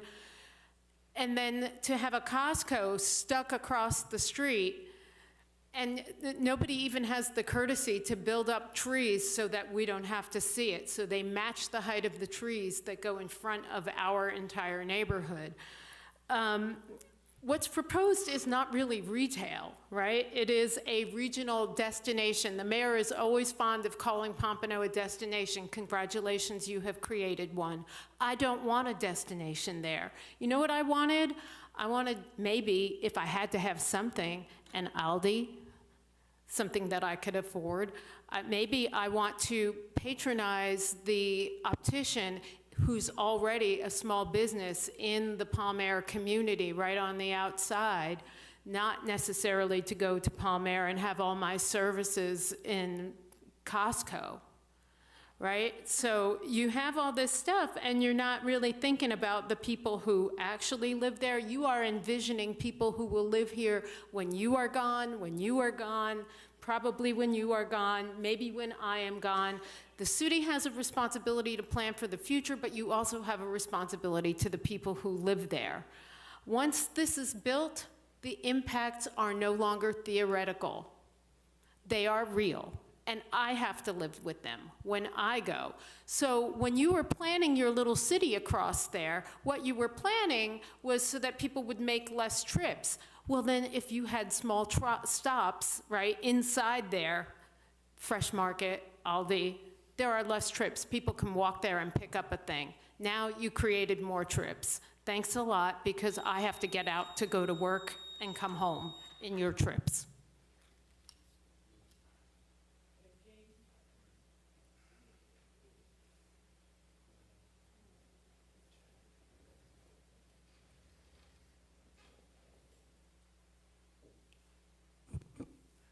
Delvin King, Pompano Beach, District 5. I have a few things I want to say about this. I watched a couple of the slides. What is the guarantee that the delivery trucks will come Racetrack Road? So it looks like all of the delivery trucks will have to come 95, get off on Andrews. If the trucks are coming Turnpike, you telling me they're going to reroute all the way? They ain't gonna cut through Palmer. They're not, because I don't know if some of you guys have seen, so many semi-trucks come and cut through 27th going past that other plaza, tearing the lights down, always trying to cut through just to get a quicker access way over there. So that's a big issue that we're gonna have. So what's the guarantee that we're gonna have the truck drivers go that way? And was the community really involved in this proposal? We have a city commissioner where she refuses to bring Palm Air to the table. And we got to do something about this, because if Palm Air, if we don't do anything about it, we may turn around and wake up in the morning and they trying to put Costco's on a golf course, from what I'm seeing. Sooner than later, we'll have development, we'll have probably an extension of Costco's in a hotel on Palm Air's golf course. So we have to pay close attention to a lot of these things.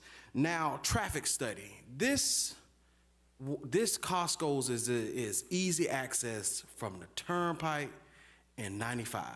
So everybody is going to come to Powerline Road and turn right on to Racetrack Road. Everybody that's going to jump off the Turnpike is going to come Powerline Road. This is going to cause mass chaos for the residents of Palm Air. Mass chaos. And all we want to do, all the Palm Air residents want to do, is to get from point A to point B safely. And people are going to be rushing the roads to get to a pump.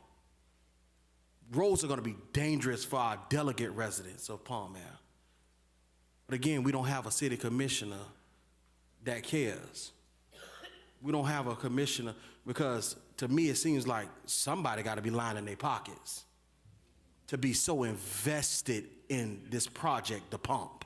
So invested that you refuse to bring the residents of Palm Air to the table. Dias, look into this project and make sure you think of the residents of District 5. Think of the residents of Palm Air before you make your decision. Thank you.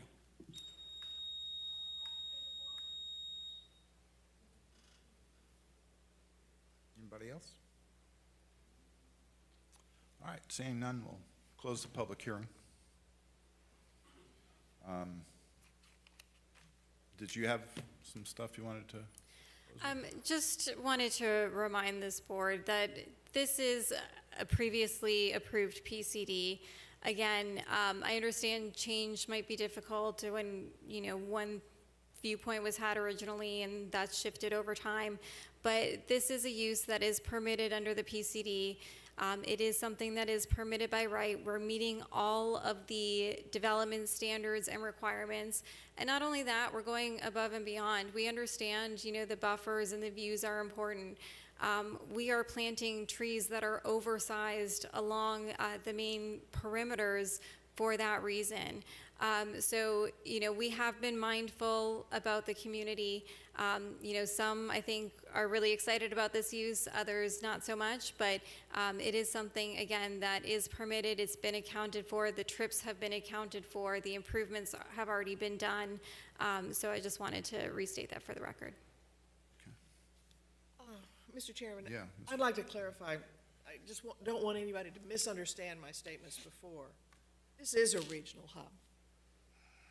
It's been a regional, it was destined to be a regional hub from the moment the development, I think, was originally approved. And we're here today on site plan approval for a beautiful building that AAC has made even better. The traffic concerns I had were really wanting to understand clearly that there was a reduction in trips from the overall original approval. They're going to be clustered a little bit differently than residentials were. And changes change. I think that we need to remember that we don't get to choose what private landowners do with their land all of the time. Once we approved the development, this kind of use, I'd love to have a fresh market and a Trader Joe's on the east side. I don't get those either, you know. But I do think that this fits with the overall development, and I do think the traffic has been thoughtfully spent through. I want to commend the developers on the design of the Costco and also the road improvements that have been put in place. I understand that not everybody's happy. When public says it's not going someplace, it's not going someplace. And having a store like Costco is better than not having anything there, I think. It's where we are in 2026. Okay. I have not asked yet, but is your client okay with the 10 conditions? Yes, we are. Thank you. Okay. All right. Anybody else before I go? Yes, Mrs. Yeah. Mr. Hartzell, go ahead. I think we really need to look at what our roles are here, and we don't come here on Tuesday. We're lower level. We look at what the policy is and what was done on Tuesday, and we apply the facts that are brought to us on Wednesday and compare it to what the law says, what the ordinances are. And if this project with the conditions checks all those boxes, we can't determine like, oh, it should be a Publix. This is what is allowed there. This is what the Board of City Commissioners have decided is allowable there. That's all we're allowed to decide. That we hear enough competent, substantial evidence to show that it complies. That's it. That's our role. And we heard that today. We can't go, oh, it doesn't look pretty or it's not walkable. That's not our choice. If they meet and they check all the boxes, which they have, and staff has testified to that, that's where we are. They're allowed to put a supermarket. We can't decide, no, we're only going to approve an Aldi, or we're only going to approve a Publix, or we're only going to approve, a Winn-Dixie or a Walmart. That's not up to us. That's up to Tuesday night, and it's up to the owner of the property to decide what they're going to do. Everybody that's come, I think, has said that they're a Costco member. They just don't want it in their backyard. Well, This is where Tuesday night said they want it. That's where they want a grocery store. That's what happens. All we have to do is compare the facts to what they have approved as the ordinance. If folks don't like it, you're here on the wrong night. That's all I gotta say. Question. Mrs. King. Yes, I know you said that we have to check the boxes. If I'm not mistaken, I talked about this the last time client was up here. Also checking the boxes is community input. Am I wrong, staff? If somebody, community input is a part of what we do when we have a project, Max. I don't know where it is, but that's what I've been told since I sat on this board. So if community input, am I wrong? Not exactly. We have a series of review standards that include evaluation of a number of things like our codes, our plans, compliance with or detrimental impacts on the environment. And if the community brings forward something that's a concern that you would believe requires further evaluation, that's something that we would typically use as a reason to table an item to come back with additional information if it's not something that has previously been evaluated. The questions so far about the traffic and the uses are things that I think have been evaluated. I have no issue saying that those elements comply with our regulations. But if there's other aspects that we think require further evaluation, that's a mechanism that we can explore. There's avenues to explore that. Otherwise, if there's something that I believe is a challenge to the proposal or a challenge to any of our review criteria, it's something I've provided as a condition in the staff report. Right, so I go back to what I said. So there's always input from the community, whether I would assume they've had community meetings. So if we're not, like I stated before, if we're not considering that, that's not a part of what we're doing here. We really don't need to do it. So if we've had meetings and people that live in that community, I think should be given first consideration on how they're going to be impacted. Those are the people, to me, that we should listen to first, because the people that's coming from Coral Springs and getting their groceries and going back, I mean, I'm glad to get their money, but I'm going to be the one that's impacted. I'm going to be impacted by the MLK project. So I think you should listen to me, because I'm there every day and impacted by what you're doing every day. And the same is with this project. There are people that are going to be impacted by it, even though I think it looks beautiful. I don't use Costco, but I think it looks beautiful. I'm just thinking about how hard it is to even get in Walmart. So I don't know how we're supposed to get in this massive place when people can barely get in Walmart, and when Walmart has been one of my concerns since they put it up. I think I've shared that with you.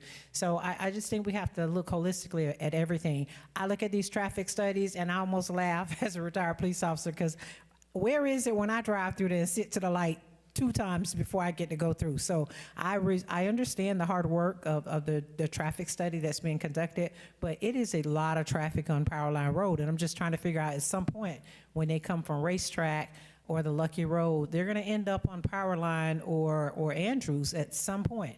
So I just see this being a lot of traffic for perhaps a community that did not sign on for it, that has a lot of seniors in that community. Maybe they're not here tonight, but I've heard from them and I've heard their concerns. And just as I wouldn't ignore the client that's standing before us, I also am not going to ignore the people that live there and that are going to be drastically impacted by this project. So I guess it's a balancing act for me to consider both things, but thank you for the information. I think we have to listen to the community's input. Thank you. Sure. Mr. Chair, one of the things that to help the board, Max, since you have had a historical perspective on this project, you may want to, you talked about areas that are being evaluated by staff. Historically, if you can provide that kind of information to the board so they understand what has and has not been evaluated.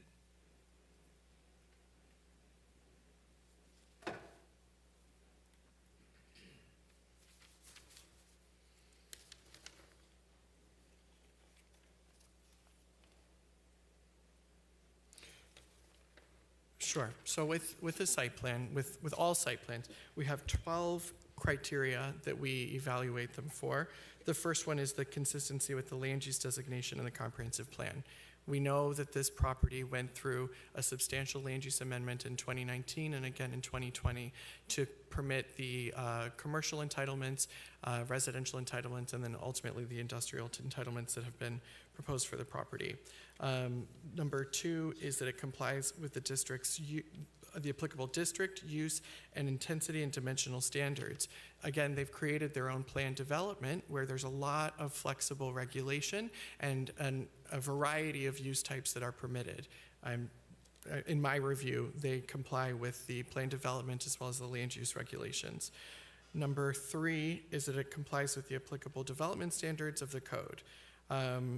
Through our DRC process, that's where we evaluate if you're complying with all our development standards. And of course, anything that remains as an issue has been provided as a condition of approval.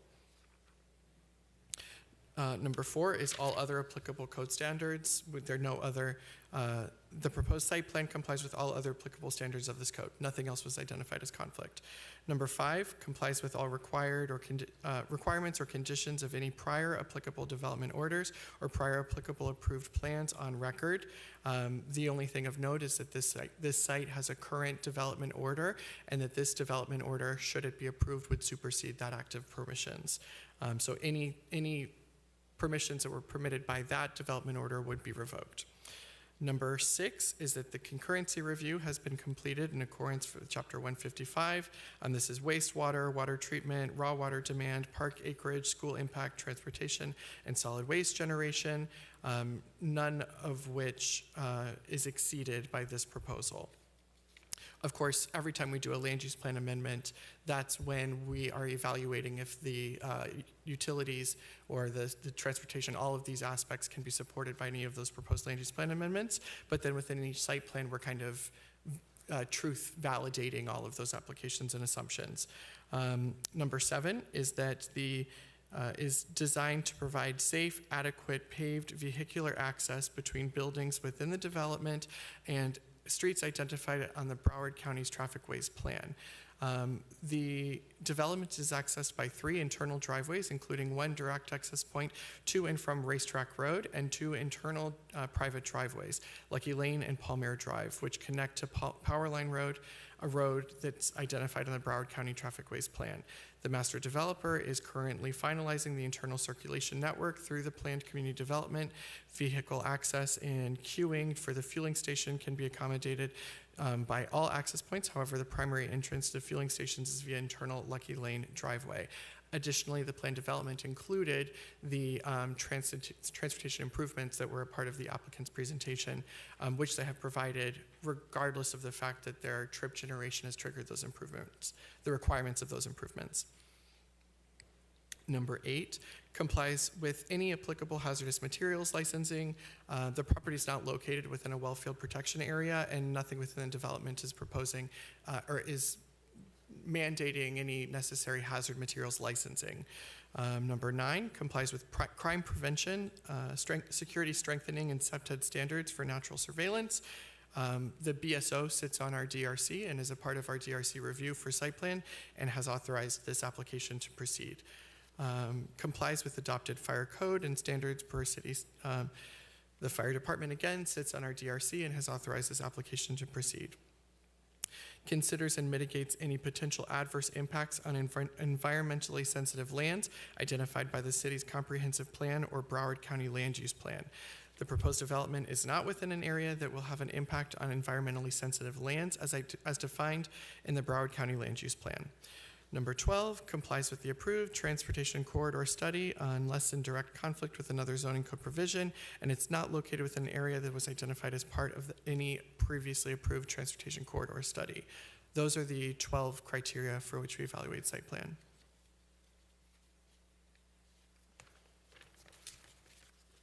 Was that the question, James? Principally, it was. It was just to remind the board, because some of the members have not been on the board long, but this has been a process that unfortunately did not begin tonight. You're at a site plan now. This was part of a several years where you arrived at a PCD that outlined many of the things that you may be grappling with now were evaluated previously. And so when we talk about community input and we talk about those concerns and how they were evaluated, much of that evaluation took place early in the formulation of that PCD. I say it not only for the board's purposes, but for all those who may be in the audience or listening. It is a ordinance-driven communication that occurs with the city commission, who adopts it, and it moves forward. And you are now putting the pieces that come out of that as presented by the applicant, you are putting those pieces and approving them based upon the criteria that Max has just relayed to you. And so I just wanted to make sure, for those that have not been on this board, understand where you are in that process. Thank you.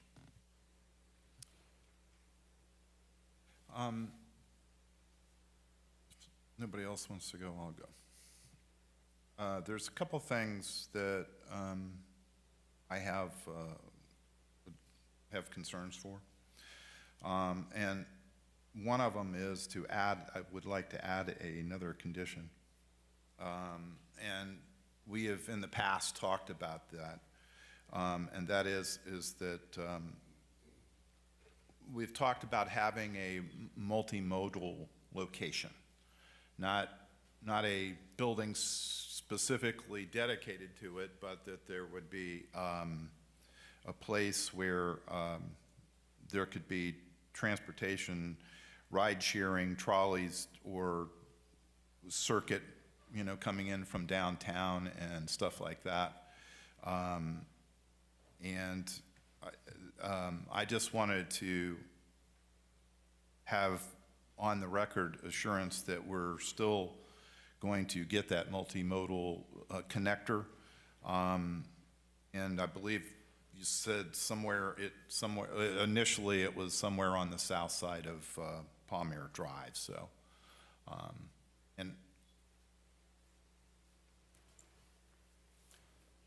Good evening. Corey Long with the Cordish Companies, 601 East Pratt Street, Baltimore, Maryland, 21202, representing the developer. Yes, well, good evening. It's good to be with you all again regarding this project. Things are moving, as you can see, and we're glad to be presenting stuff as it comes along. And you see what's out there. This isn't the end. There's more to come with other development on the property. The area is, Mr. Chairman, if you can see I don't know if you can see the cursor. Just to the left of the live venue. So when we were previously in here, I believe for the industrial application is when we covered this issue and did give a commitment that we would create a landing zone, if you will, for the various elements that exist. And I know the city's working very diligently on a comprehensive plan. We're keep up with that on the periphery, just to understand where it is, so that as the density increases here, we will work that into the program. And you have the commitment that we will make that part of the planning. Okay, so I would like to make that an 11th condition. You're okay with that? I guess just as a condition. It's not a condition of COing this. Okay. It's just you're still saying that we are going to at some point in time. Okay, to the extent that it doesn't impact the CO, because that development is something that'll be coming in the future. Okay. It's just that there's a continued commitment. Admittedly, it's moved a little bit, and that's for obvious reasons. But that's fine. I wasn't dead set on having it on the corner. So realizing that that's a very valuable piece of real estate. So, and then the other thing was, I know that you guys have looked on site features. There is the discussion about the off-site lake. Okay, so I don't know exactly how to do this other than to say that I need a commitment, or I would feel comfortable with a commitment of a walking path. Well, first of all, let's drop back a second, because I just thought of something that Wade had told me. So there's going to be there's going to be obviously the trees that go with the lake, okay? But but it's my understanding that some of the mitigation, maybe the landscape guy needs to answer this, but I'm understanding that some of the mitigation from the Costco lot or site is going to be done somewhere, and the lake would be an ideal spot to do that. Yes, we've been working with the landscape architects, with Keith, and right now the landscaping that they're showing around the lake, which is approximately 347 inches worth of trees, is being counted toward mitigation for the Costco site, and we are also working with them to add more mitigation, more trees around the lake to make up for more of the mitigation. Yeah, so that's like going to become the mitigation point? More or less. We are able to, because we have more trees on site than is required for the Costco, because we're enhancing all the buffers and enhancing the parking and enhancing everything. So we do have additional trees on the Pompano site that are also on the Costco site that are counting for mitigation. Oh, yeah. The No, I vast understand. majority is going to be around the lake. It's not all going on, back onto the Costco site, because you couldn't jam them all in there, I don't think. No, the most of it's going around the lake. Okay, so that was my point. So the lake's not going to just have I have no idea what the code is, but it's not going to have bare minimum trees around it. It's going to have the mitigated trees. It's going to wind up being very some heavily mitigation landscaped. trees. Yes. So it's going to be very heavily Yes. landscaped around that, which absolutely makes me happy. But I wanted like to make it into more of an amenity than just a retention pond. Okay, and realizing it's a massive, it's carrying a whole lot of volume when I looked at the full-blown plan. So I would like to have, and I'm not sure how to do this, so whatever they're happy with doing is fine, but I would like to have I would like to actually see the lake where maybe there's an indention someplace or something that makes it look like it's not a rectangular lake running right down Powerline Road. That doesn't cost you any more other than perhaps a little land because you didn't use the volume exactly right. But I'd like to not see a 600-foot long rectangle on that. Okay. Okay? And the other thing is that I would like to see some type, if you're going to build, it's my understanding that you're thinking seriously about building some more residential on the east side of that lake.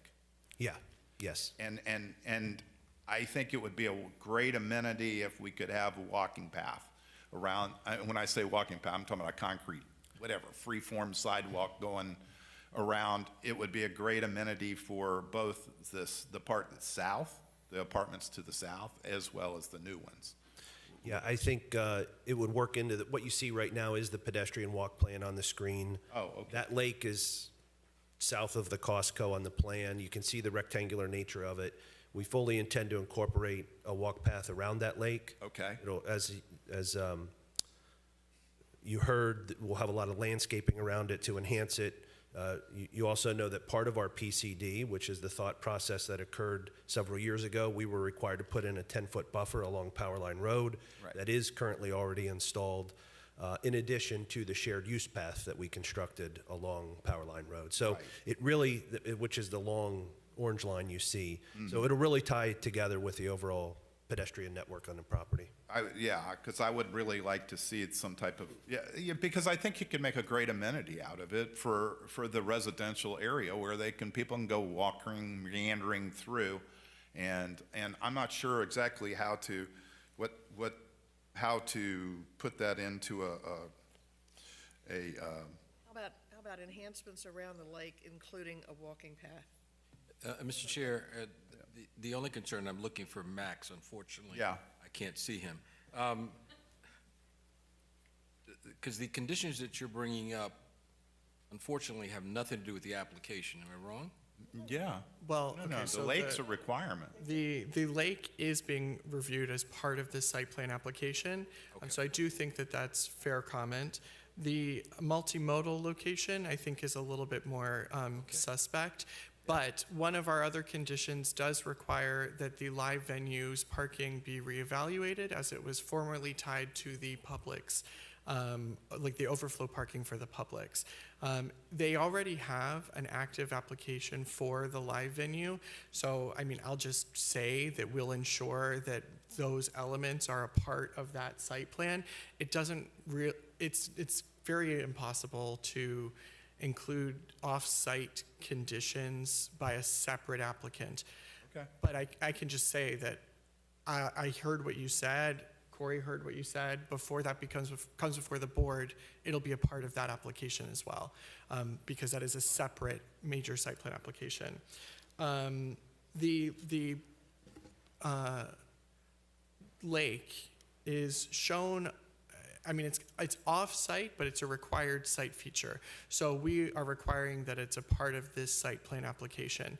So far, what we've talked about is the landscaping that's around the lake would be required to be provided at least at a code minimum, but that it also should be the location of whatever mitigation bank exists. If it's, yeah, it's in addition to whatever they can do on-site, they're going to do over there as well, which is, I'm not telling them to do all the mitigation over there. I'm not trying to tell them which one of those lots to put it on, but they can only put so many trees on that Costco site. And I think the mitigation, from what he's saying, is pretty significant. Yes. It would make a wonderful opportunity, I think, to do that.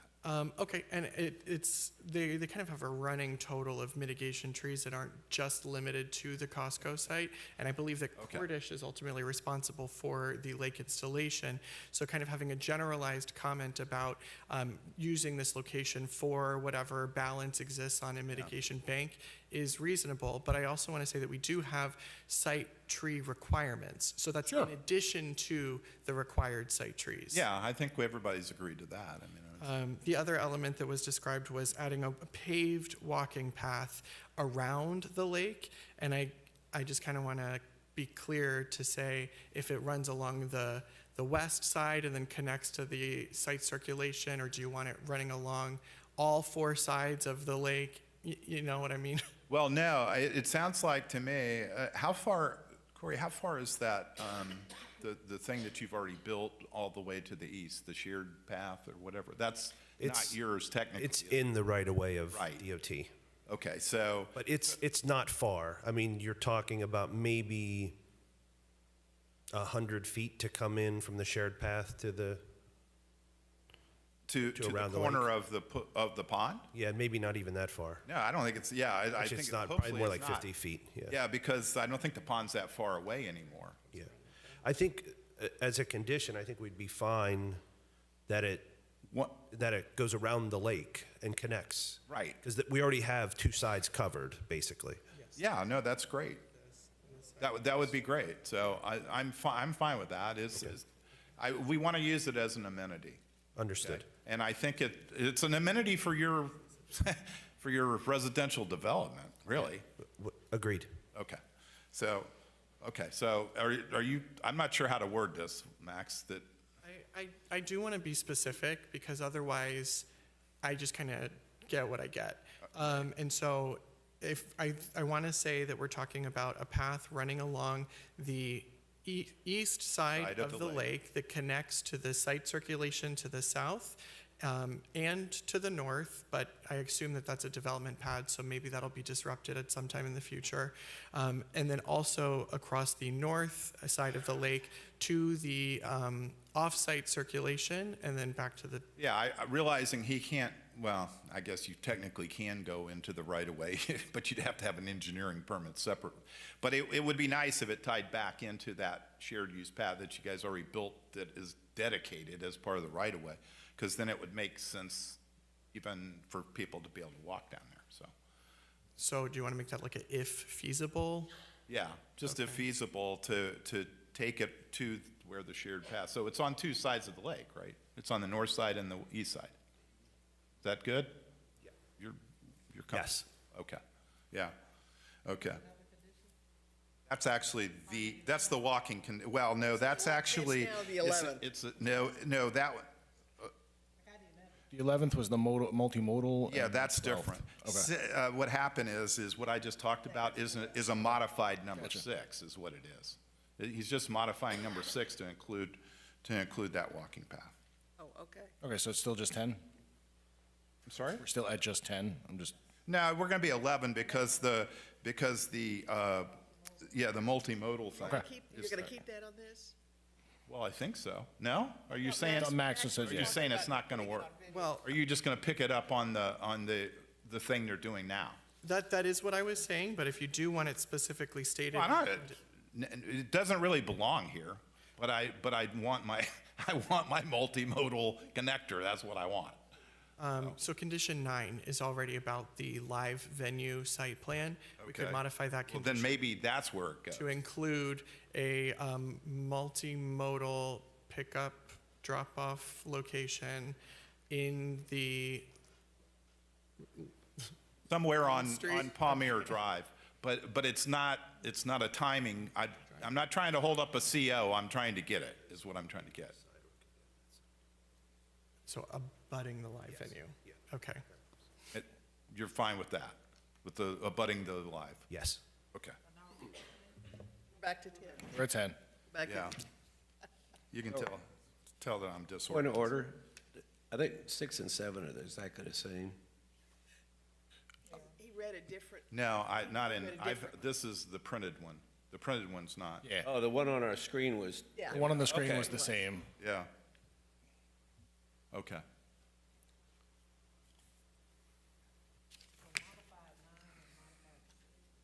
No, I think we modified 10, didn't we?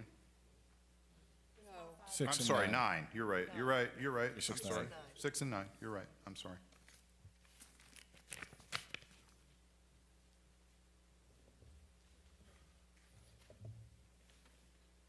Where are we? With that, I'm ready to entertain Ready? a motion. One moment, Oh, Mr. Chair. Just when I do the minutes, I just want some clarification. Can you clarify the language for modification for 6 first? Max? Can Max just do it for you? Are you okay with that, or do you have to have it? Oh, I'm sorry.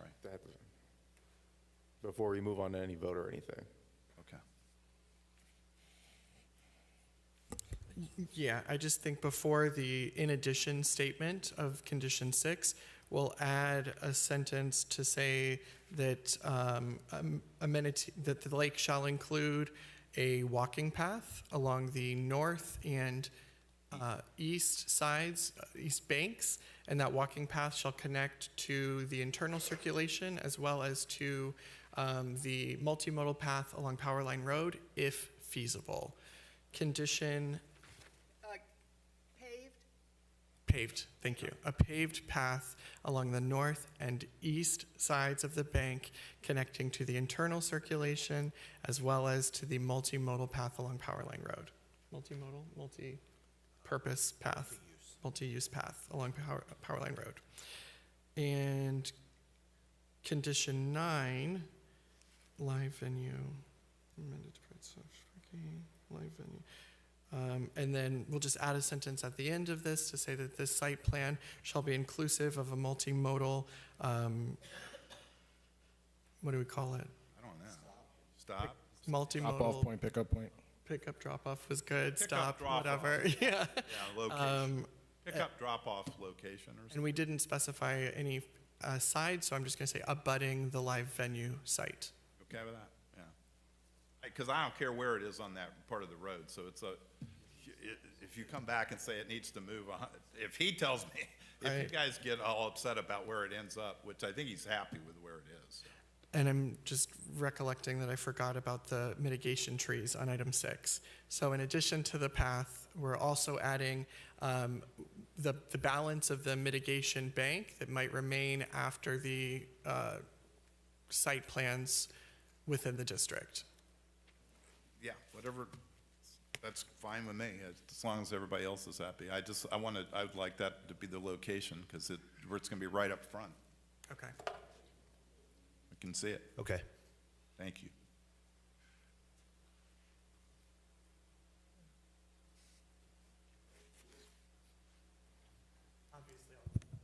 Yes. I just wanted Yeah. to get some clarification. It's getting late for some of us old people. You got it. Chairman, are you ready Yes. for a motion? Yes, Mrs. Coleman. Mr. Chairman, and Ms. Coleman? thank you, it's late. I'd like to make a motion in consideration of planning and zoning application number 25-12000023. I move that the board finds that competent and substantial evidence has been presented that satisfies the review criteria and approves the major site plan with 10 conditions, numbers 6 and 9 modified per board discussions. Others provided by staff, otherwise provided by staff. Second. Sorry, I just quickly want to clarify. I did also modify condition 1 during my reading into the record. 1, 6, and 9. Thank you. And Ms. King, you second that? I did. Okay. Thank you. All right, any questions on the motion? Thank you for not asking after what I did. Sorry. Bobby, call the roll, please, on item 4. Carla Coleman, Yes. Tundra King, No. Rich Daly, No. Gigi DeBeck, No. Robert Hartzell, Yes. David Mingus, No. Fred Stacer, Yes. So it fails. Yep.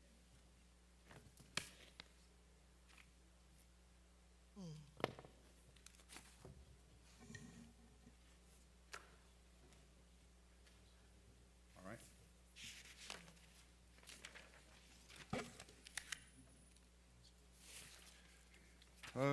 Next item, audience to be heard. Anybody in the audience? Nope.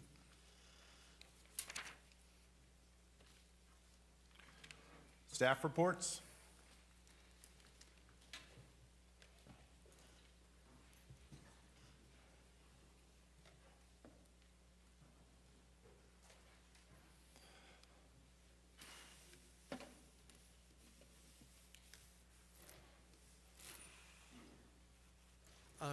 I'm sorry, nothing to report. Okay. Anybody, Bobby? No? Mr. Saunders? No, sir. Okay. Board member discussion? Nothing for me. Okay. Mr. Mangus? Nothing here. Nothing. Nothing. I just wanted to clarify my statements earlier. I didn't mean to say we don't need audience participation. No, I didn't think so. I just You know, wanted to clarify as well. But typically, if they have evidence to show, then they should present that, and that would be competent, substantial evidence. But that's all I have. Mr. Dubeck? I have to say, this has been a struggle for me because I think the plan is really good and I like it and they're working for it, but I have to listen to the community input and what it's going to change, what they were never expecting or had planned for, and just have to go with, at this time, I have to go with the people and the input that I got from them. They weren't prepared for this, and that's what bothered me the most. You know, they thought they were getting the pomp way back before COVID, and that was a great plan. And this is great, but I think they could have done a better job preparing them for what it is going to be now. And I do appreciate you, Fred, bringing, and Carla, making it more friendly, you know, with more trees and more walkways and making it more of a neighborhood feel for something that's as large as it is. And I think that will help. They could have prepared the community first so it wouldn't be so, I had no idea it was going to be this big, personally, until I saw all of it.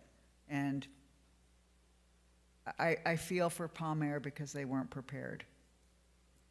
They could have been, and they will be, and they will accept the change, but they should have done that up front. I got nothing. We're done.